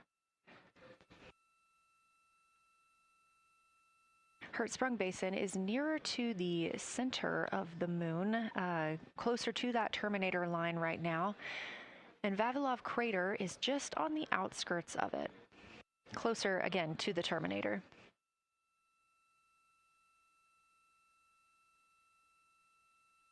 Towards the bottom of the moon and to the left of the terminator line, or currently shadowed in darkness, is Apollo Basin.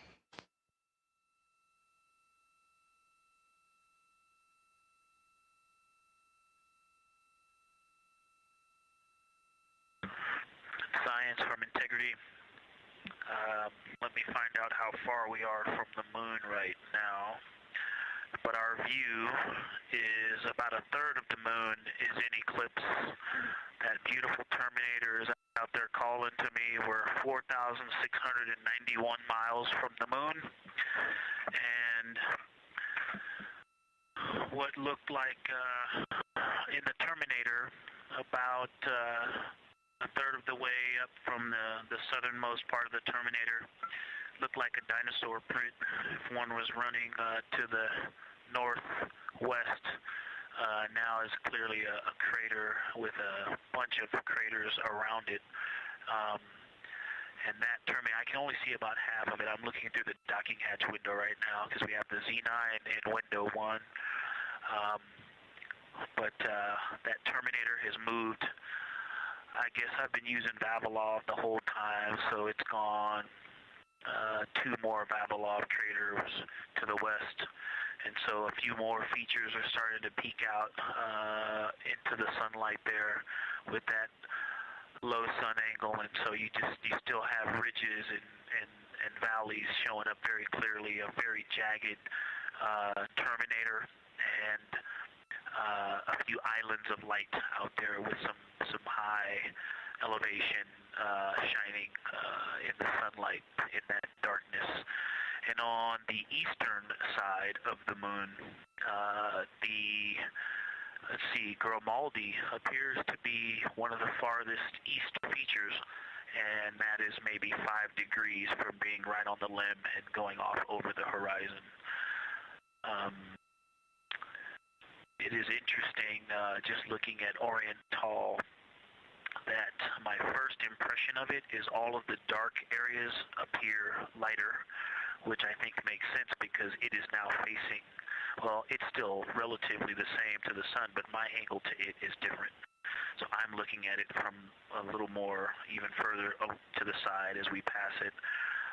But all the darker features appear to be just a little bit lighter from this vantage point. The darker ring structure in the outer and inner ring and the interior, as well as the annular ring portion, everything seems to be just a smidge lighter at this point. Thanks for that description, Ike. Any additional words you can provide on Oriental would be wonderful, as that is such a high priority target for us. And while I have you, as we get closer to target 15, which is the terminator target, if you can find Zeeman crater again that you were looking at earlier, everything to your left of Zeeman would be getting into the South Pole Aiken area to help you orient yourself.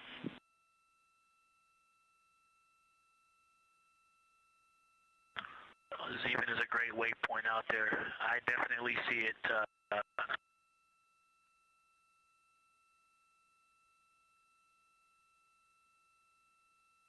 Yeah, Zeeman is very easy to find, and that is awesome. Thank you for pointing that out. Feel free to do that as often as you think of things. Let's see, looking back at Oriental. Okay, another thing, after looking through the zoom camera, man, you guys are smart. You probably did this on purpose, but after looking with my plain eyes and then going to the 400 millimeter zoom, now looking at it, I see the cliff face as if you were standing in the center. That inner and outer ring have definitely some real terrain to them, and now I can see that as terrain. Now that I look at it even with my naked eye, I can tell that there's a lot of elevation and that, like I said, a cliff face on that eastern edge where all the darker deposits are. And it's just the scale now. Looking at it from far away, before it seemed like flat with color painted on it, but now that I look at it, I can definitely see that there is, different depositional characteristics, and so the darker is some other material, but there's also some shadowing going on because of the cliff face that is a part of that crater wall.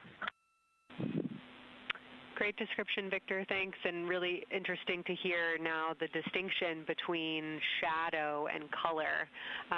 Before I let you go back to other observations, you mentioned that Reed saw a browner hue to the annular ring than the rest of Oriental. Are you seeing that from your vantage point?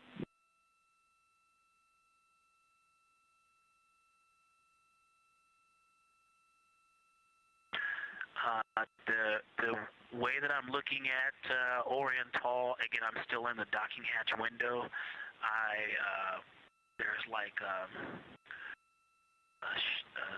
thermocouple right here in the center of the window, and it is the orange Kapton tape color, and so it is unfortunately, it's like trying to look at stars, next to a metropolis. I think it's drowning out any color that I could pick up from the moon. I am not able to see that color, but I have not looked at it through one of the forward face, from one of the windows 1 through 4. I think when I get away from this Kapton tape strip that I would be able to see the variation that Reed's talking about. That is great feedback operationally. Thanks, Victor. I'll leave you to it.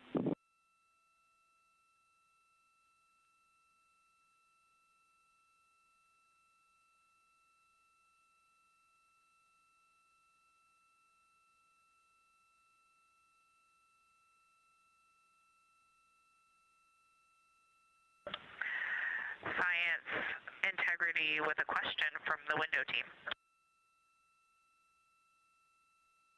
Integrity, this is science, here with you.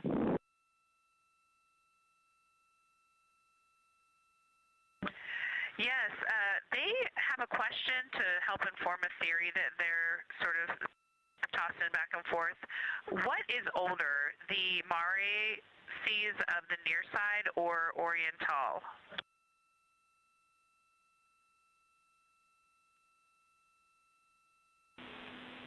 Stand by, Integrity. We're going to get you a little geologic history here.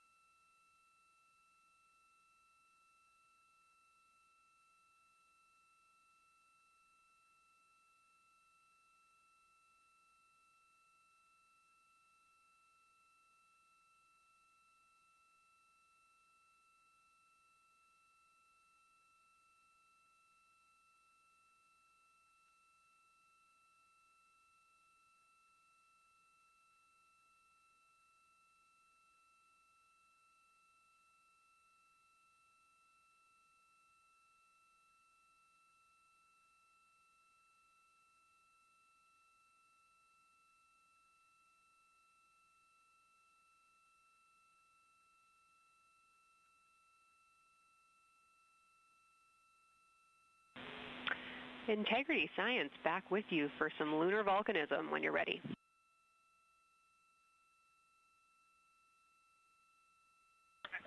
Go ahead. You're making our day down here getting to talk about lunar volcanoes. Oriental, as far as Mare go, is younger than almost all of the Mare on the near side. The exception are features like Aristarchus, which really pop out to you guys and really pop out to us here on Earth. That is younger, but other than that, Oriental is pretty young as far as Mare go.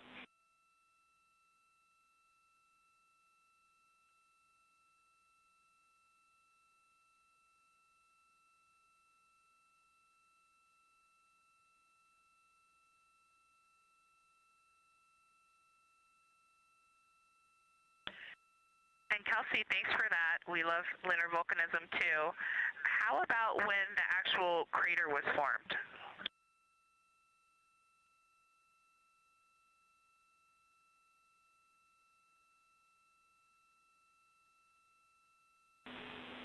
Yeah, we're going to get you an age for Oriental, and while we're getting that, Christina, can you, maybe you've heard the window team talk about the sort of contacts around Oriental, but because that material is so much younger, if anything pops out to you about physical relationship between that and surrounding terrain, we'd love to hear it.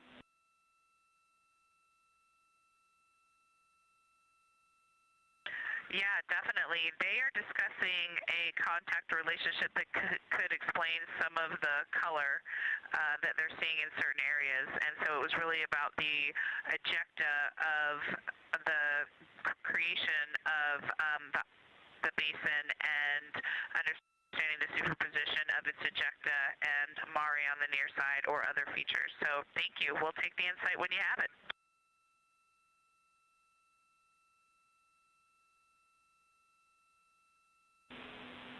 Thank you, Integrity. And I know Jenny wants to get to you with some topics, so I'll leave you with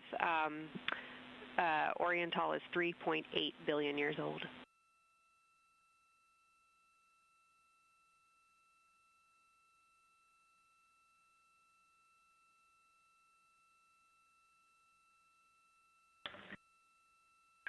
Copy that. So that's on the older side. The actual basin is very old.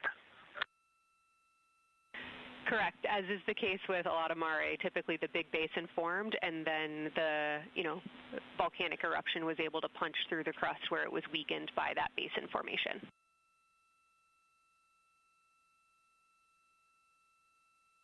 Perfect. Tracking. Thank you.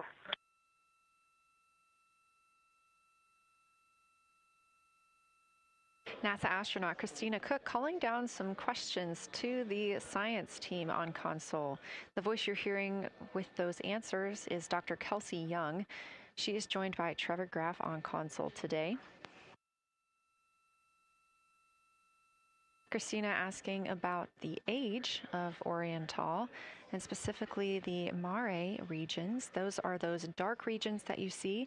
They are paved or filled by volcanic deposits.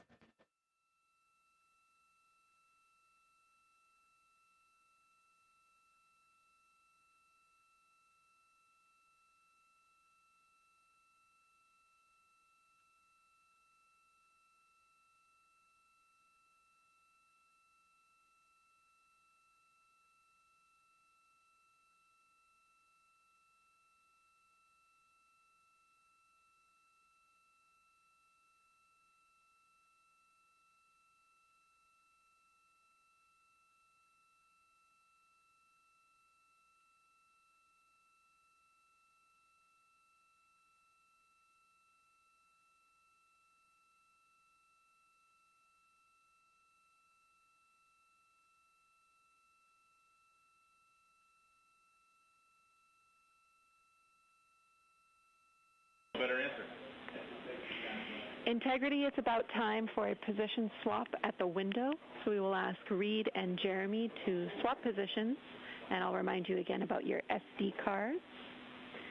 And Victor or Christina, I have one window task for the cabin team when you're ready.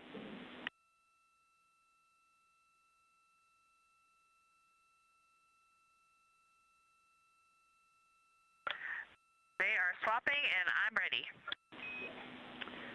All right, Tina, we found a way that we can reinstall the shroud on the window. We understand it's pretty darn bright compared to everything that you're looking at. So in order to reinstall it, we will ask that you retrieve the condensation hose and you install it on a friction fit on the cabin air outlet port. That's right by one of your diffusers. You're going to point that little condensation hose such that the air is flowing over the window pane. Let me know when you're ready for the stowage location.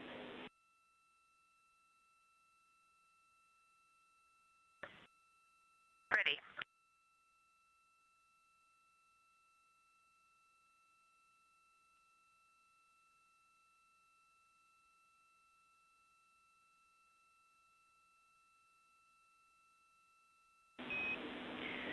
Christina, the hose is in locker A1.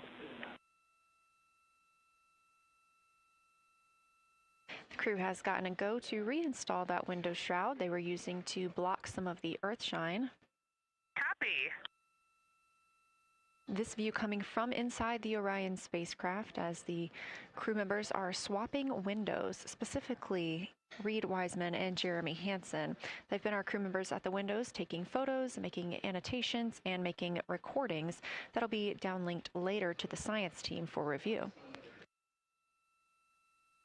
The science team will have a conference tomorrow morning with the crew to get any fresh perspectives or things that they learned during the flyby.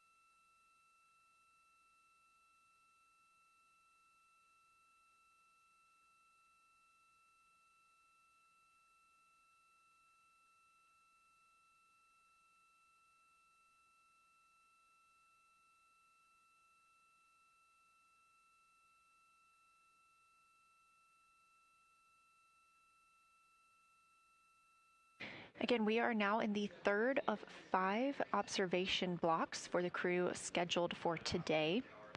During this flyby, Orion is passing around between 4,000 and 6,000 miles from the moon and providing the crew with a full view of the lunar surface. It's a higher vantage point and much farther than Apollo's lunar orbits on average. So from this view, astronauts can observe both the North and South Pole and large-scale geologic features in one single view.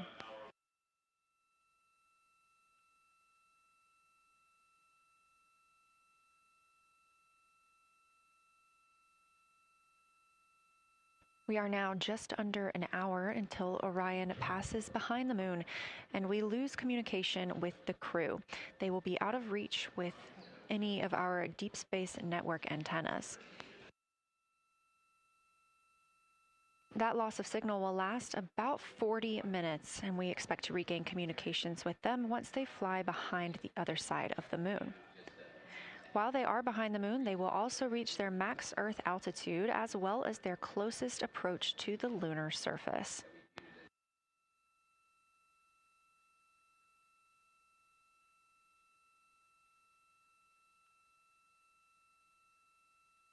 The view you have right now is a live stream from a camera on Orion's solar arrays. You are looking at a live view of the moon, and 4 people are inside that spacecraft taking pictures of it, telling us everything that they are seeing. The first humans to do so in over 50 years. They'll be sending those pictures down for all of us to enjoy, and of course, especially the science team, who are very excited for what they are learning today.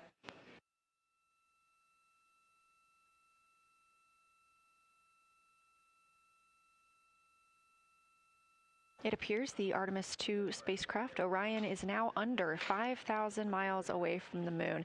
Again, we expect their closest distance to the moon be about 4,066 miles.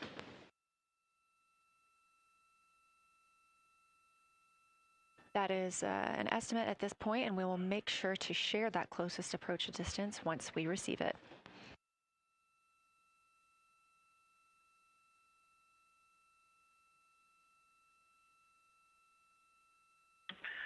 Houston integrity question, did you just want us to cool the window with the condensation hose, or did you want us to put the shroud back on and cool the window at the same time?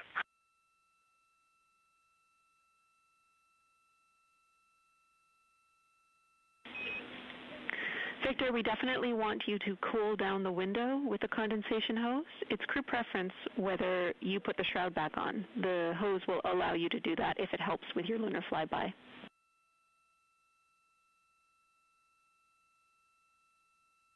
Okay, copy. We're going to do both at the same time. Thank you. Houston copies.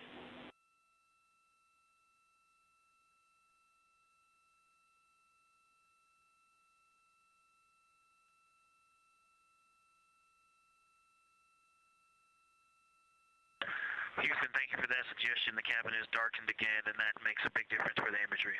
And for science, we are now seeing a half moon.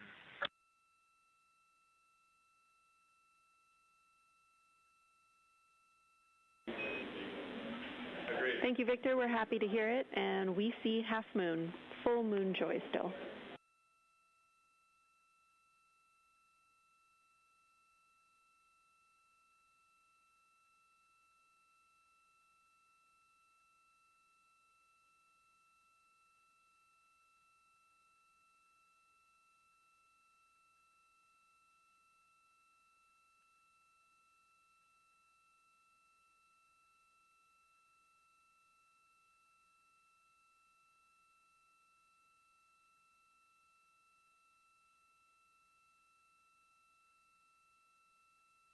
Crew reporting from Orion that they are seeing half the moon, which is about what it looks like here from this view from the spacecraft. However, what has become a little bit of a catchphrase for this mission, everyone is reporting full moon joy.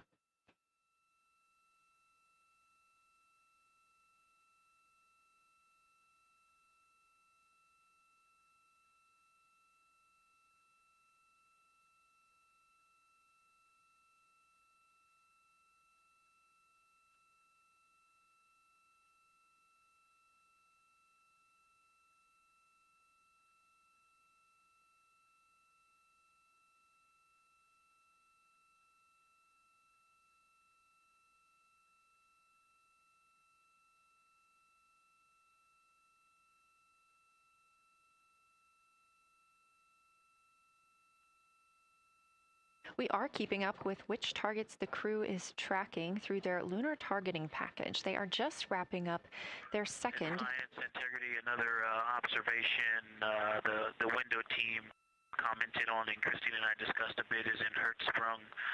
The solid and intact crater is very smooth. If it were a dirt road, it's very hard packed, and then you go outside of it, and that outer crater, that's the one that is older. It is a little rougher and more jagged, and starts to get into more loose-looking terrain. And the smooth interior also causes the craters that are inside of the larger crater, the smaller craters, to have really sharp edges, sharp, distinct edges. And just a general comment on that area, Hertzsprung, that whole area, the average albedo there is darker. That is, I would say, 3.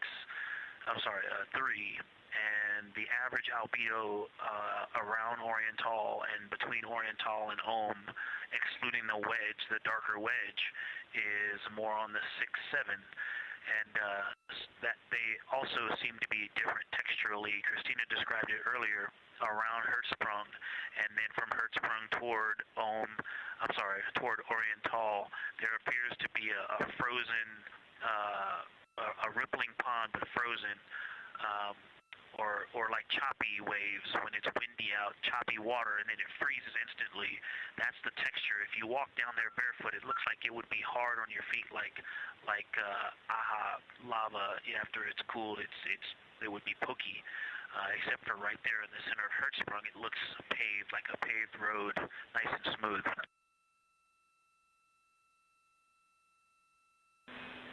Victor, that's a wonderful description. Going from a paved road to lava reminds us of the Icelandic highlands. Thanks for that.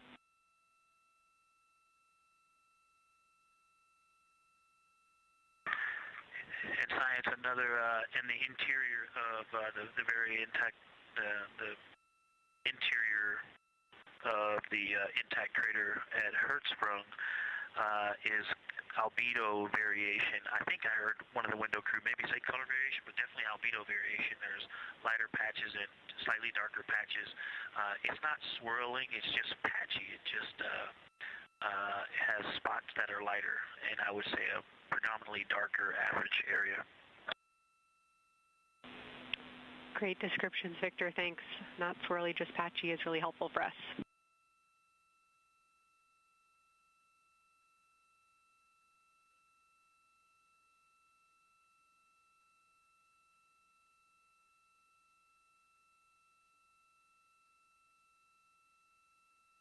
Really great descriptions coming from Science. The window team is hitting all the targets. They are on the plan and starting the discussion of the Terminator. And boy, I'm loving the Terminator. I think I know it's not purely a moon feature, but what it does to the features of the moon, to the terrain, I've probably spent the most time describing into my recordings and thinking about and looking at the Terminator. There's just so much magic in the Terminator. The islands of light, the valleys that would look like black holes. You'd fall straight to the center of the moon if you stepped in some of those. It's just so visually captivating that the Terminator is the most striking thing that I've seen so far. We've been loving your evocative descriptions, Victor. You really are bringing us along with you, and we're following along with visualizations that pale in comparison to your descriptions. Thanks.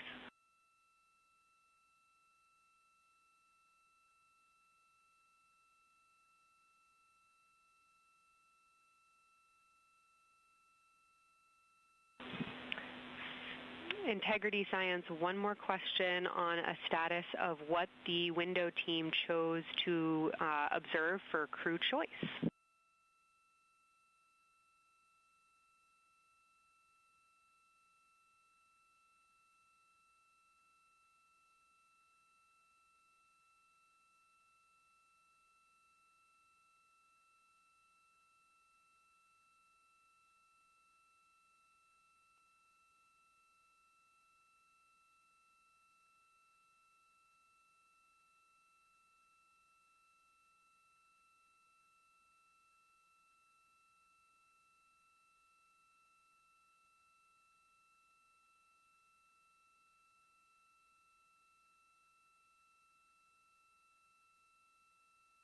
Window 2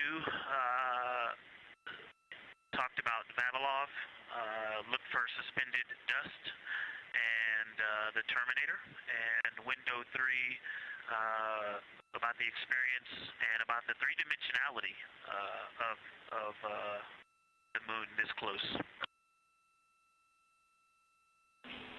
Wonderful. And Thanks, another Victor. observation about Oriental, I would say, is the features going off to the southwest, the two large, almost look like scratches in the surface. I don't know if they're rays or canyons or collapsed lava tubes, but two distinct features that are almost parallel going off southwest from Oriental Basin. They are the first things that made me notice parallax of our trajectory looking out at Oriental. That and in the inner walls of the east side of the crater rings, you really get a sense that we're flying over something with elevation and terrain, and they look different from this orientation. Love to hear it, Victor, and you had it that those chains are actually crater rays, secondary craters formed from the formation of Oriental.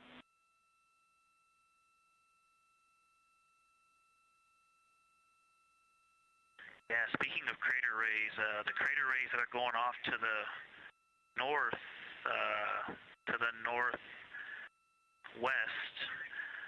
that run off toward Hertzsprung and I believe toward Vavilov. I'm not looking at it right now, but those crater rays are very interesting. They're all very small. I know you've imaged this, but they're all small and they look like, you know, a big impact launched rocks and things that made smaller impacts down the way.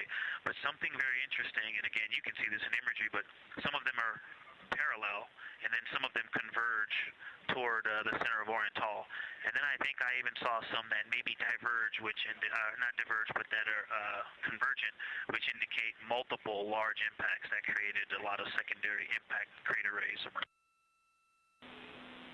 Fantastic, Victor, and I'll note that we can infer that you're looking down at your freshly named Integrity crater, which is near the end of one of those beautiful crater rays from Oriental. Thanks for the description.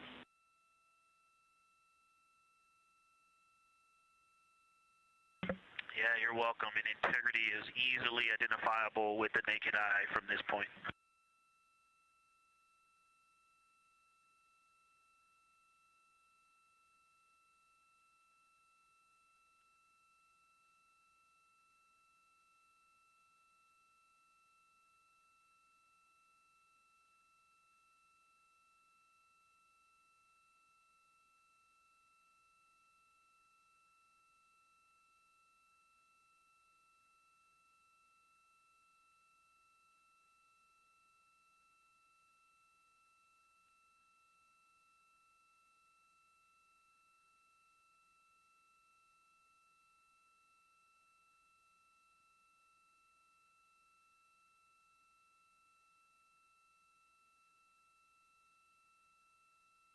We've been hearing some great situation reports from Victor Glover, the pilot of the Artemis II mission, calling down to the science team, letting them know what he is seeing. And one of those things is Hertzsprung Basin.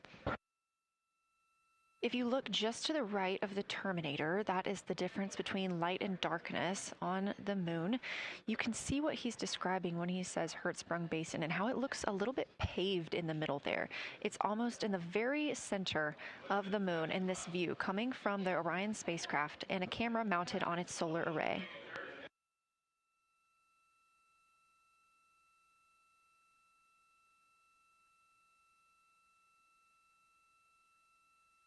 We are now 4 days, 23 hours, and 23 minutes into the flight of Artemis II, and we are standing by for their lunar loss of signal in about 43 minutes. Again, the spacecraft will fly behind the moon, and during that time, we won't have communication with them. They will be out of reach of our deep space network. However, we will regain communication with them approximately 40 minutes later when they come around the other side of the moon.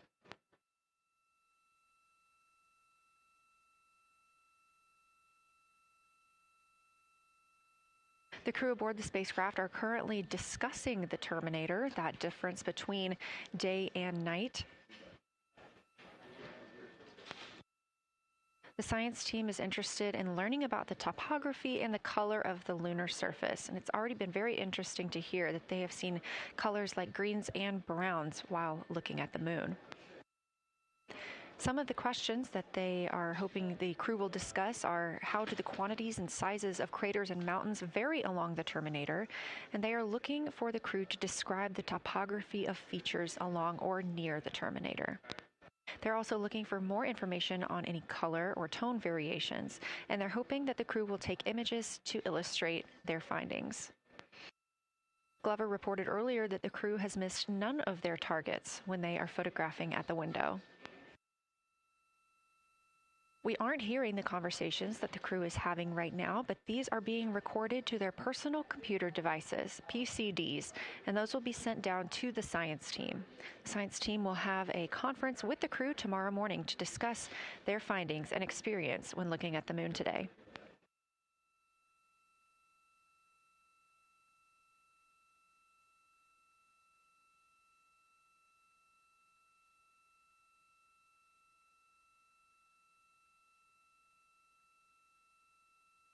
We have a few minutes left while the crew is discussing the terminator.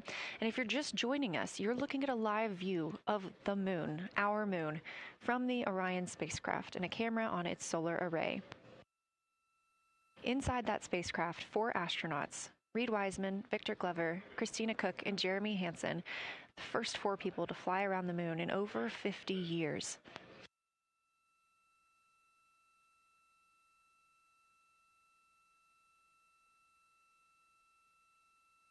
This is our lunar flyby day, and the crew has already surpassed one record today. The crew passed the Apollo 13 distance record at 12:57 p.m. Central, 1:57 p.m. Eastern. Canadian Space Agency astronaut Jeremy Hansen calling down that he hopes it's a record soon broken by other explorers.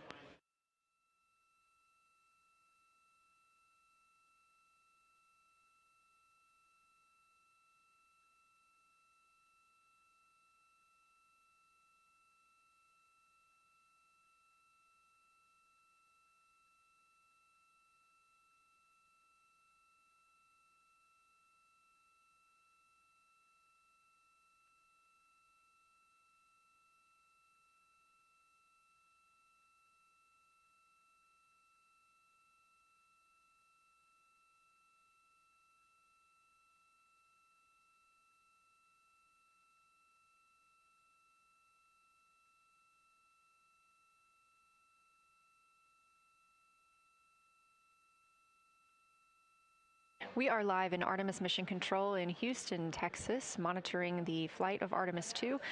All of the flight controllers here, each monitoring a different system aboard the Orion spacecraft. Integrity Houston, we are ready for our cabin and window teams to swap again. We have a 15-minute handover time here, and I have a couple of items I want to read up to you. They'll require you to write something down on your knee boards, so let me know when you're ready.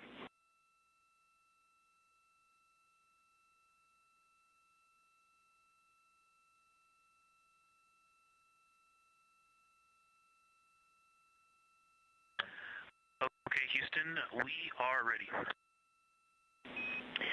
Copy, Integrity. First of all, once you start this next shift here, during this lunar observation shift, we will begin our lunar LOS, so you can expect a call from me a few minutes prior reminding you. And second of all, FIDO just sent us updated altitudes and METs for lunar closest approach and max Earth altitude. Let me know when you are ready to write those down. They differ slightly from Optimus.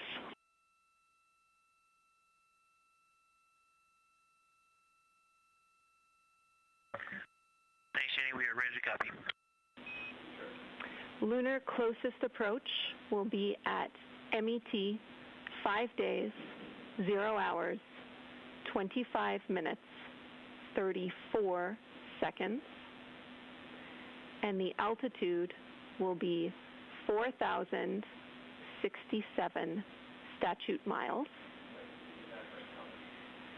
Maximum Earth altitude will be at MET 5 days, 0 hours, 27 minutes, 39 seconds, with an altitude of 252,756 statute miles.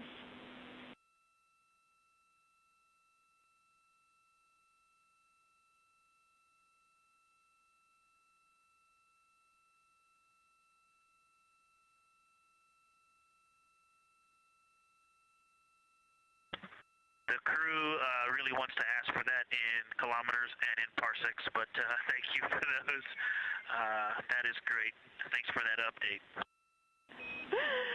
I'll send Fido to work, and I appreciate the metric. Other than that, I have no new vehicle statuses to pass to you. Enjoy your handover time, and we're looking forward to picking back up with you shortly.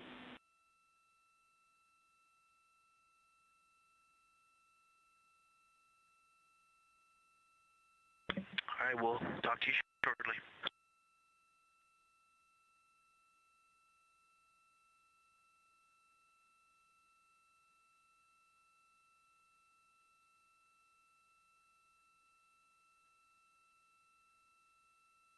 Those words called from Capcom Jenny Gibbons, CSA astronaut and Artemis II backup crew member, to the crew working aboard the Orion spacecraft. Had a little bit of a view inside the cabin. As you can see, it is very dark. The crew has turned off the lights, and the light that you were able to see is coming through the window, a reflection of Earthshine and from the moon.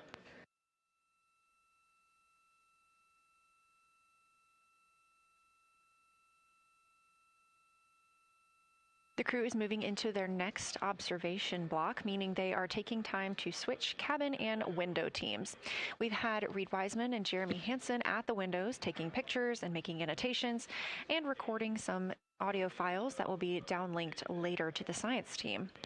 Meanwhile, Victor Glover and Christina Cook were in the background serving as support. They were also timelined to enjoy a little bit of their midday meal. Now that we are swapping positions, the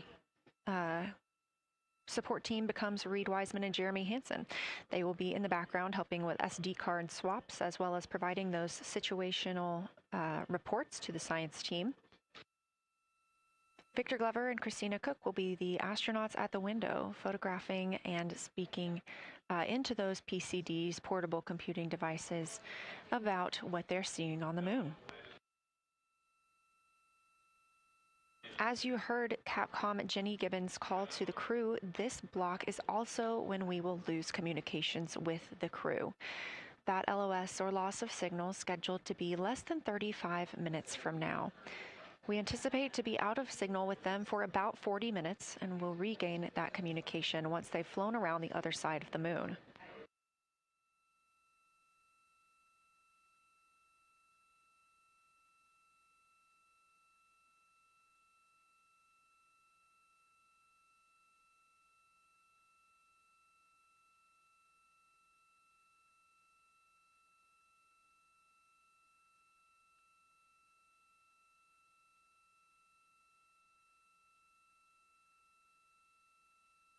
Now, even though the crew will be flying behind the moon, their observation period does not stop. They will still be taking pictures and making annotations of what they are seeing.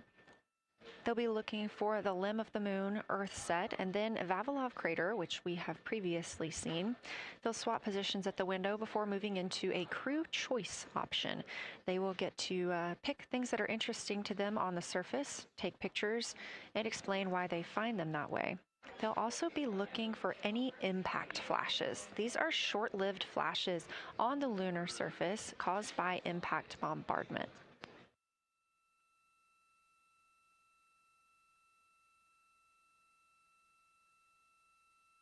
Just before Earthrise, the crew will be looking for lofted lunar dust. This may be lofted just above the lunar surface, and we could only see it just before Earthrise along the dark western limb. Any Earthshine would illuminate potential lofted dust. But once the crew is all the way around the Earth, the brightness of the Earth will wash out any of that dust they might be able to see. These were based on observations from Apollo missions and orbital spacecraft, and so we're very interested to see if the crew might be able to capture some of that lunar dust today.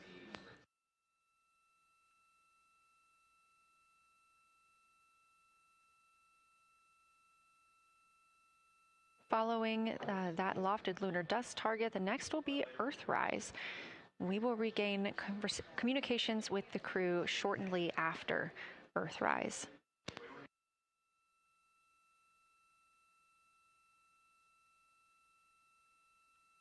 There will be a short observation break period where the moon is not in view. That's because we are also anticipating the crew seeing an eclipse today. The moon won't be in view because the team here in Mission Control Houston will need to change the attitude of the spacecraft and ensure that its solar arrays are gathering light from the sun heading into that eclipse period. So we will have communication with the crew, we just won't be able to see the moon. However, we will have views during that eclipse time frame. During that time, the science team is looking to know it will only be illuminated by Earthshine at that point, so they want to know what the whole moon looks like overall, but they also want the crew to look into deep space and potentially see if they can spot any planets.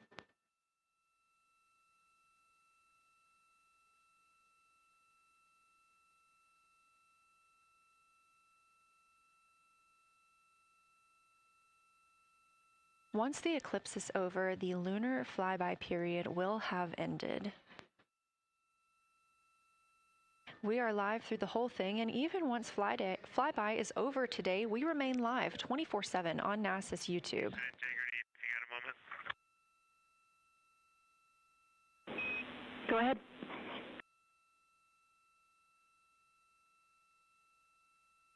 I don't know if Catherine and Devin are still there, but if they are, just wanted to just let them know how much fun we're having out here. It's extraordinary to be on the far side of the moon right now, just hanging out there and looking back at the Earth. And Ashley and Kaylin, I know you're back in Canada, but if you happen to be watching too, just wanted to say hi to all you guys. Love you guys, and we'll be heading back your way shortly.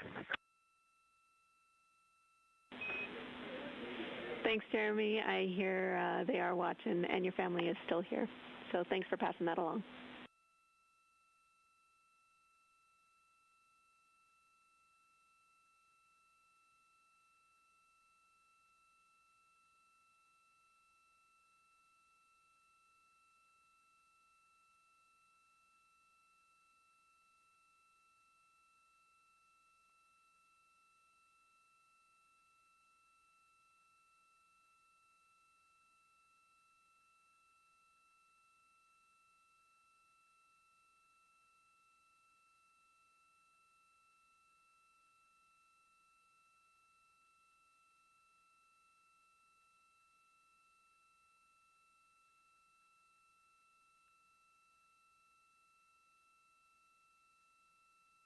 This view inside the Orion spacecraft, and it's a little hard to make out, but on the left there, that is Jeremy Hansen just calling down some well wishes to his family, joining us in the viewing room and watching online.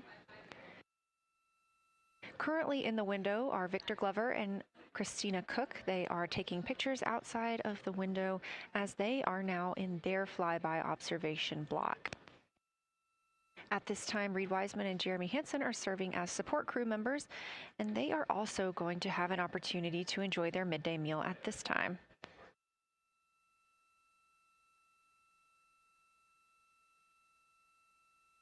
On the lunch menu today for Reed Wiseman and Jeremy Hansen, we have vegetarian chili, salmon croquettes, chicken with peanut sauce, sweet and savory kale, pickled beets, chocolate pudding, barbecued beef brisket, spaghetti and meat sauce, Italian vegetables, butternut squash, candy-coated chocolates, and maybe even a little bit of coffee.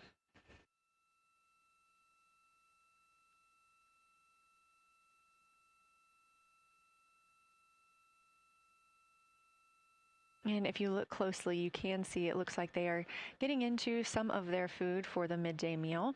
All of the food on the spacecraft is rehydratable. We don't have an option for fresh food as there's not a refrigerated section of the Orion spacecraft. So all of this food can either be rehydrated or eaten straight from the package, just depends on what the food actually is.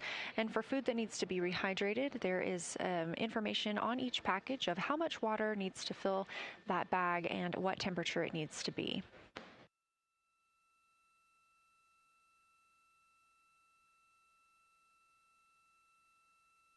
We are now 4 days, 23 hours, and 39 minutes, 40 minutes actually, into the flight of Artemis II, the spacecraft now under 4,500 miles from the moon.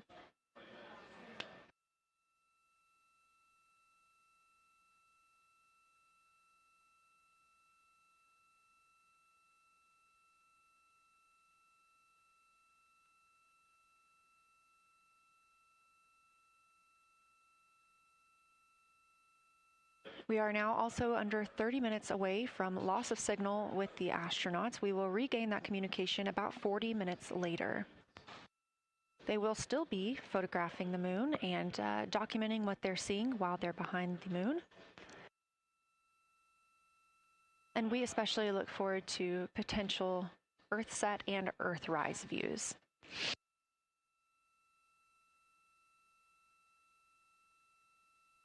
As you can see on the left side of your screen, we are streaming this solar array camera view throughout the flyby. And the science team also plans to capture an occasional still photo with the solar array intermittently, perhaps one every 8 to 10 minutes. Still photos represent the highest resolution imagery from those GoPro cameras. So starting 5 minutes before Earthset and loss of signal, the science team will capture a series of photos, one every 30 seconds, to include Earthset, all the way through 5 minutes after Earthrise and acquisition of signal. In order to capture these frequent photos, the solar array camera that we were streaming will need to switch to time-lapse photo mode. So during this time, the streaming video quality won't be as sharp as you have it right now, but we want to ensure that the science team captures the data that they need during these time frames. And we really look forward to seeing those higher resolution images once they're available. But with the view you are seeing right now, we are sharing bandwidth on the Orion spacecraft with every system that is keeping the spacecraft powered and the crew alive, especially the environmental control and life support system. As this is the first flight with crew, this is also the first flight of a life support system, keeping the crew healthy and safe on the way to the moon and the way home.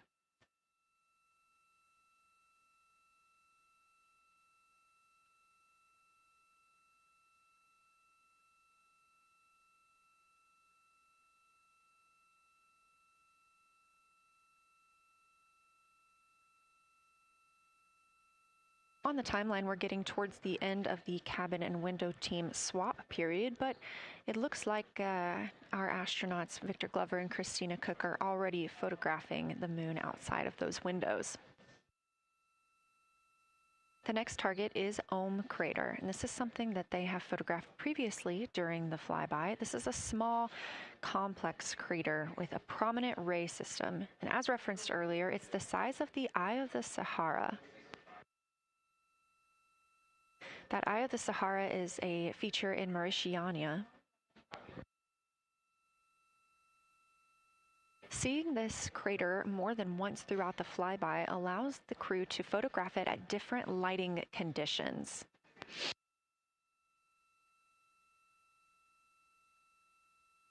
Those different lighting conditions help expose different portions of the target and can help the science team learn a little bit more about how it formed and what it is today.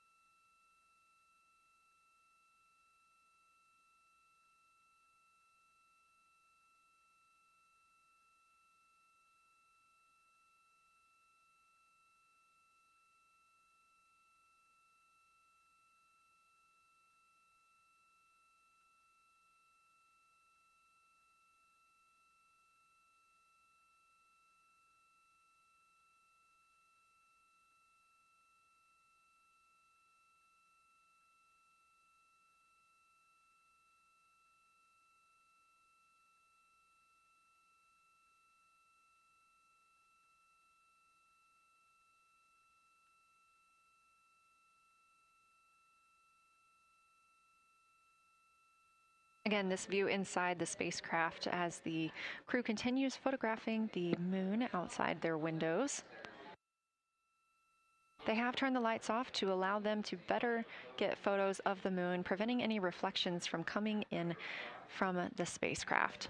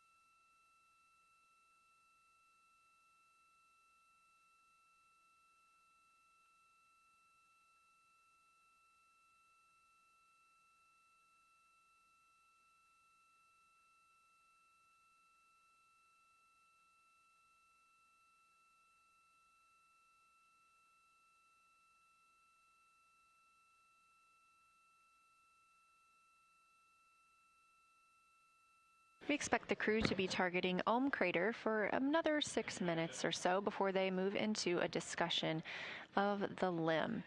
Now, the science team has asked for a science sit rep or situation report during that time, so we hope to hear calls from the crew on what they are observing.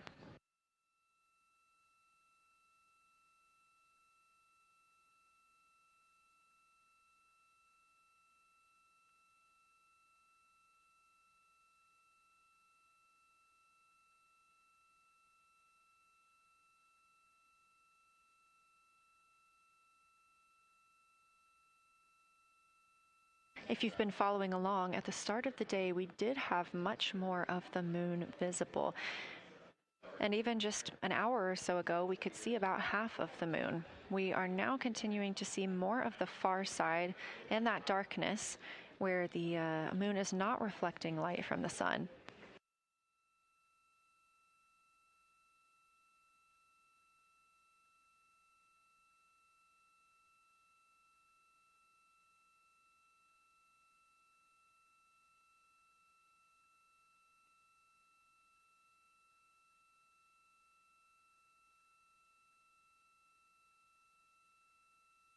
Earlier, we were also able to see some of those darker portions, that old lava flow that we often see on the near side of the moon and that we can all see from Earth. That has mostly gone away. We are now just seeing very little of Oriental. That's down to the bottom right of the moon. You can see just a small dark portion near the limb.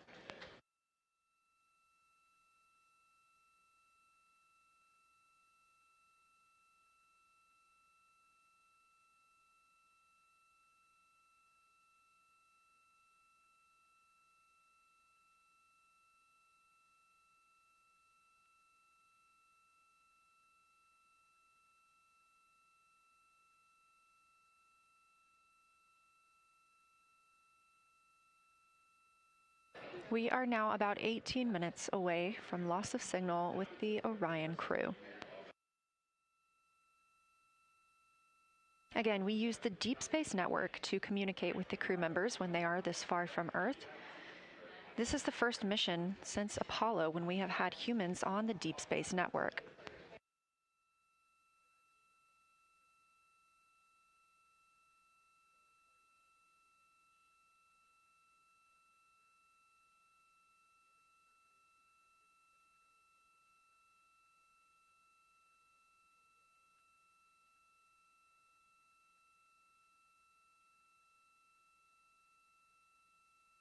As you recently heard Capcom Jenny Gibbons call to the crew, We expect their closest approach to the moon to be at MET, or mission elapsed time, of 5 days, 25 minutes, and 34 seconds. At that time, their altitude would be 4,067 statute miles above the Earth's surface.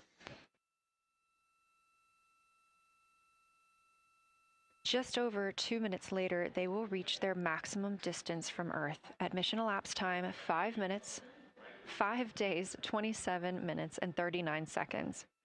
The altitude at that time would be 252,756 statute miles. These are our latest numbers, and we'll make sure to verify and confirm those once those milestones have been achieved. Obviously, we will be without communication to the spacecraft at that time, so once we regain communication, we will make sure to find out those numbers and report those to you.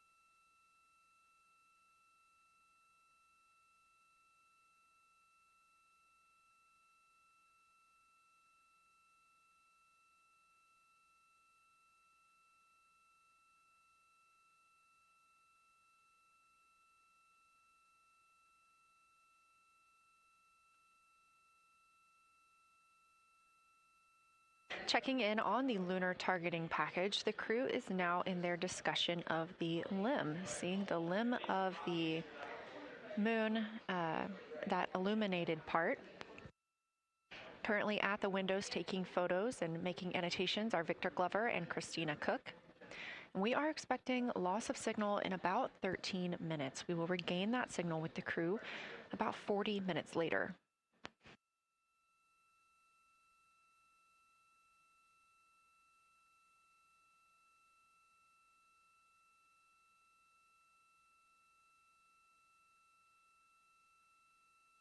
A milestone worth mentioning that this day marks the first time in more than 50 years that humans will observe the moon directly, a critical opportunity to practice how lunar science will be conducted during future Artemis missions.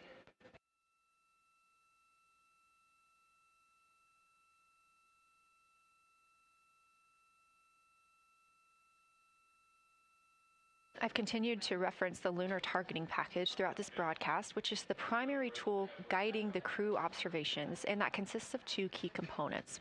The first of those is the Lunar Geography Review, which helped the astronauts study major lunar features in advance. That also helped them learn to orient themselves during the flyby. The Lunar Targeting Plan provides a detailed timeline of observation targets, background science context, and specific instructions for the picture the crew should take, and verbal descriptions of what will be helpful to the science team reviewing those pictures later. That's what we've been tracking real time and what the crew is using right now to keep up with their next milestones.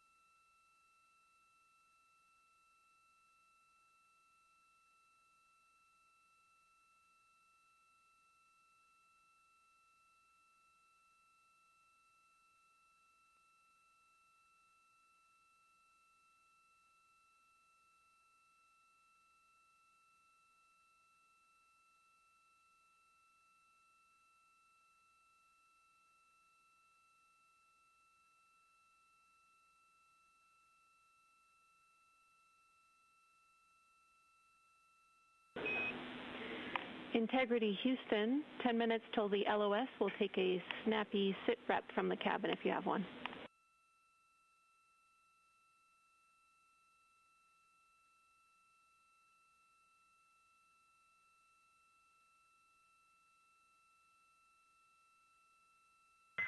Okay, Jenny, that came, we missed most of that, but just a 10-minute warning, is that what you're saying? 10-minute warning for the LOS, and I'll take a quick sit rep from the cabin, please.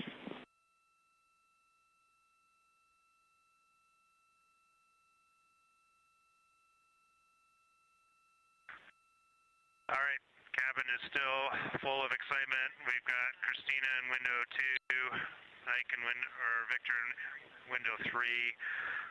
Reed's actually been trying to get some images out of the docking tunnel. We can see the Earth and the Moon and part of the Moon out of the docking tunnel, which is pretty good. And I'm just grabbing some footage right now with our interior cameras.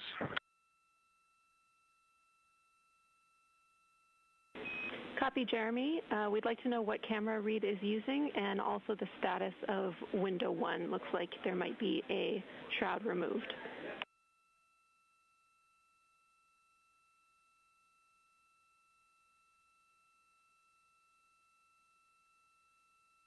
Okay. Reed was using the Z9, and the T-shirt shroud is still in window 1, but we took the camera out of it, so maybe that's what you're noticing. But when I looked in there, I saw a lot of sunlight reflecting around. Copy. That makes a lot of sense to us, Jeremy. I want to remind you, coming up on this LOS, it will take sit reps in the blind, and as more and more of the moon is in darkness, we will take any report you have on impact flashes.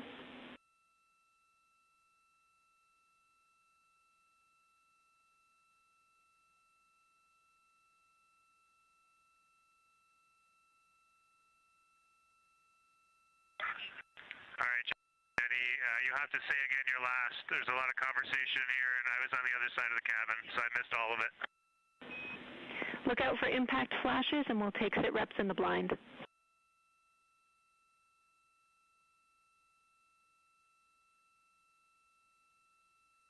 Okay, impact flashes, sit reps in the blind. We got it. And yeah, just so you understand what's going on with window 1, there is light coming through the outer hull from window 2 into the inside of window one, if that makes sense. Like I can see the inside of the vehicle when I look between the two panes of glass.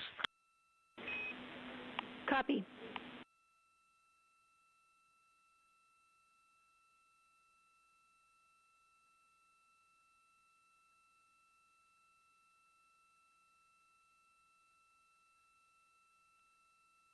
You're getting your first live look at Orion, the moon, and the Earth.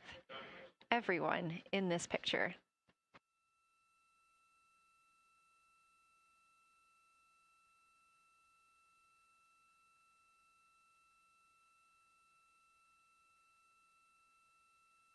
This is a live view from the Orion spacecraft.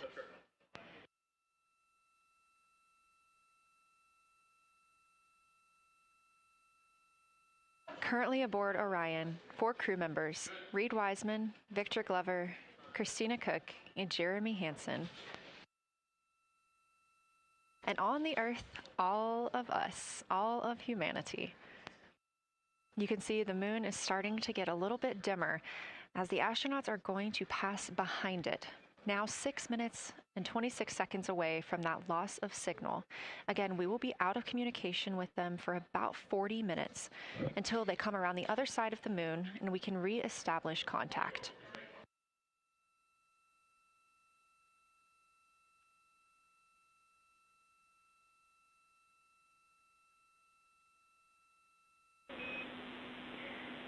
Integrity Houston, you are 6 minutes from your 40-minute lunar flyby LOS. From all of us, it's a privilege to witness you carrying the fire past our farthest reach. Thank you. Godspeed.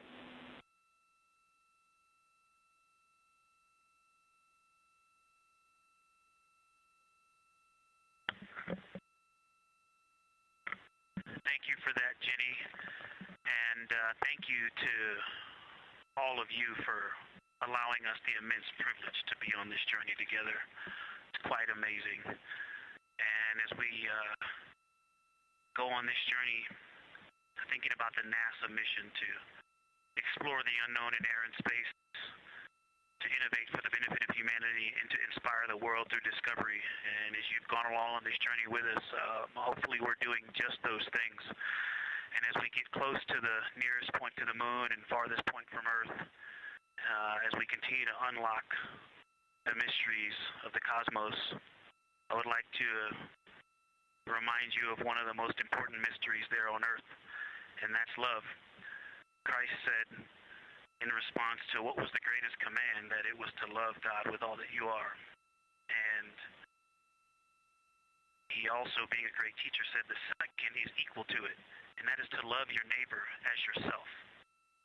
And so, as we prepare to go out of radio communication, we're still to feel your love from Earth, and to all of you down there on Earth and around Earth, we love you from the moon.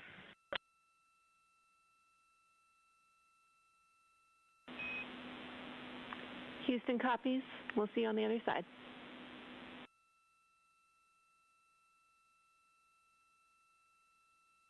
We will see you on the other side.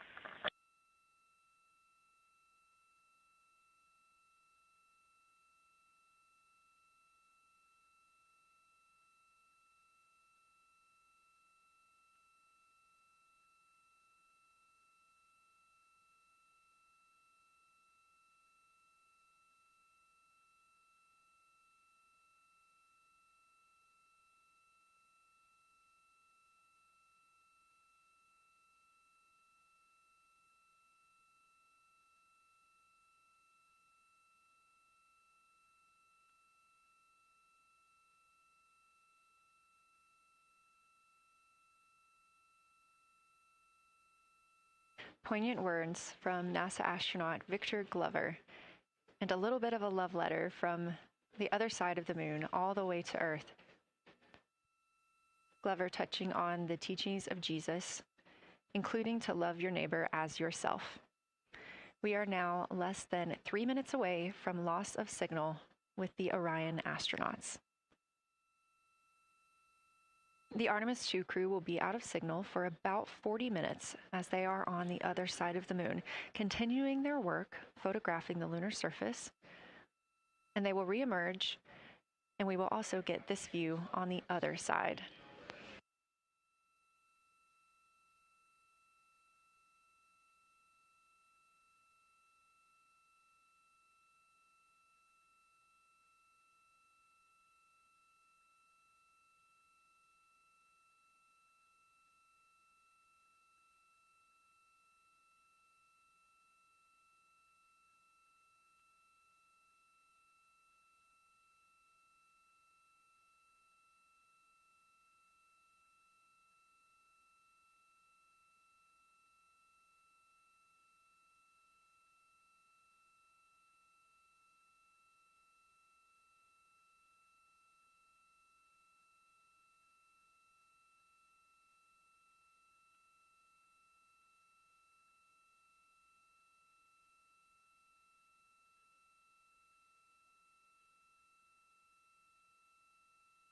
Just about a minute and a half now until we lose communication with the astronauts aboard Orion on the Artemis II mission.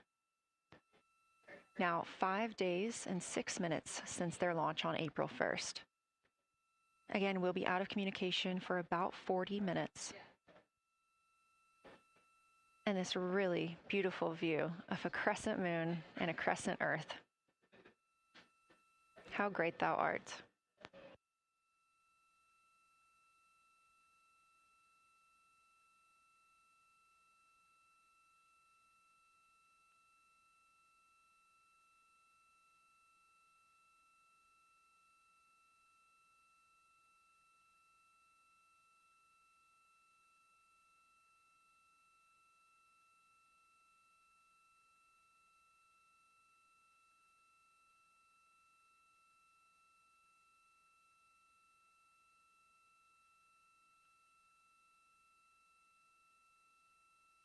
"30 seconds now until we expect loss of signal.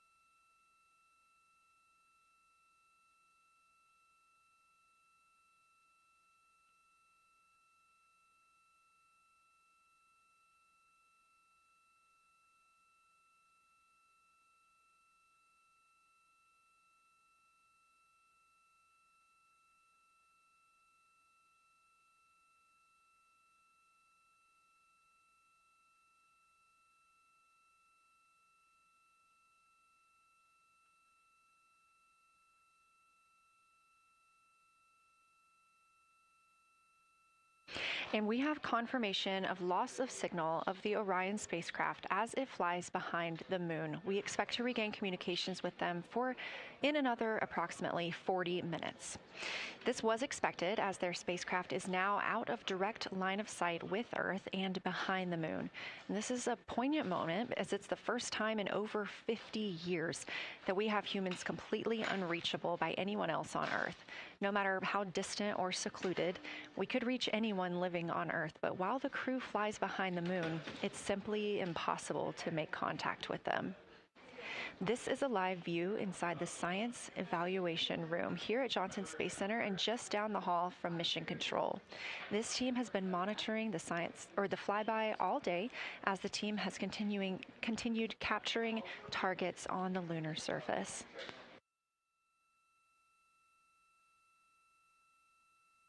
We even got to see this team in action as they were helping the astronauts identify some of the features they were seeing on the moon but not expecting. There will be a couple of milestones during this loss of signal.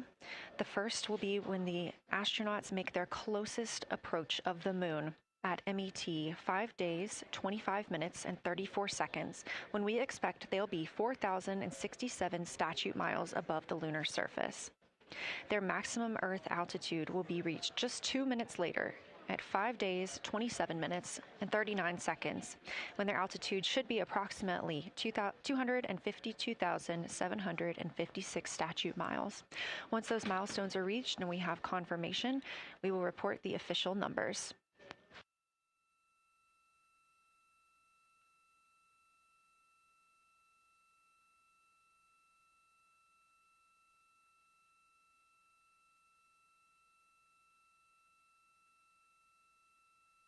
Throughout the Artemis II mission, astronaut voice, images, video, and vital mission data must traverse thousands of miles, carried on signals from NASA's powerful communications systems, the Near Space Network and the Deep Space Network. Let's learn a little bit more.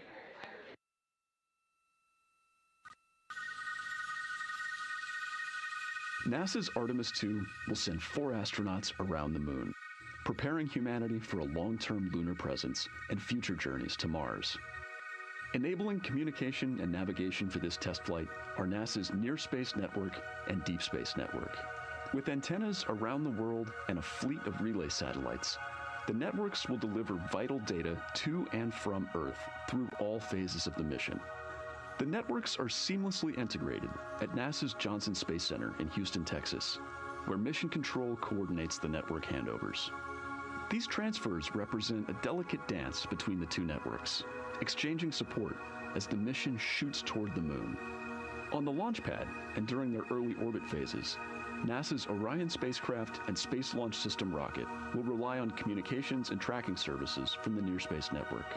After its translunar injection burn, the Deep Space Network's global array of antennas will serve as Orion's primary communication support during lunar orbit. As the mission journeys farther into space and away from Earth, signal strength weakens and bandwidth is conserved for crew communications. The astronauts will have a near constant connection to Earth, ensuring their safety on a journey farther into space than ever before.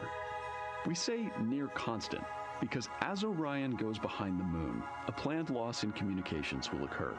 The Deep Space Network will be standing by to reacquire the signal as Orion reappears. The Artemis II mission also provides an opportunity to test new capabilities. Using laser links, NASA will periodically transmit Orion data to showcase the benefits laser communications could have for future human spaceflight missions. The data from Orion, sent by radio signals or laser links, is massive. The mission is gathering images, data, and video, while also generating details about mission health and crew voice files. All of that data gets processed here on Earth, where systems compress it for efficiency. In the future, we'll upgrade these systems on Earth so that image and video clarity improve with each moon mission. With the Artemis II test flight, we're evaluating the communications infrastructure that will help carry us into the future as we explore the moon and journey forward to Mars.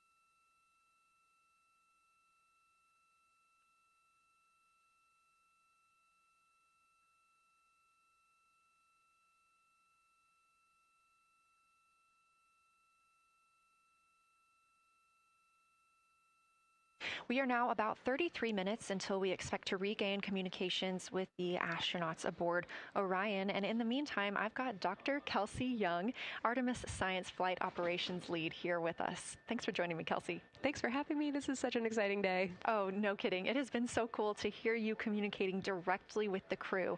And I know that you have been preparing for this for years, so I am so excited for you and for your team. So just to get into that background a little bit, tell me about your background and what you've been doing on console. My background is as a field geologist. Actually, I studied impact cratering in the field for my PhD, so all these descriptions of impact craters have me just absolutely swooning. How I got into this, though, is, during my PhD, I got an internship at NASA and ultimately never left to integrate science into flight operations. So we developed the Science Officer Console, for which this is the first mission we're supporting. We developed the Science Evaluation Room that's right upstairs, and so it's so gratifying to see this operation structure come to fruition, especially on a day like today. I would have to imagine so. And we've got a great view of the Science Evaluation Room right now. Is there anything that has stood out to your team so far? Absolutely. So as you might have heard in some of the press briefings and content that, we've been putting out, color and albedo were really exciting targets for us. We've heard several amazing color descriptions so far. Just to highlight maybe one of them, we heard about greenish and brownish hues near Aristarchus, which is actually a feature that we can see here from the near side. And those greenish hues could actually tell us something about the volcanic evolution of that area. So you can bet that the science team is going to be prioritizing downlinking those images and the crew audio that we didn't hear that went into those recordings to learn a little bit more. Wow, that is fascinating. I was hearing those colors and very interested just from a personal standpoint, because looking at the moon from, 250,000 miles away, we don't see green or brown. So just hearing that, them being so close and getting to see that, fascinating, and I know very exciting for you. So what are you expecting to see in the upcoming portion of the flyby? The upcoming portion is actually going to be really exciting. So right now, as we speak, while folks in the room are kind of taking their, their stretch breaks and everything, the crew are still hard at work. They still have targets to image and describe during this LOS. But when we come out, the first thing, of course, we're going to hear about is Earthrise. We're really looking forward to hearing about the crew's experience with something that we can connect with and that, Apollo 8 brought us such amazing images from. But then we start to get into describing the Terminator, as well as looking for things like lofted dust, which tell us about the modern lunar environment.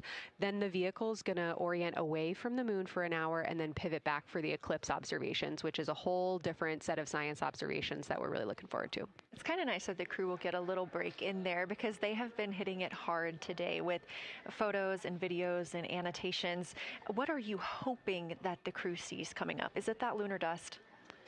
Oh my goodness, that's a hard question to answer. I mean, we've already gotten such great descriptions. I mean, the Terminator seems to just be like one of their favorite things to look at and describe. So I feel like, that was something we were looking forward to. I feel like we've really gotten some great descriptions. So absolutely, I'm looking to the human moment of Earthrise. Lofted dust is an exciting one, and lofted dust will be a target for them in the right around the time of Earthrise, but again in the eclipse period. So I'm really looking forward to seeing. I mean, they've already highlighted just in the course of their flyby so far how the moon has changed, and this is going to be even more dramatic change to go from their end of this kind of lunar illuminated piece of the flyby into the eclipse time frame. And I can tell you they're going to be experiencing a very different moon during that time, and I can't wait to hear what their observations are. Yeah, that's absolutely fascinating, and what an privilege that we get to do that on this mission, because that's not always the case. If we had launched on a different day other than April 1st or 2nd, we wouldn't have gotten to see that eclipse. Is that right? That's correct. April 1st and 2nd. I will say, I was asked a lot in the weeks leading up to the launch, well, what's your favorite day? And my answer truly was, there is no bad day to launch to the moon. We were going to get great science out of it no matter what, but it's a really neat opportunity to, bring the sun into the picture, bring different planetary bodies into the picture while still literally keeping the moon in center stage.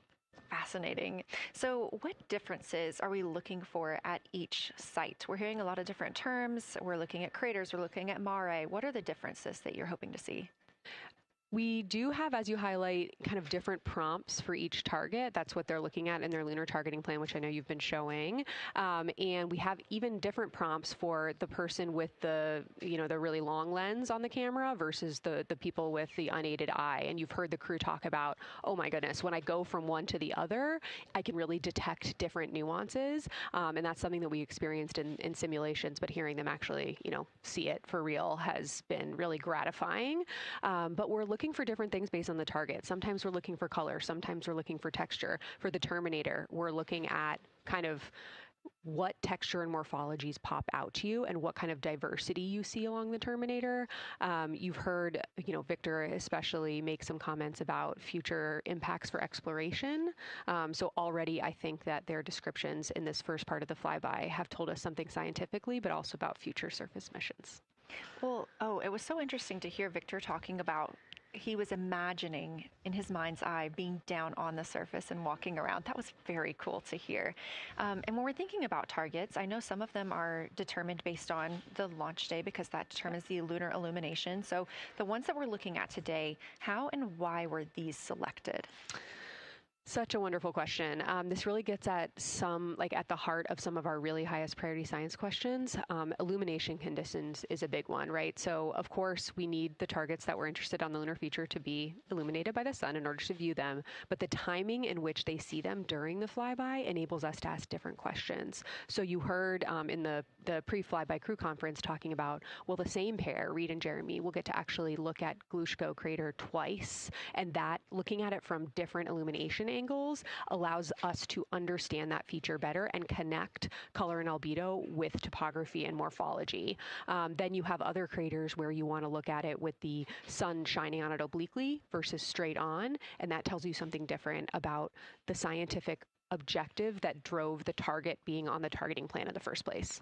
We've talked a little bit with the viewers today about what the crew is able to capture in this short time frame of those craters in different lighting conditions. Could take years for something robotic to be able to do based on attitude maneuvers and where the sun is at. So can you just talk a little bit about the importance of having both the robotic operation and having the crew? Absolutely. We definitely don't want to minimize the impact of orbiting spacecraft. Lunar Reconnaissance Orbiter is the one that's often referenced. Data from LRO and its payloads have really been instrumental in getting us, frankly, to this point for Artemis II and future missions. But the human experience, the crew observations that we've already been hearing about, it is such a perfect complement to the orbiting spacecraft data because they are able to have this unique perspective. They are far enough away where they can make these contextual observations. You've already heard it. How many times have we heard the crew and their science sit reps say, if I track this feature from all the way up here in the northern hemisphere down to the southern hemisphere, here are comparisons I can make. That right there is not something we had the ability to do with the Apollo missions, and it allows just literally in the blink of an eye to synthesize observations that it would take, a really significant effort to coordinate with different orbiting platforms, and they're making it like that. Wow. It has been very, very exciting to hear all of their calls so far.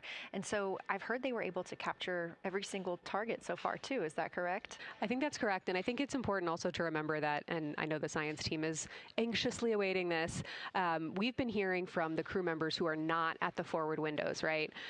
Those crew who are, really in the thick of the observations, they are recording minutes-long observations per target on their crew tablets.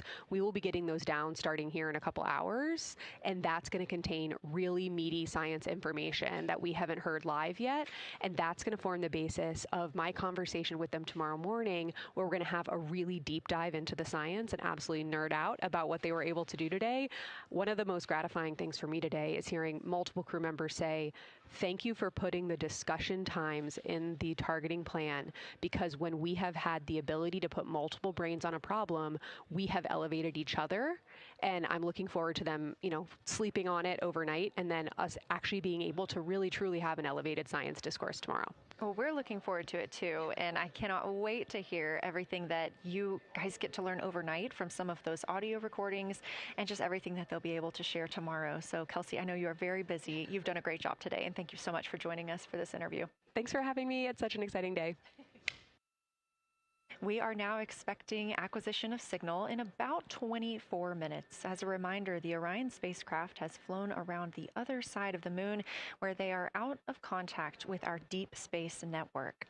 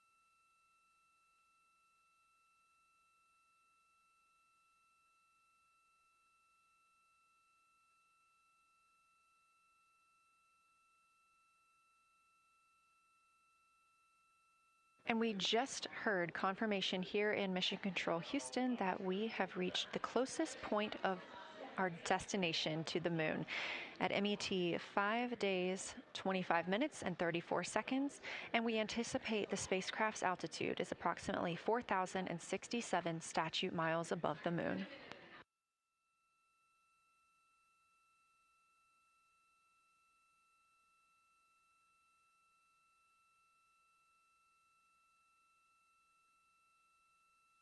We're continuing to track what the crew is doing while around the other side of the moon.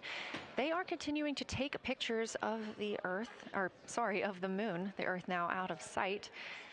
What they are in right now is a crew choice event. The science team has encouraged them to find interesting features on the surface, to take photos of those, and describe why they were interesting. Something else that they'll be looking toward next, just momentarily, will be impact flashes. They've got a few minutes allotted to look at the darkest portions of the moon. They're interested in short-lived flashes on the lunar surface because these would be caused by impact bombardment. After their impact flash targeting, the team is interested in if the crew can see lofted lunar dust. This would only be visible just before Earthrise. Now 20 minutes until we expect to regain communications with integrity and the astronauts for Artemis II.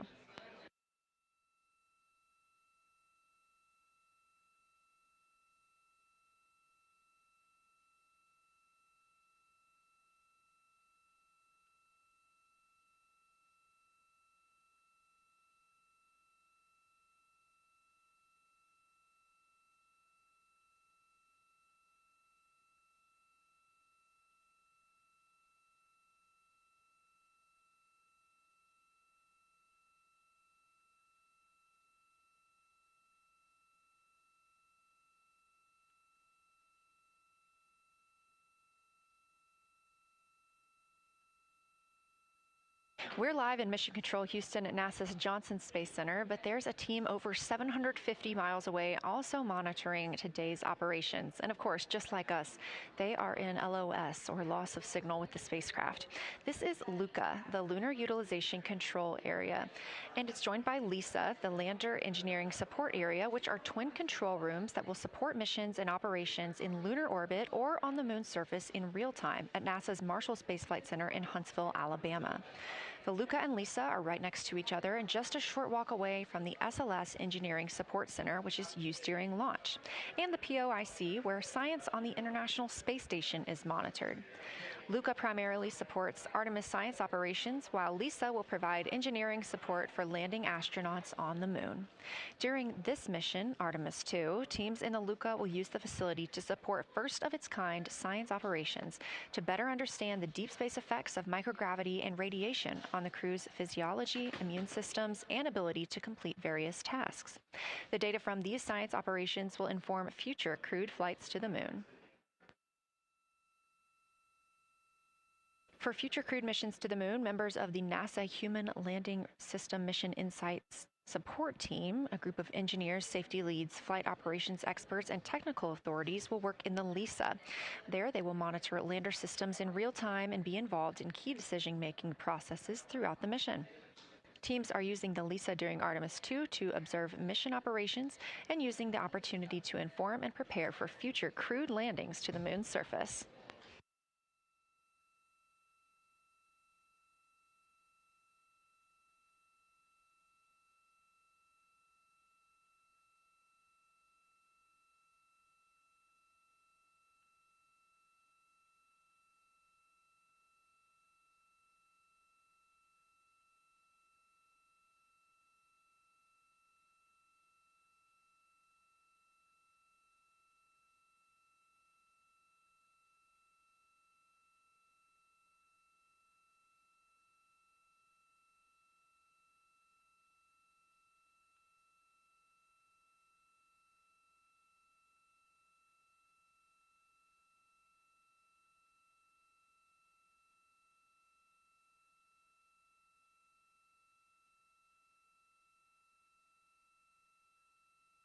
We now expect to regain communications with the astronauts aboard Orion in about 17 minutes.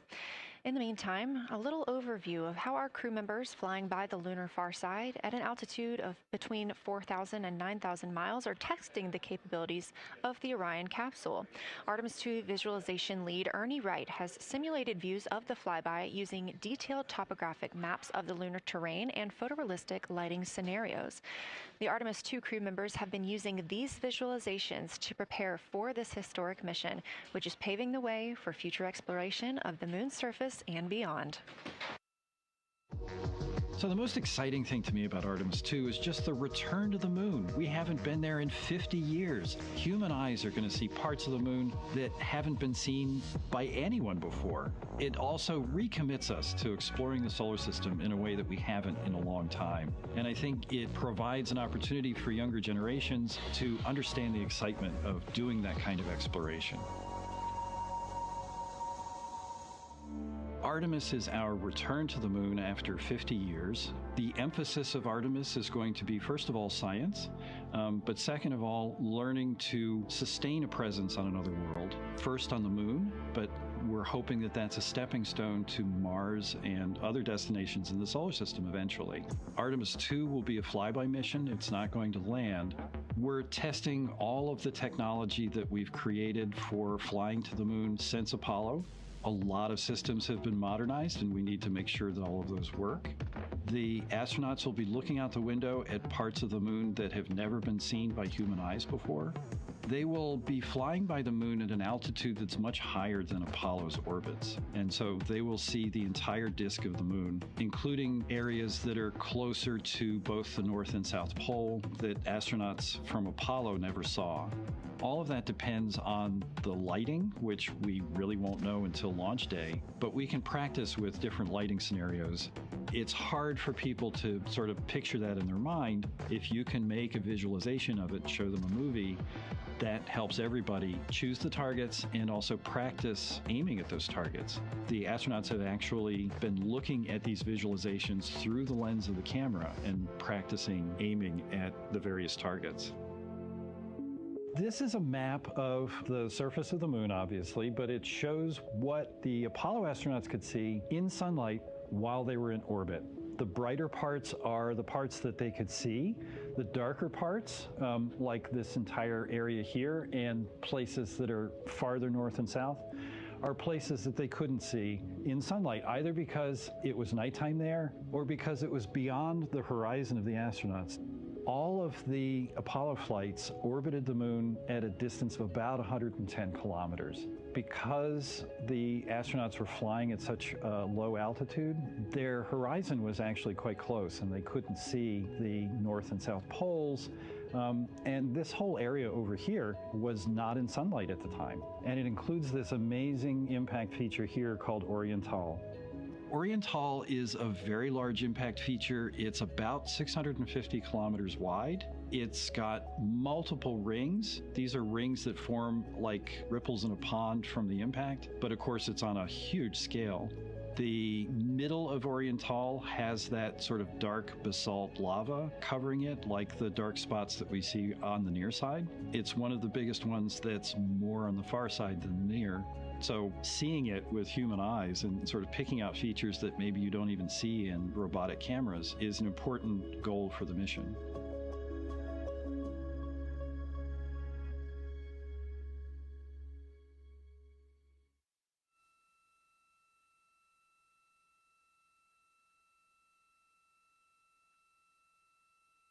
This live view in the Science Evaluation Room, or the SIR, here at Johnson Space Center in Houston, Texas, just down the hall from where we're at in the Artemis Mission Control Room. Teams continuing to monitor the flyby.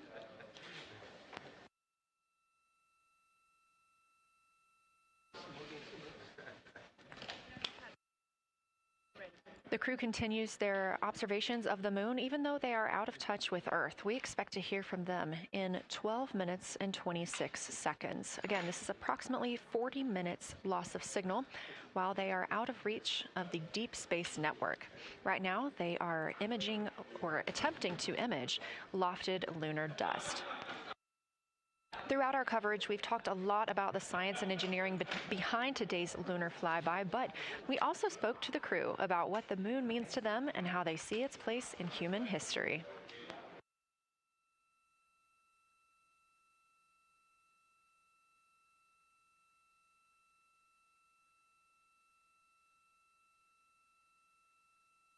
I remember being a little kid lying in bed at night and just looking out at the moon in whatever phase it was in, and I was thinking, man, my friends that live like 20 miles away, they can probably look out and see that same exact moon. And then when I was in the Navy and I would look out at the moon and I'd be halfway around the planet, and I would think, man, my brother can see that moon where he is, and he's halfway around the planet from where I am. And it's a connection of life on Earth. We can all look up and see that moon. It represents history. It is a witness plate. Everything that's ever happened to the moon is still written on the moon. There's no processes of wind or change in the Earth, geologic processes like we have here that change it. And something that's been telling and can read out the story of its own evolution, there's something beautiful about that.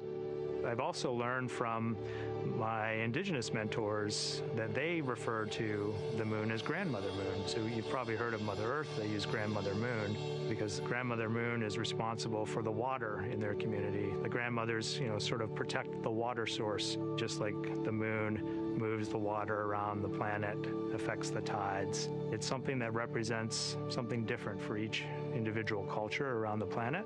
And that's really neat because we all share that same moon in the night sky. We all have seen the same side of the moon in different lighting conditions our whole lives. And so it seems very familiar to us, but it's also kind of unknown. When we get up close, some of the imagery that we'll get to describe and to share with people will be very unique.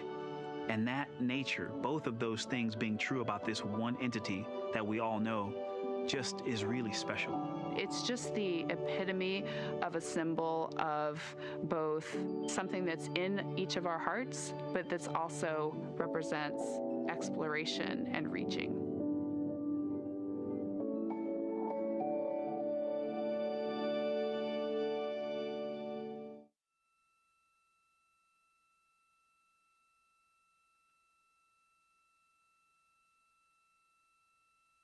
You're looking at a live view inside Artemis Mission Control here at Johnson Space Center in Houston, Texas.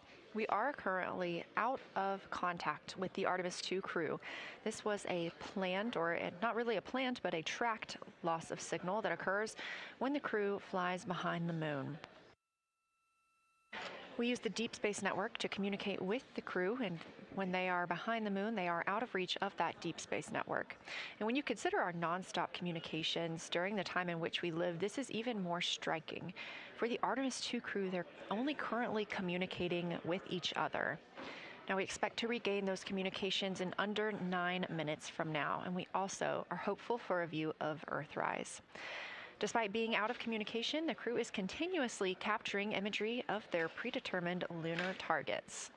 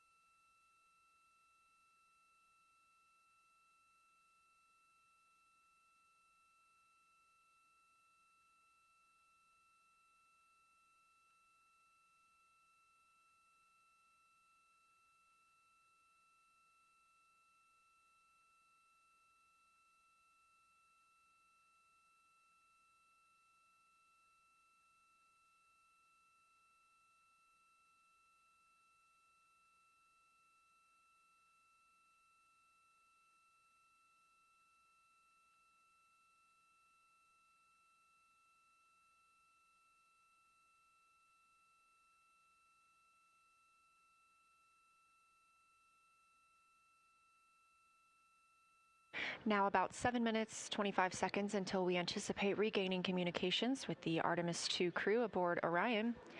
In the meantime, Artemis II Lunar Science Deputy Lead Marie Henderson is training trained these astronauts to capture and document their views of the lunar surface for all of us to enjoy back here on Earth.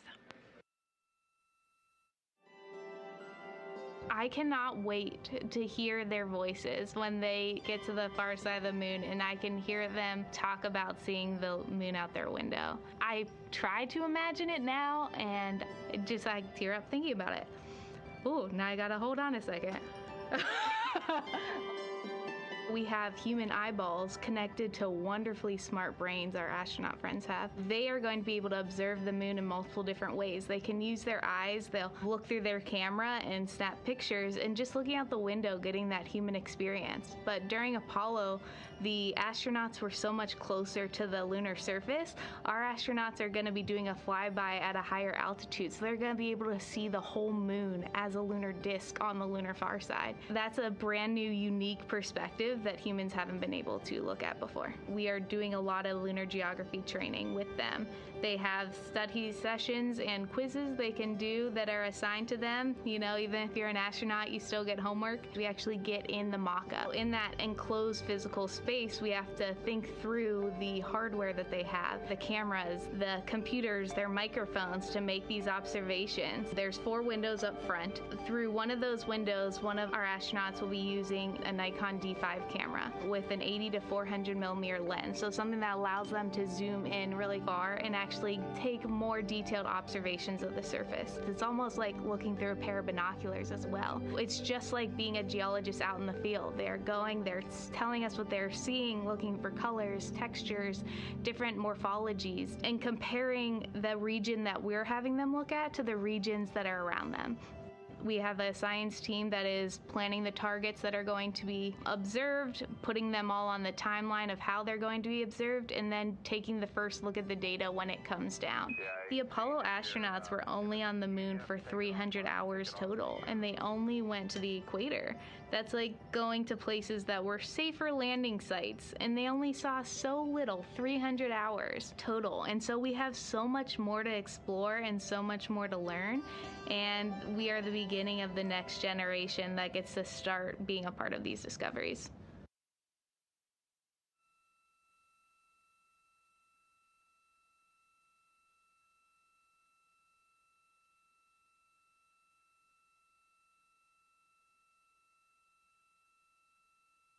We are now 4 minutes and 28 seconds until we expect to regain communications with the astronauts flying aboard Orion on the Artemis II mission. They are now flying behind the moon. While behind the moon at an MET, or mission elapsed time, of 5 days, 25 minutes and 34 seconds, we expect this was the point in which they made their closest approach, 4,067 statute miles above the lunar surface.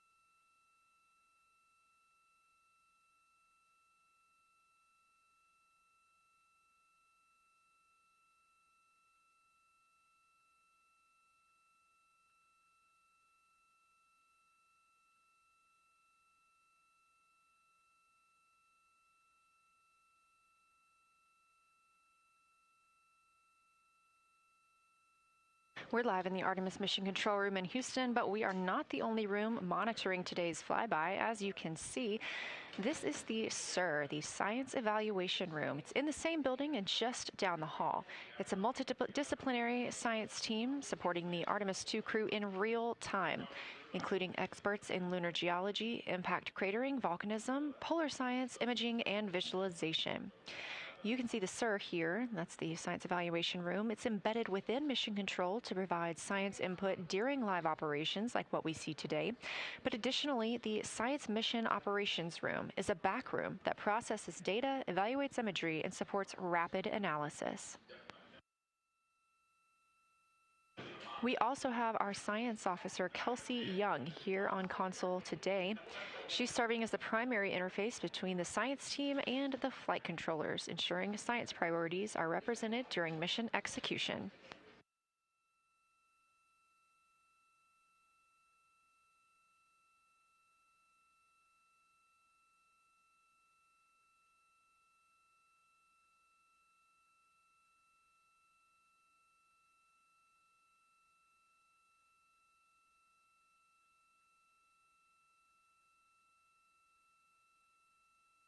Coming up on 1 minute and 36 seconds until we contact Orion.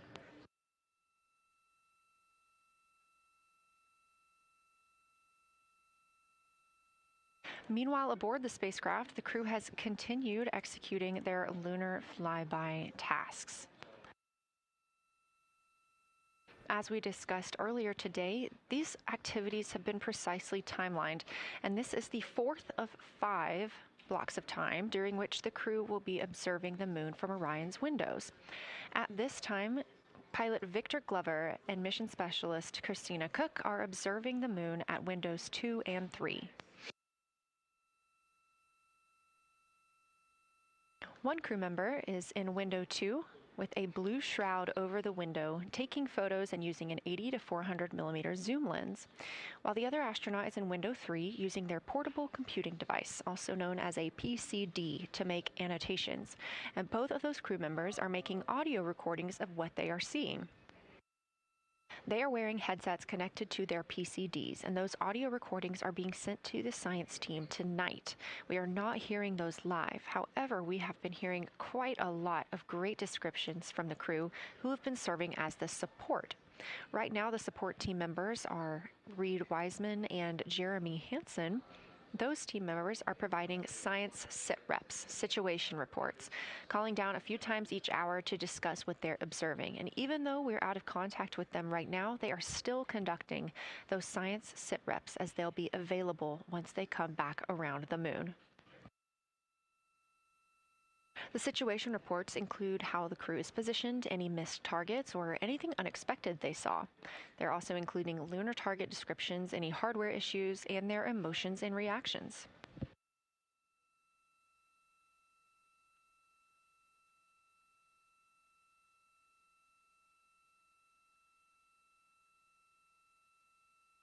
Again, we are standing by to acquire signal from the Orion spacecraft.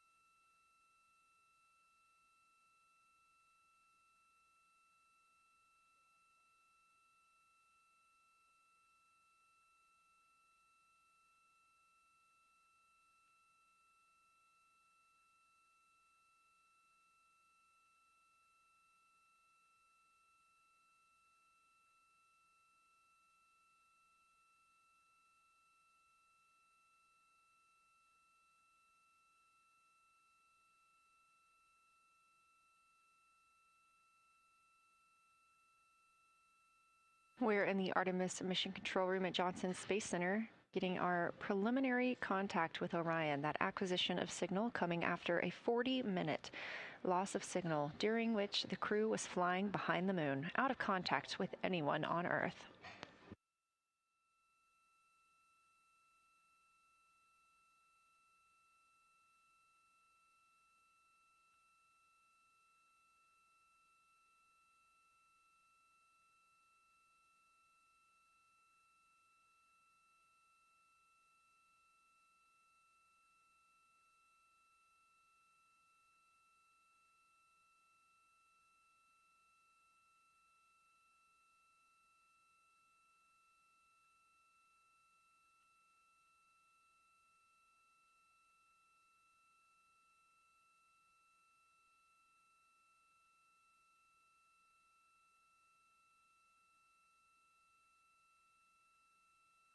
We are getting our first views from Orion after the loss of signal. Orion has come back around the other side of the moon, and that little crescent that you see is Earth, over 252,000 miles away.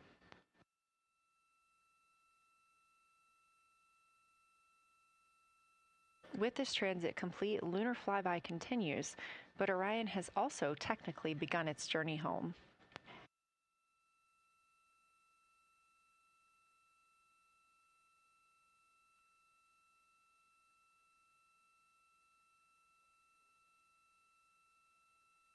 Right now, the crew are getting a few moments to enjoy and take photos of Earthrise for themselves, and we expect to contact them shortly. But we do have good signal coming from Orion.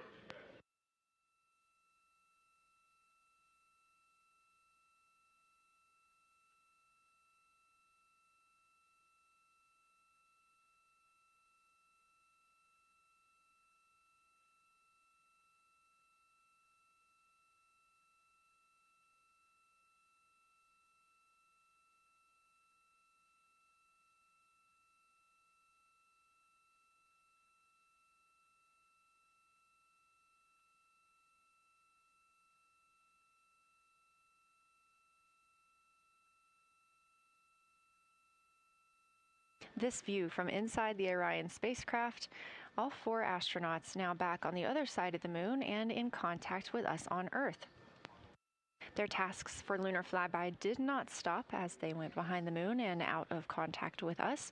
We anticipate during that time they were attempting to image some impact flashes, short-lived flashes on the lunar surface, which would be caused by impact bombardment and potentially even lofted lunar dust. Right now, of course, they are getting pictures of Earthrise. After this target, they will get a short observation break. It's about an hour long, actually. Houston, integrity, comm check.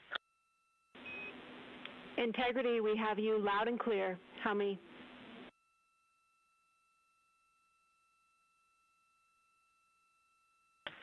Houston, we have you the same, and it is so great to hear from Earth again. To Asia, Africa, and Oceania, we are looking back at you. We hear you can look up and see the moon right now. We see you too. When we burned this burn towards the moon, I said that we do not leave Earth, but we choose it. And that is true. We will explore, we will build ships, we will visit again. We will construct science outposts, we will drive rovers, we will do radio astronomy, we will found companies, we will bolster industry, we will inspire. But ultimately, we will always choose Earth, we will always choose each other. Integrity from Earth, our single system, fragile and interconnected, we copy. Those of us that can are looking back.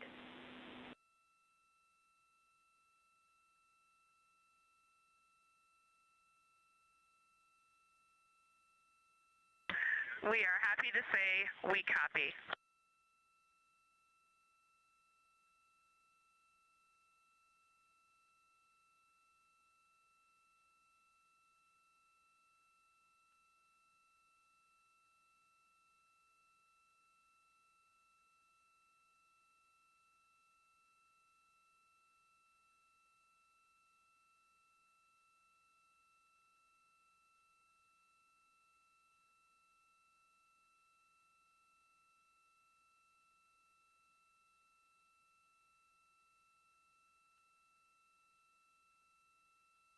Those first communications back with the astronauts aboard Orion. Christina Cook calling back to what she said just before translunar injection burn, that with this burn, we do not leave Earth, we choose it. The translunar injection burn served as not only what put them on this trajectory to fly around the moon, but what also committed them to splashing down in the Pacific Ocean on Flight Day 10.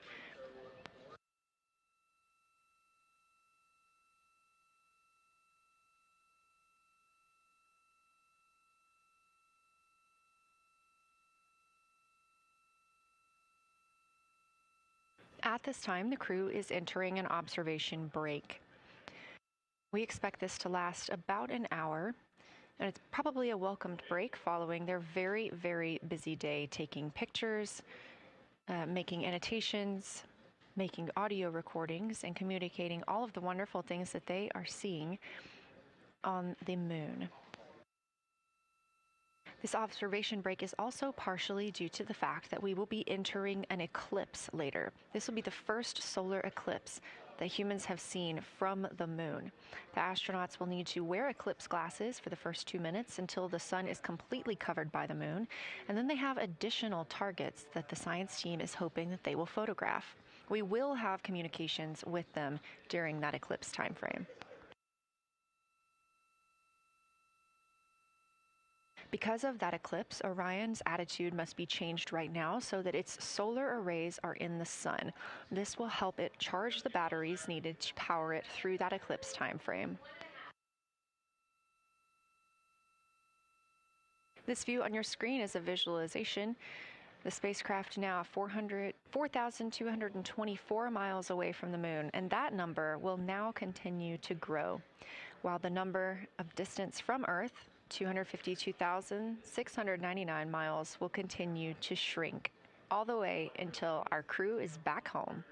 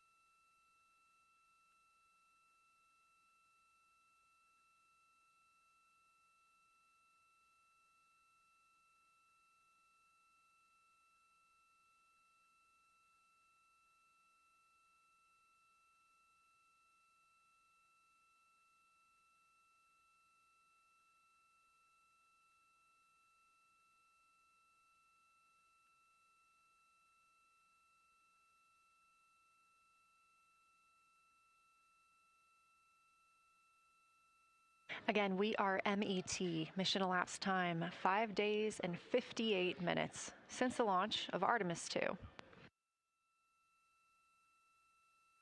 We have reestablished communications with the crew and the Orion spacecraft, now entering a little bit of a break while they are out of visibility, or the moon is out of their visibility.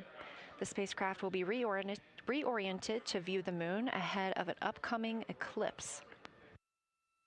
This current attitude maneuver helps charge the solar arrays and batteries aboard Orion that will power them through the eclipse.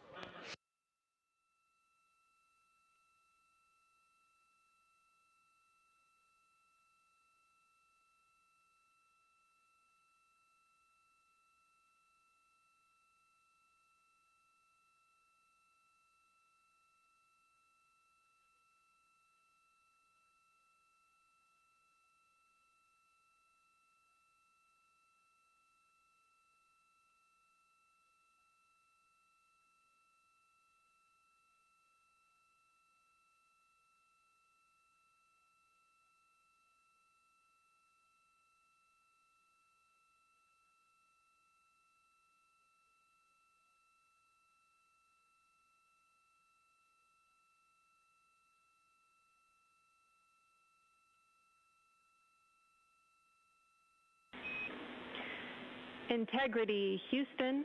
In mission control, all of your flight controllers and your flight director have flipped their Artemis II patches around. We are earthbound and ready to bring you home.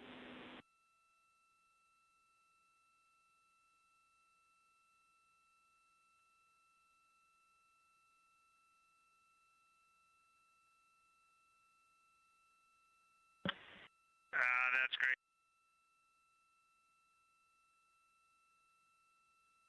See the light of day as we head back to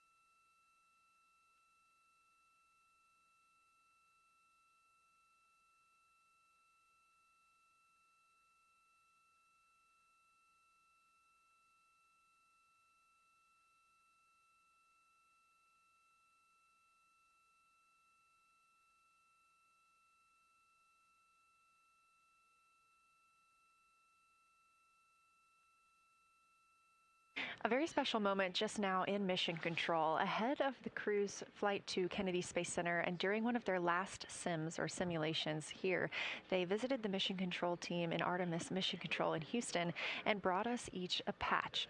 Everyone in the flight control room has had these on their signifiers at their console. On one side of the patch that you've probably seen is the moon with the Earth behind it. Now that we've passed behind the moon and we are returning home, the flight control team has instructed everyone in the room to switch their patch around so that the Earth is closer and the moon is behind us. We are really looking forward to seeing the Artemis II crew. And the Capcom, Jenny Gibbons, did call that update up to the crew that the flight control team here has turned their patches around, as was instructed by the crew during that last sim. And we are counting down the days until they get home. They are now 5 days, 1 hour, and 3 minutes mission elapsed time into the Artemis II mission.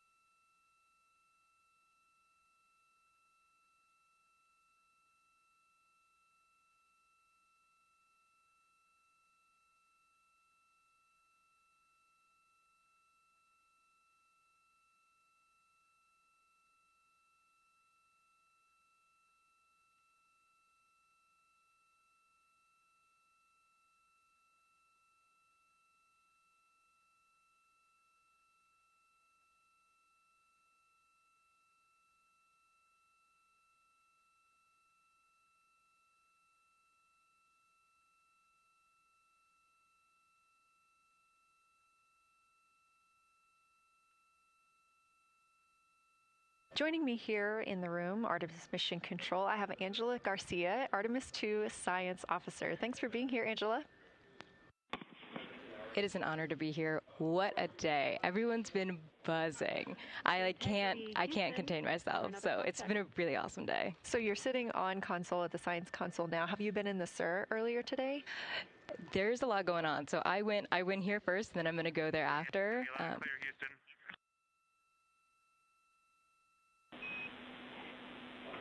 All right, Integrity, we hear you. That was a little clipped, but I think we have a better link now. We experienced some blockage from a solar array. We moved it, and we are in bias, tail to sun.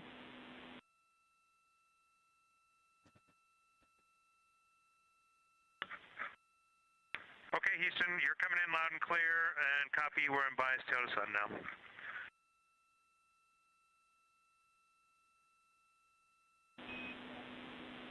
Affirm and Integrity, just so you know, we did not hear your response once we flipped our patches. Jeremy, we heard you call down, but you were clipped, and then we briefly lost comm. Glad we're back.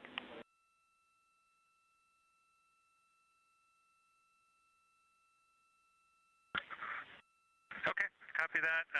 We were just excited that we got to share in that you, the MER, and Mission Control have flipped your patches around, and that side of the patch is getting to see the light of day. Thanks for sharing that with us. Our pleasure.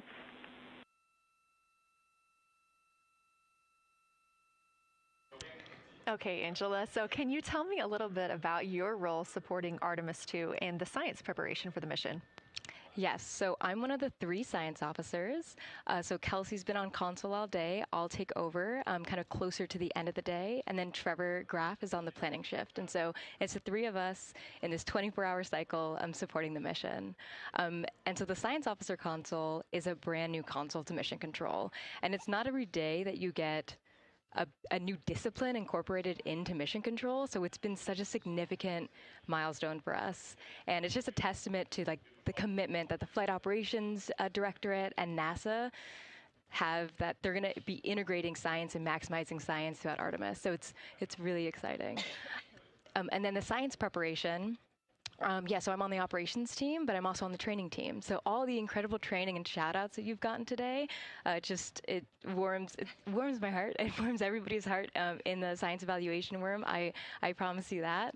But so all the classroom training, the field training, the mission simulations, right? We were part of all of it, and that is what we did to get the crew to be. They are a part of the science team, and they are the forefront, that nice edge, and they're just been doing such a great job today. I know. I imagine that you have to be pretty proud of them. Their reports have been fantastic.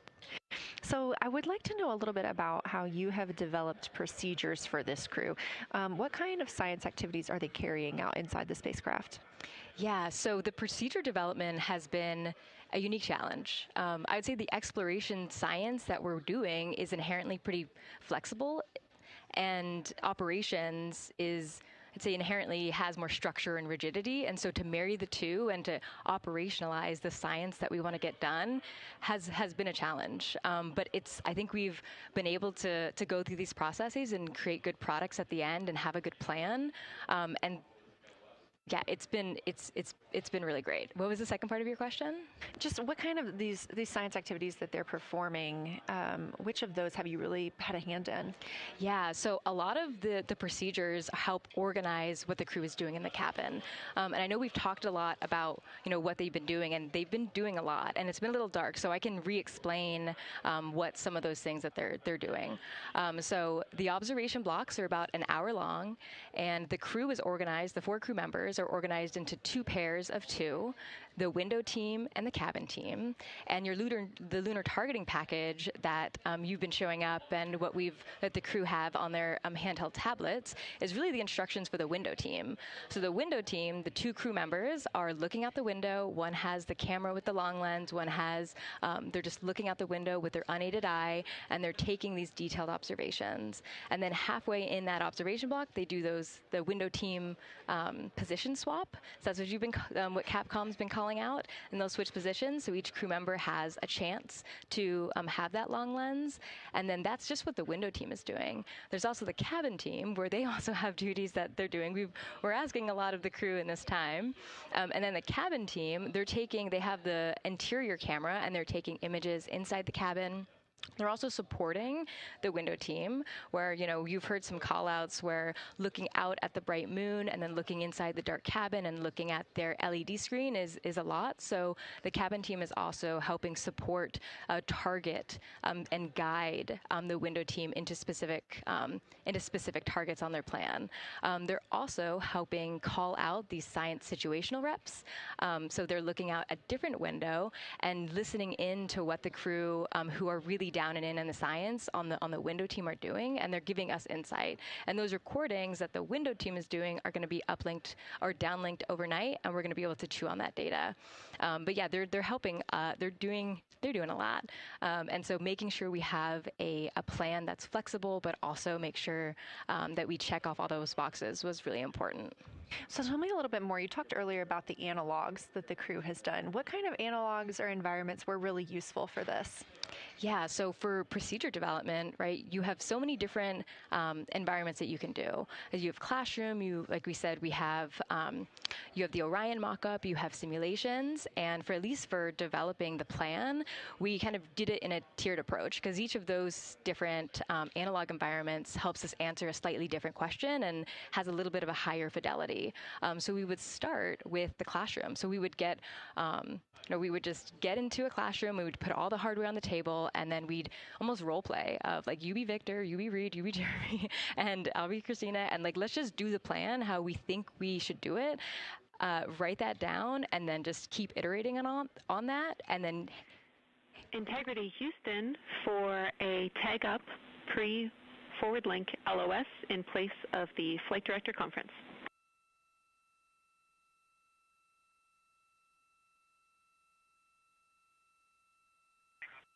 Okay, Jenny, we're ready. All right, crew, I'm going to roll through a couple of topics here. The first two are for timeline. First of all, read for your toilet maintenance. It is a shortened toilet maintenance where you do not have to do the oxone changeout. That portion of the procedure is canceled. Victor, you have an HHP stop activity on your timeline. We need you to perform that as scheduled for bandwidth reasons.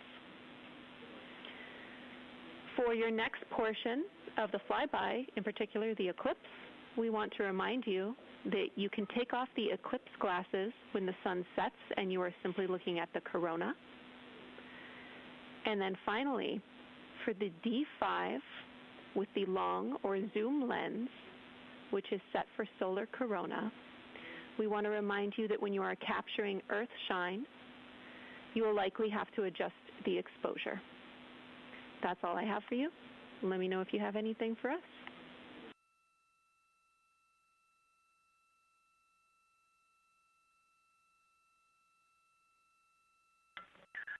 Okay, Houston, we copy all. Thanks for those words, Jenny.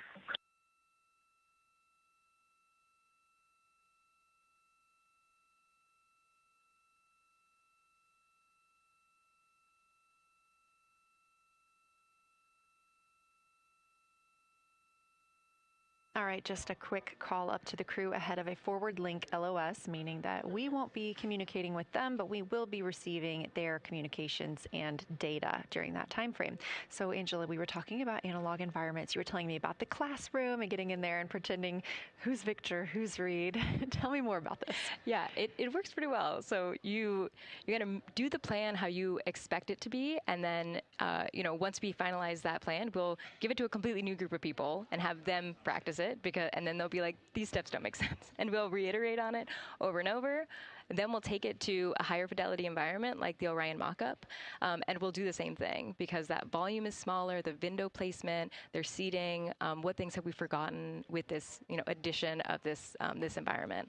And then once we reiterate on that, we'll take it then, we'll give it to the crew and have them execute off of it during mission simulations. That's the highest fidelity that we can do before we send it to space. So this is the first time we've had to do this because we're a brand new console, and it just sparks so many neurons of like, how are we going to do this for surface missions and integrate this in so many different ways. So excited to have kicked off this process, but there's so much more to come. Fascinating. And I think it was really well thought out too, because each crew member gets an opportunity to do each task. And so you're getting different perspectives and different insights from each crew member, maybe even about the same target, but something that one person sees could be completely different than something another person notices. So we also know that Artemis II has traveled. They're now on their way home, but they traveled farther from the moon than the Apollo missions did. So what makes that vantage point scientifically interesting? Yeah, observations are so fundamental in the scientific toolkit, particularly observations from different perspectives, different scales, and with different techniques. And so for this, so we really tried to make the plan to optimize those. There's pros and cons for all those things for this mission. So we really just focused the plan to have all those pros. So in terms of scale, this zoomed out scale, you can learn different things. This different perspectives. So their perspective, as Kelsey talked about, photometry around when they orbit the moon. And then also just their different the different things they're able to observe. So yeah, let me talk a little bit about scale, because I think observations at different scales, you can gain a lot of different information. So like, for example, if you were an astronaut on the surface looking at a rock, and you describe at this micro scale. So in training, we kind of talk about observations from micro to macro, or from outcrop to orbit. So looking at a rock at this scale, you can describe its components, you can describe what it's made of and its colors and its minerals, and you're like, okay, and this rock came from this boulder, and it's this part of this boulder, and these are the different things that I'm observing around. That gives me context to this sample. And then you zoom out a little bit more, and you're like, okay, well, I can see that this boulder came from, it rolled from this mountain ridge, or this high ridge feature. And then because I can see the trail that it came from, okay, now let me describe this ridge and, different parts in it and maybe other boulders that I'm seeing. And then you zoom out further of the orbit scale and you're like, this ridge is a part of this larger crater. So all of those different steps give you different information. And so that's why observations at these different scales and these different perspectives are so important. So this zoomed out kind of far view is this full lunar disk view. It's the full lunar on Earth, we see the full lunar disk as well, but now we're able to see it on the far side, and we're able to see it, all at the same time, which enables the astronauts to compare very quickly to different parts of the surface. And the color particularly is very compelling because you can just be able to very quickly compare from 3 different regions. Is it in the same family? Is this actually a little bit different? Compare that to what they see in their orbital data that they have access to on their portable computers, and really just be able to tease out that nuance and information. Yeah, we heard them make a lot of those connections today, and especially the color. We talked with Kelsey about this a little bit, just how exciting it was to hear the browns and greens and things like that. I cannot wait to see those pictures. Yeah. So one last question. We are coming up on the last lunar flyby observation block, and this is when we are going into a solar eclipse. So can you tell me what you're interested in the crew learning during that time frame? Yeah, so the data set. So yes, there's so many things. How to pick one. So I'd say the thing that I'm most interested in seeing is some of their annotations that they're taking. So in this opportunity, it's a very dynamic type of experience in that we don't normally see this activity. And so being able to have crew observe the solar corona and then also annotate it in their on their portable computing device is just such a unique thing that humans can give to missions, and also particularly being able to annotate what they're observing while they're talking about it is also unique to being able to have astronauts in orbit as well, because we won't be able to have annotations on the lunar surface because the astronauts will be in suits. They're going to be collecting samples, they're going to be deploying instruments. And so personally, I'm really excited to see some of these annotations and to see how that develops over time, because you've heard a lot of descriptions. And I think, when people are describing something that's unique and different, you can interpret it differently. But if you're drawing and you're marking, particularly just going back to like the color provinces, for example, and those boundaries, you know exactly what they meant. And really, I'm just very excited about those annotations. There's been some famous annotations that the Apollo crew have made, particularly about solar coronas and the structures that have, and lofted dust that have given a lot of debate within the scientific community of they're observing this phenomenon, and now it's our job to hypothesize of like, why are they observing this? Like, what is going on? So I think that's just a really cool part of exploration and science, and this beautiful thing that we're about to do. Well, now you've got me excited about the annotations too. I mean, I've been excited about the pictures and the audio, but now don't sleep on the annotations. I am very excited to see these little sketches that they're able to draw out, and we have pictures that they can just draw right on. It's like, this particular thing is different than what we've seen. So I'm excited about that. I'm excited too. Angela Garcia, thank you so much for joining us today, and have a great time tonight on Console. Thank you, and you've been doing a great job, and it's so excited to see where we go from here. Thank you so much.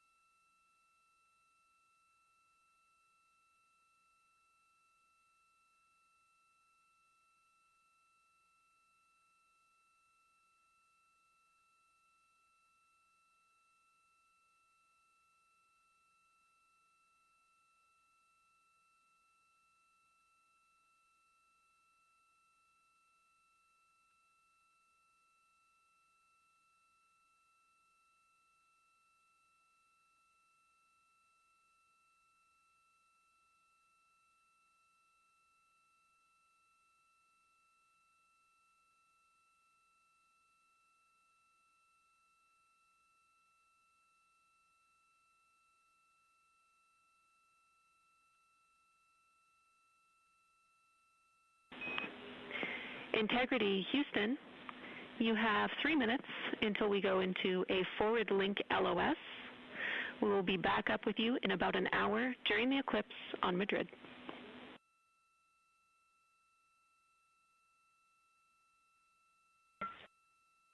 Thanks for the heads up. Look forward to seeing you on the other side. Likewise.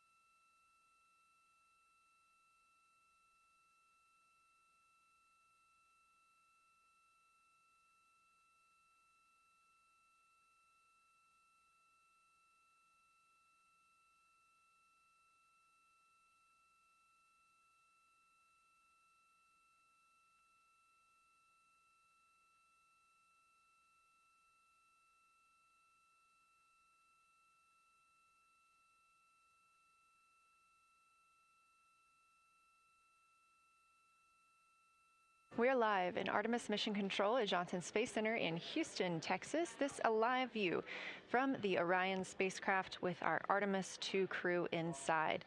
That's Reed Wiseman, Victor Glover, Christina Cook, and Jeremy Hansen.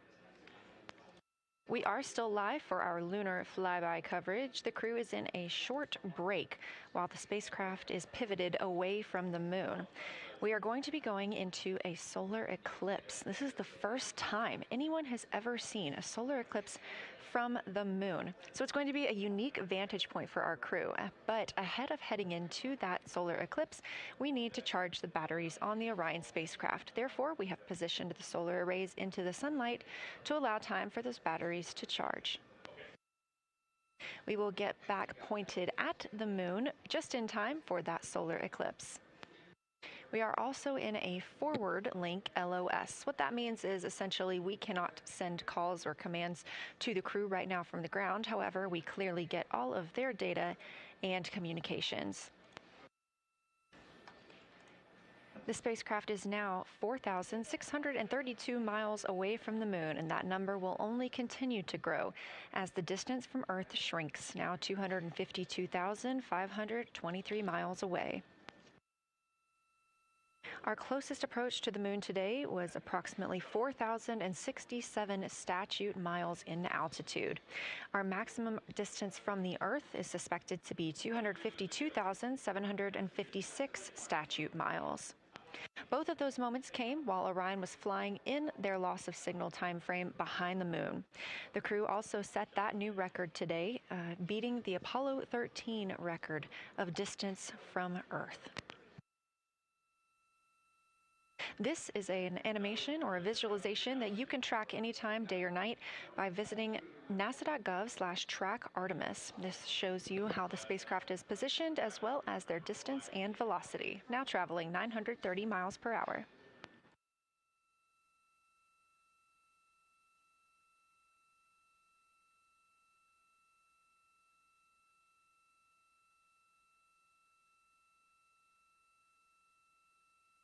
During this break in their time today, the crew is working on a couple of other tasks. Some of those include their National Geographic timeline test. National Geographic was selected through a competitive process by NASA to help tell the story of Artemis II. So you've seen the crew with some GoPros inside the cabin, taking videos and pictures, and with other cameras as well. National Geographic plans to leverage its portfolio of media assets, including magazines, social and digital content, and television programming for engagement opportunities. Throughout the flight, the crew has been timelined a little bit each day to film from a shot list provided by National Geographic, and that includes their morning routine, talking with their families, exercising, and just their overall thoughts about the mission. And I cannot wait to see that footage.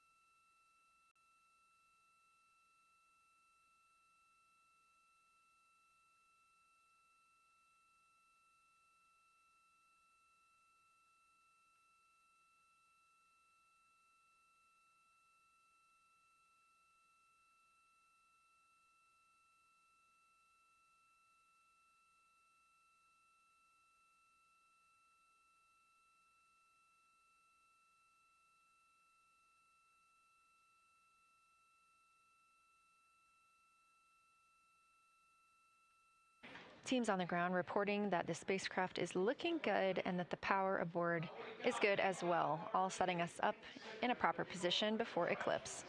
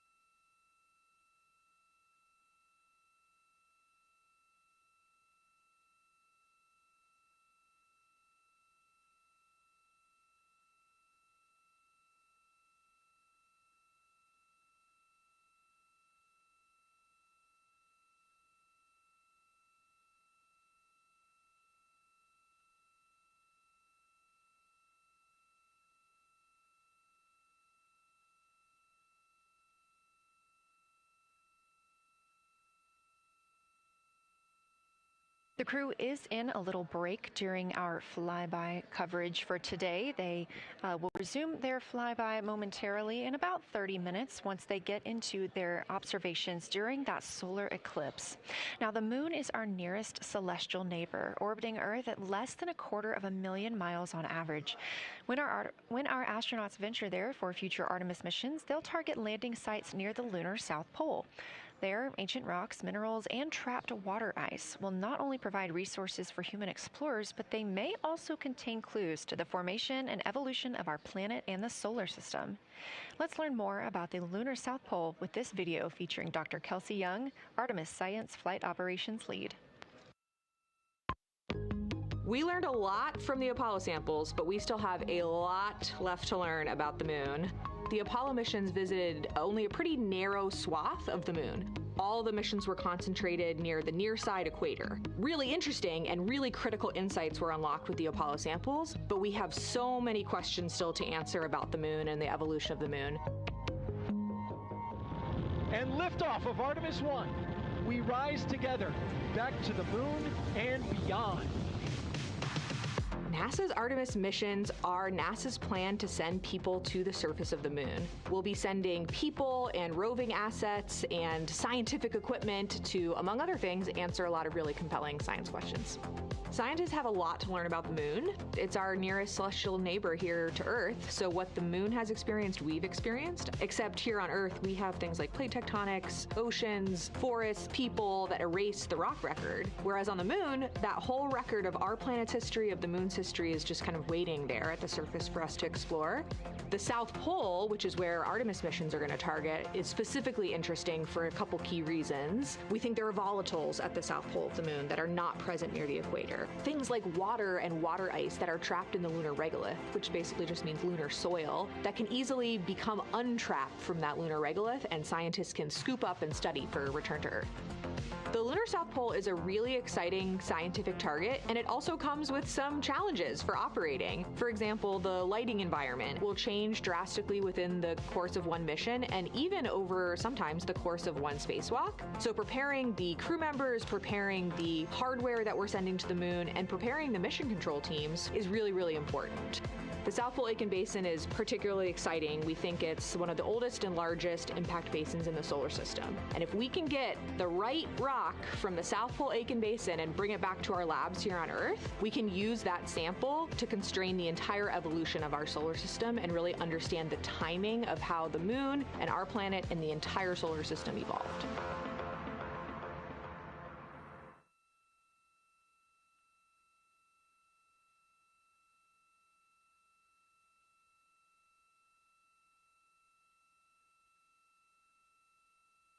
You're looking at a live view aboard the Orion spacecraft of the Artemis II crew, working in the middle of one of their breaks, or really their only break today during this lunar flyby period. Coming up next will be that solar eclipse.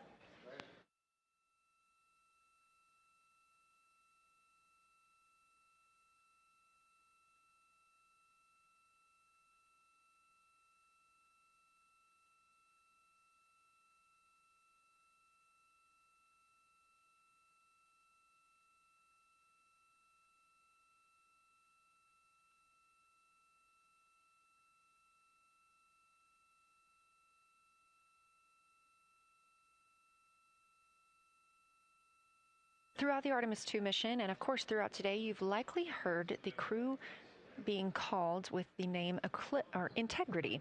The Artemis II crew members named their Orion spacecraft Integrity during a news conference September 24th, 2025.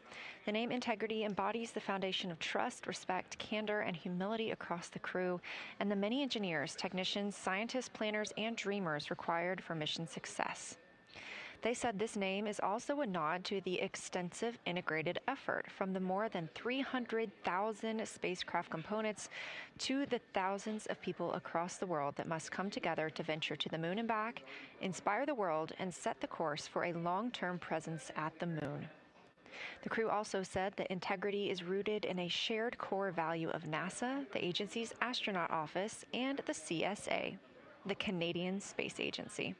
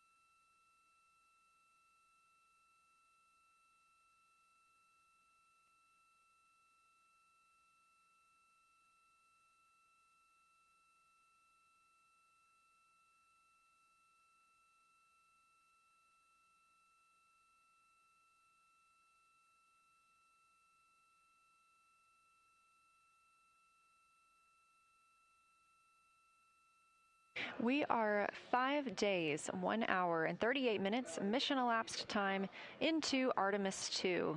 In this view on the screen, you can see the crew starting to even look through some photos that they may have captured today.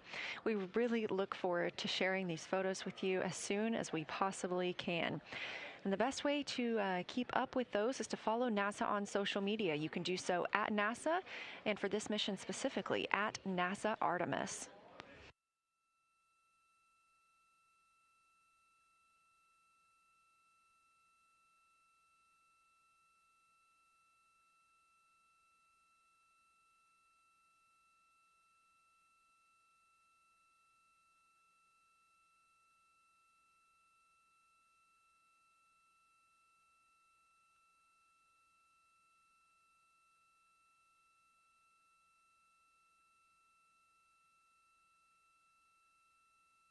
Again, we are in a forward link LOS, or forward link loss of signal with the crew, meaning that we're not able to communicate or send any commands to them right now as they were. This is a tracked event that occurs at times, but they could still provide communications down here to us, and we are obviously still receiving their video and their data.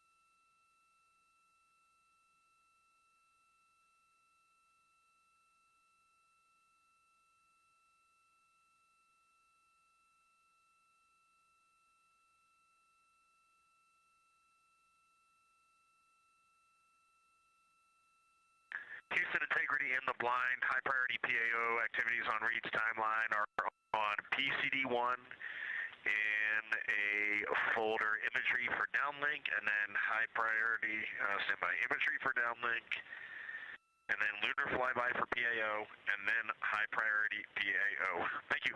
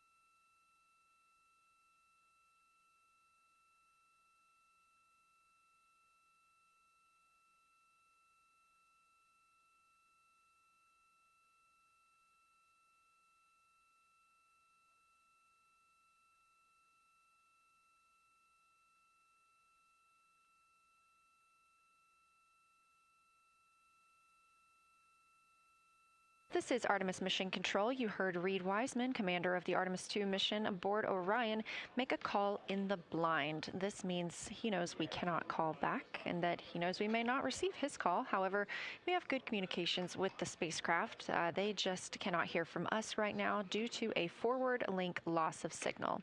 Again, we were tracking that this would occur, and we will regain that momentarily. But that call that came down from Wiseman mentioned some imagery, so we are very much looking forward to getting pictures taken from the moon today. Again, to see those images, make sure you follow NASA on our social media at NASA and at NASA Artemis.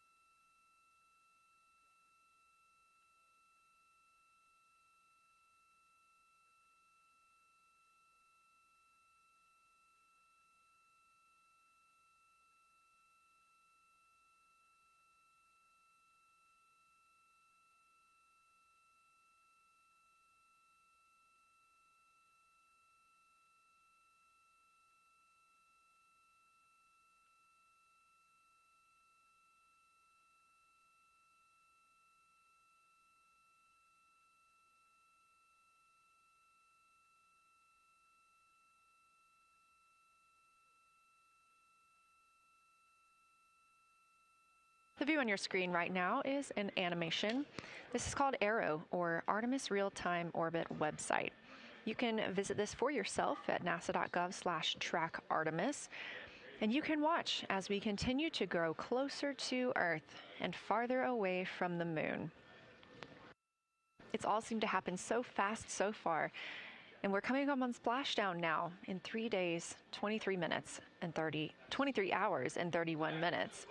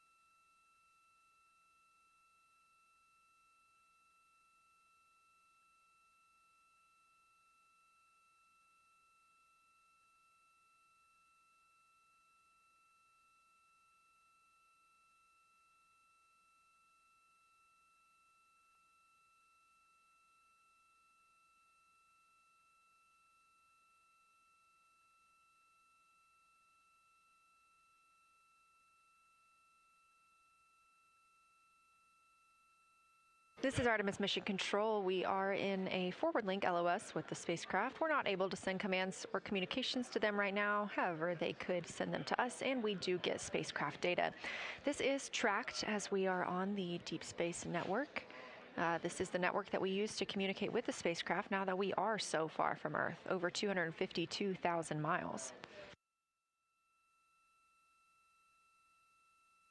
We are still in our lunar flyby coverage. The crew still have a very important and very exciting flyby milestone coming up when they will see a solar eclipse from the moon, the first humans to ever do so.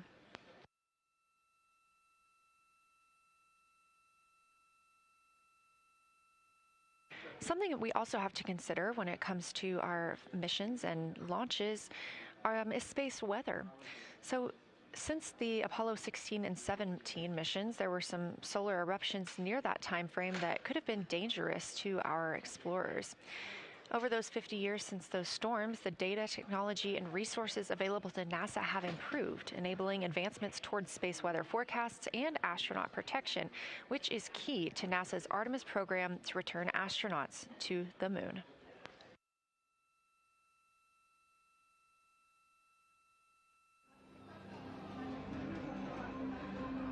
Across our planet, billions of people depend on the invisible networks that connect us to space.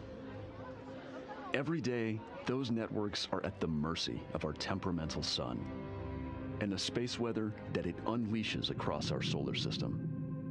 That's why NASA's space weather program tracks solar storms from the moment they erupt, modeling their paths, anticipating their impacts, and leading the research that the world's industries rely on.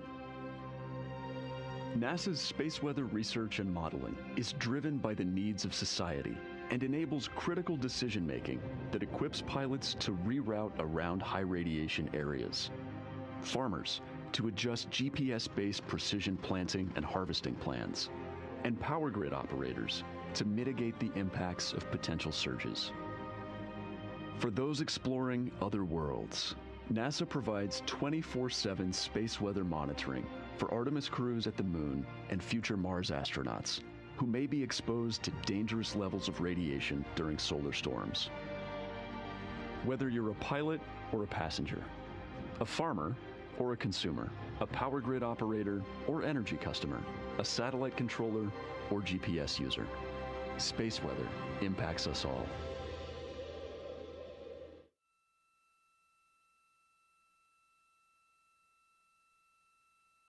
This is a live view from the Orion spacecraft on the Artemis II mission. It's now been 5 days, 1 hour, and 54 minutes since we launched.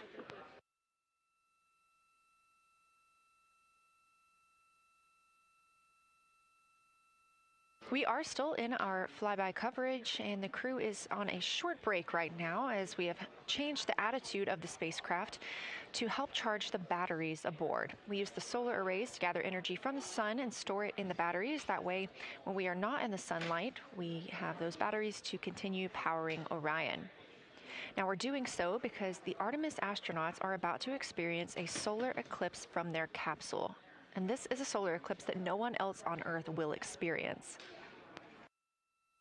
This eclipse is about 54 minutes, and to the astronauts, it'll look a lot like a total solar eclipse on Earth, except the moon is going to be huge compared to the sun, unlike when you watch one on Earth and the moon and the sun appear about the same size in the sky.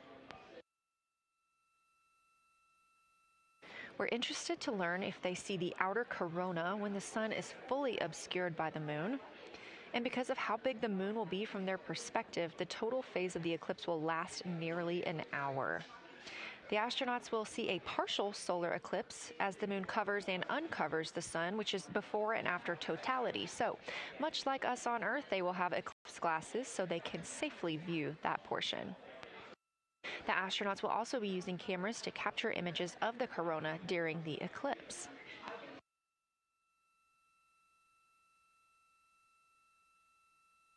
There also may be some other planets visible during the eclipse, including Venus, Saturn, Mars, and Mercury.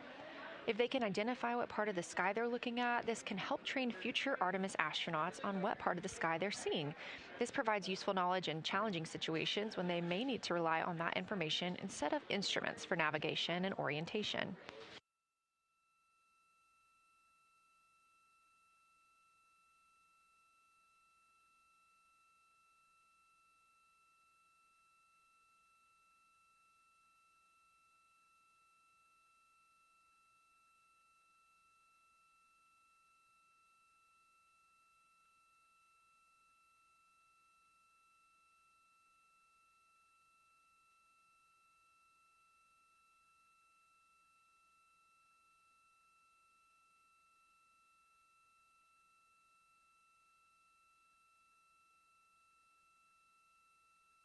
Confirmation from teams here in the ground that we have reached the eclipse attitude, meaning Orion is in the proper position to observe it.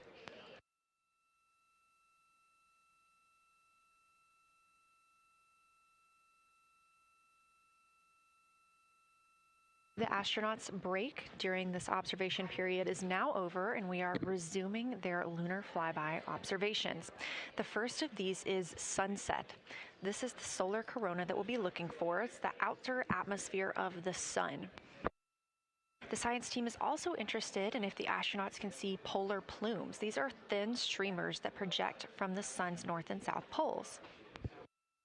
Additionally, they're interested in seeing if the crew can witness coronal loops. These are arcs close to the sun's surface. And something else that we've previously mentioned is lunar dust. This is dust from the moon that is lofted above the lunar surface and illuminated by the sun. It was reported visible by Apollo astronauts.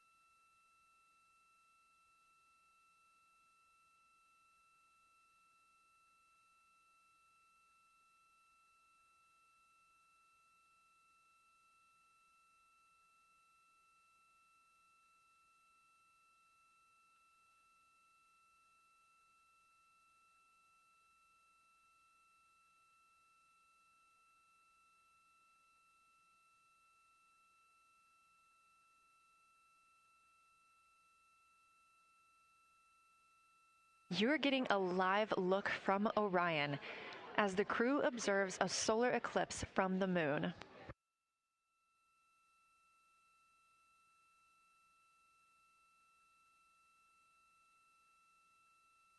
Again, this solar eclipse is only visible to the crew on the spacecraft. It's not visible to anybody on Earth. The science team is interested in several different targets for them during this time frame. And we're personally looking forward to getting those images as well. Again, during the beginning portion of this eclipse, the astronauts will need to use eclipse glasses, just like we do from Earth, to safely view it. Once the moon has completely covered the sun, they'll be able to take off those glasses for almost an hour. Totality on Earth during a solar eclipse lasts only a couple of minutes. So this opportunity gives them a chance to look out into deep space and to look into see if there are other planets nearby.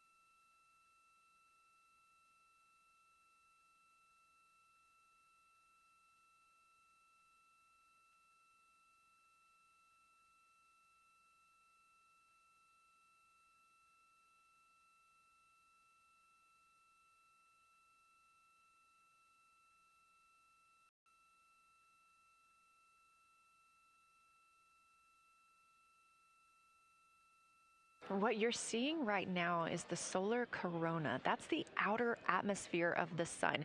And the science team is very interested in any images that the crew can capture of this. They're hoping that they'll take pictures and describe the visibility, color, and shape of the solar corona as a whole and its substructures, those plumes and streamers.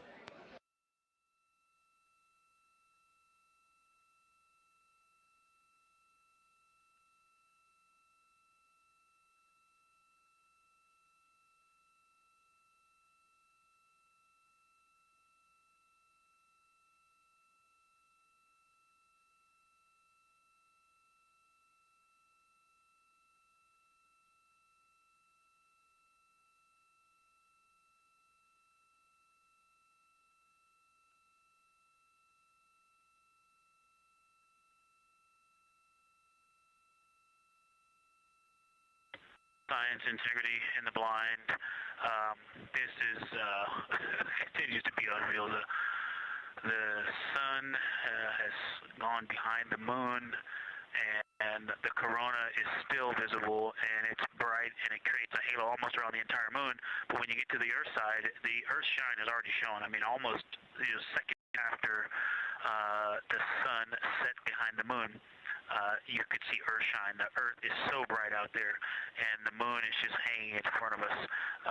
This black orb out in front of us, in front of now, not the blackness, but the gray that blends and drifts into the blackness. We can see stars and the planets behind it. And Christina is in window 1, Reed is in window 2 with the long lens, and Jeremy is describing it in window 3, and it is quite an impressive sight. You can still see the horizon lit up brighter where the sun set on that side of the moon. It is bright, and Earthshine is very distinct, and it creates quite an impressive visual illusion. Wow, it's amazing.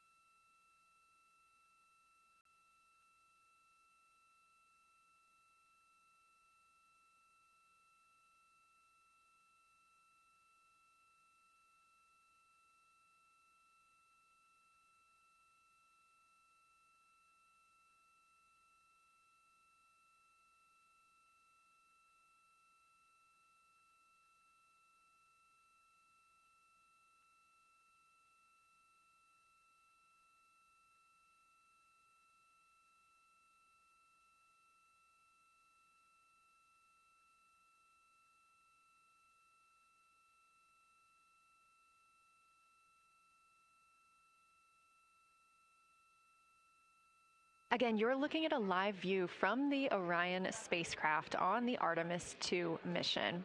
Orion is now 252,125 miles away from us all on Earth. We're here in the Artemis Mission Control Room in Houston, Texas, and what you had just before we lost that view quickly was the corona of the sun peeking around the moon as the astronauts are entering a solar eclipse for this portion of the lunar flyby. We're now over 5,500 statute miles from the moon.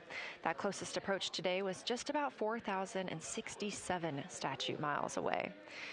And teams in the room beginning to get a little busier and filter in and out as we are stepping through a handover. The Orbit 1 team is handing over to Orbit 2, who will continue monitoring lunar flyby and all of the systems aboard the Orion spacecraft.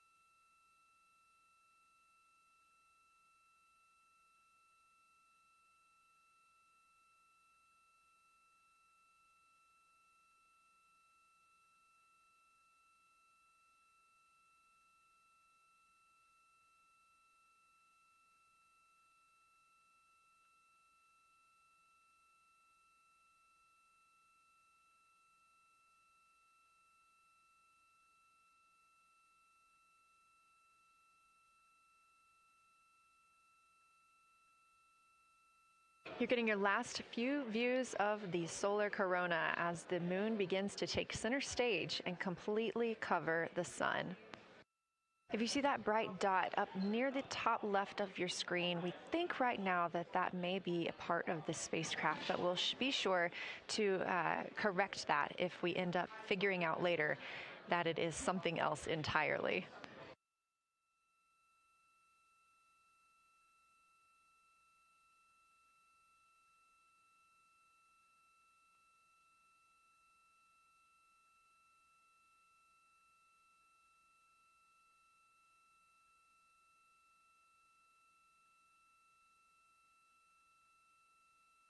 It has been an absolute honor to join you here today for the lunar flyby of Artemis II, the first time humans have flown by the moon in over 50 years.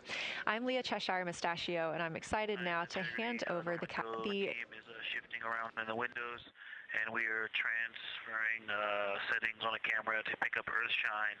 And it is amazing. The brightness where the corona, where the sunset is still bright. I think there may still be corona visible, but that part of the horizon is still lit brighter, and you still have a distinct Earth shine.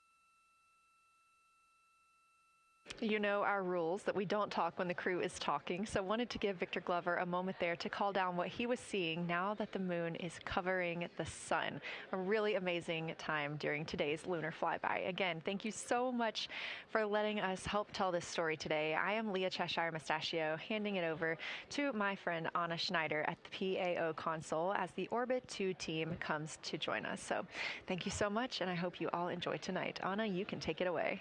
Thank you so much, Leah, and it's been a joy listening to your coverage over the last several hours. So as you mentioned, the Orbit 2 team of flight controllers is currently making their way on console and completing a shift handover with the Orbit 1 team of flight controllers.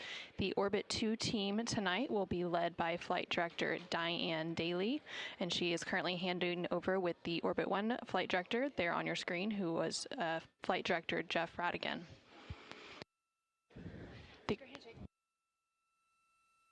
The Artemis II crew currently on board the Orion spacecraft. It continues to observe the eclipse that they are witnessing. There's about 43 minutes remaining in that eclipse period.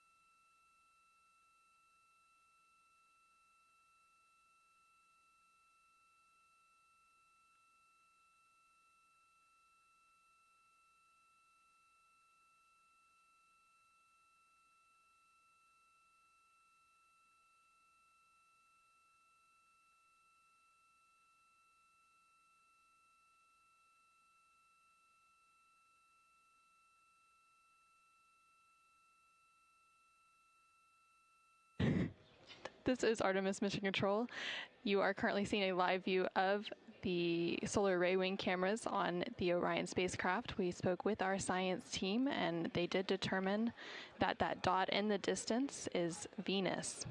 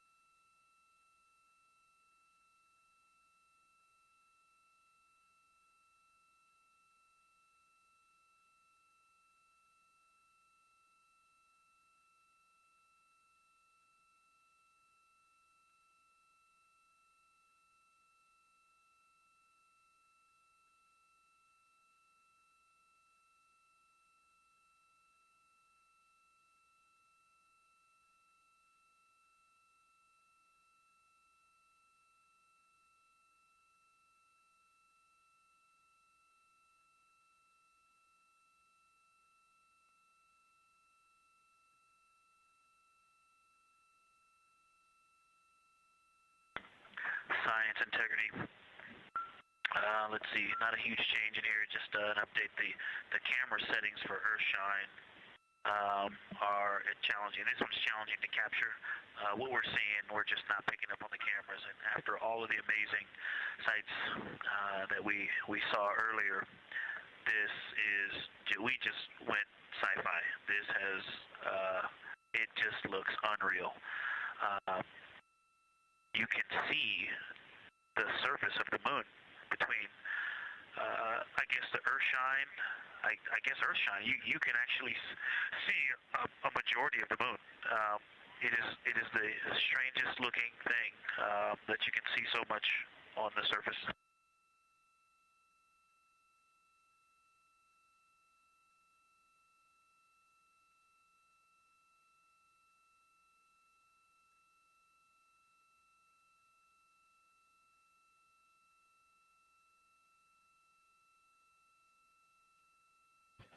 This is Artemis Mission Control. You were just hearing some communications called down from NASA astronaut Victor Glover, currently on board the Orion spacecraft. They are currently observing an eclipse. There's about 39 minutes remaining in that eclipse period. Currently, we are in a forward link LOS, or loss of signal, so the crew can communicate down with... He's seen 2 meteors, science.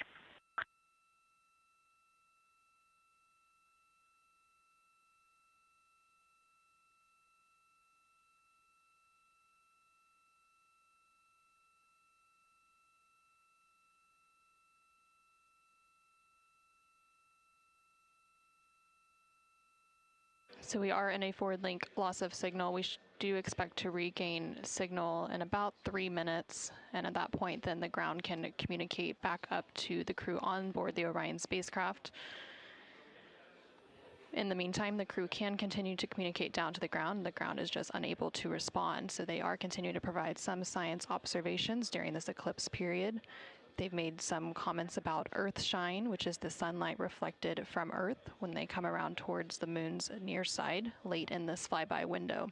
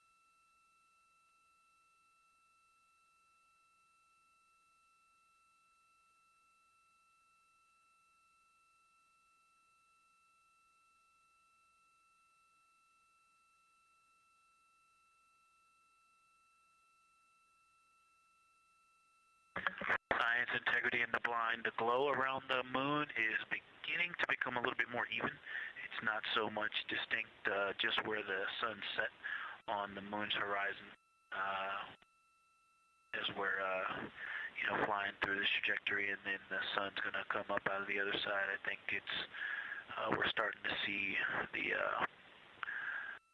the glow around the moon get balanced out. I still see Earth shine, and the Earth is very bright out there. Still quite an unreal sight. Integrity Houston, we have that sit rep loud and clear, and we are back with you. How do you hear me?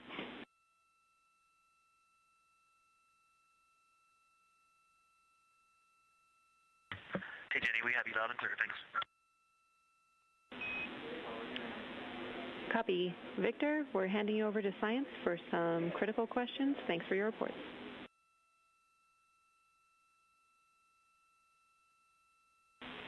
Integrity Science, we were loving your science sit reps in the blind, and it should come as no surprise that we have a number of follow-up questions. First, you mentioned Reed observing meteors. Can you speak to that? Were you referring to comets or impact flashes or something else?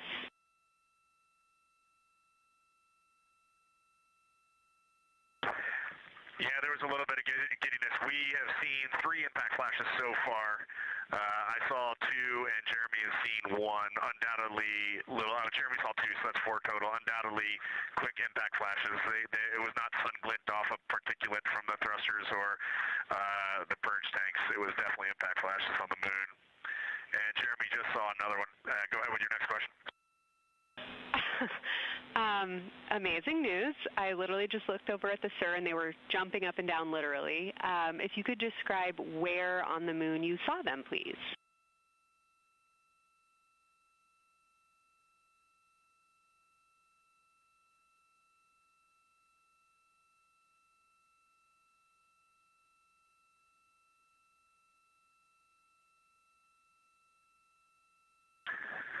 So they've all been either on or a bit south of the equator and on the Earth side of the moon. Stand by. All right, so Jeremy has seen them kind of on and south of the equator, kind of spread across the moon, and mine were both south of the equator and just a little bit left of center of the moon. Incredible news, Reed, and reminder, we have citizen scientists here on Earth looking for impact flashes, so hearing you saw them on the near side means that people saw them too.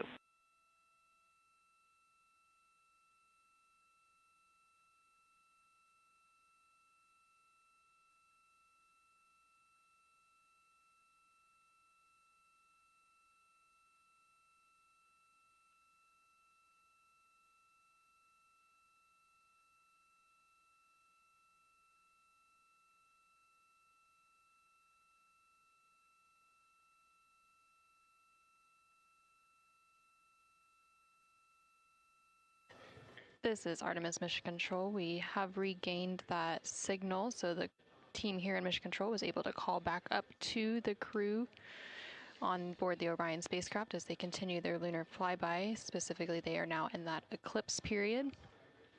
So the science team here in Mission Control was able to ask some questions about some of the situational reports they were providing during that loss of signal. Specifically, they were interested in some of the meteors that they mentioned seeing and those impact flashes, and they did provide confirmation that they did see at least 4 impact flashes during that lost signal. Are you still with us, Houston, or do we lose you? Integrity, I hear you loud and clear. How do you hear me?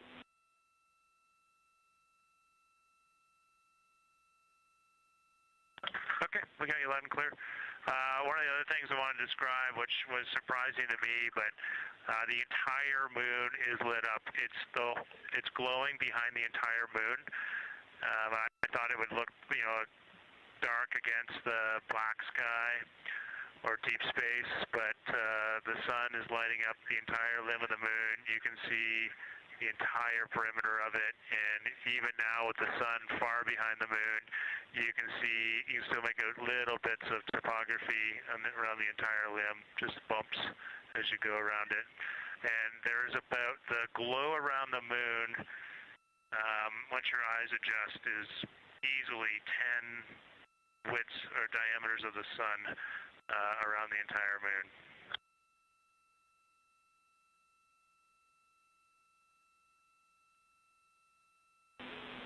Incredible to hear, Jeremy.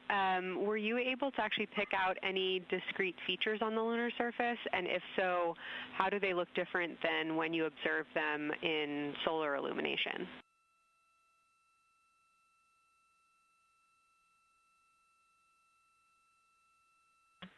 No, we really haven't been able to identify features on the lunar surface yet. We just see, the topography on the limb. For the Earth glow, we're about a quarter moon, waxing quarter moon, if you will, from the Earth glow perspective, and it's just at a very, just the sight angle. I'm just not able to tell what I'm looking at yet in the Earth glow. Understood. Thanks, Jeremy. One other question for you on the solar corona. Were you actually able to see any structure or color in the corona before most of it disappeared behind the moon?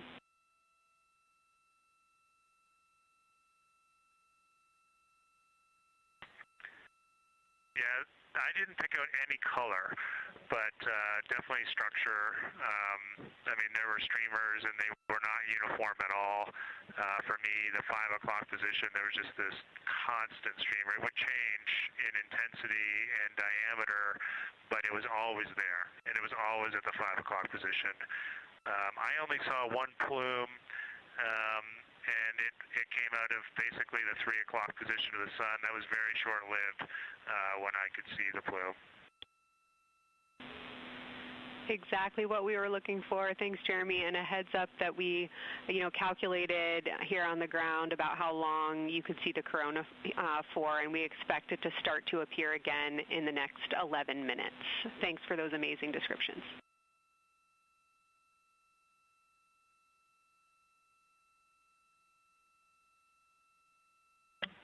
Okay, we're excited to see it all again. Integrity Houston, we're following along as well. That was outstanding. If you haven't already, just reminding you to swap positions at the windows. And that brief LOS we had previously was due to a data rate change expected.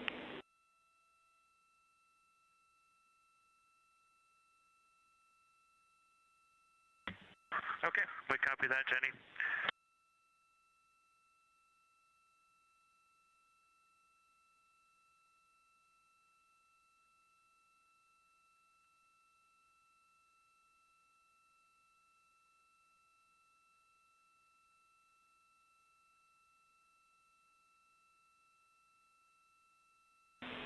Integrity Science, one more request for you.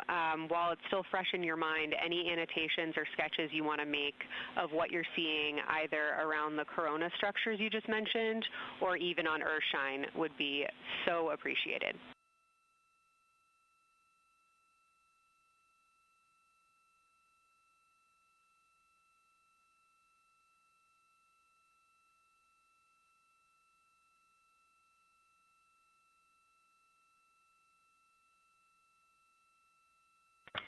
Okay, Kelsey, it's going to be pretty hard to go looking at a PCD right now, but we'll definitely try and annotate what we saw. And if the annotations come in the next block where you're cleaning up your documentation, that sounds like a good plan to me.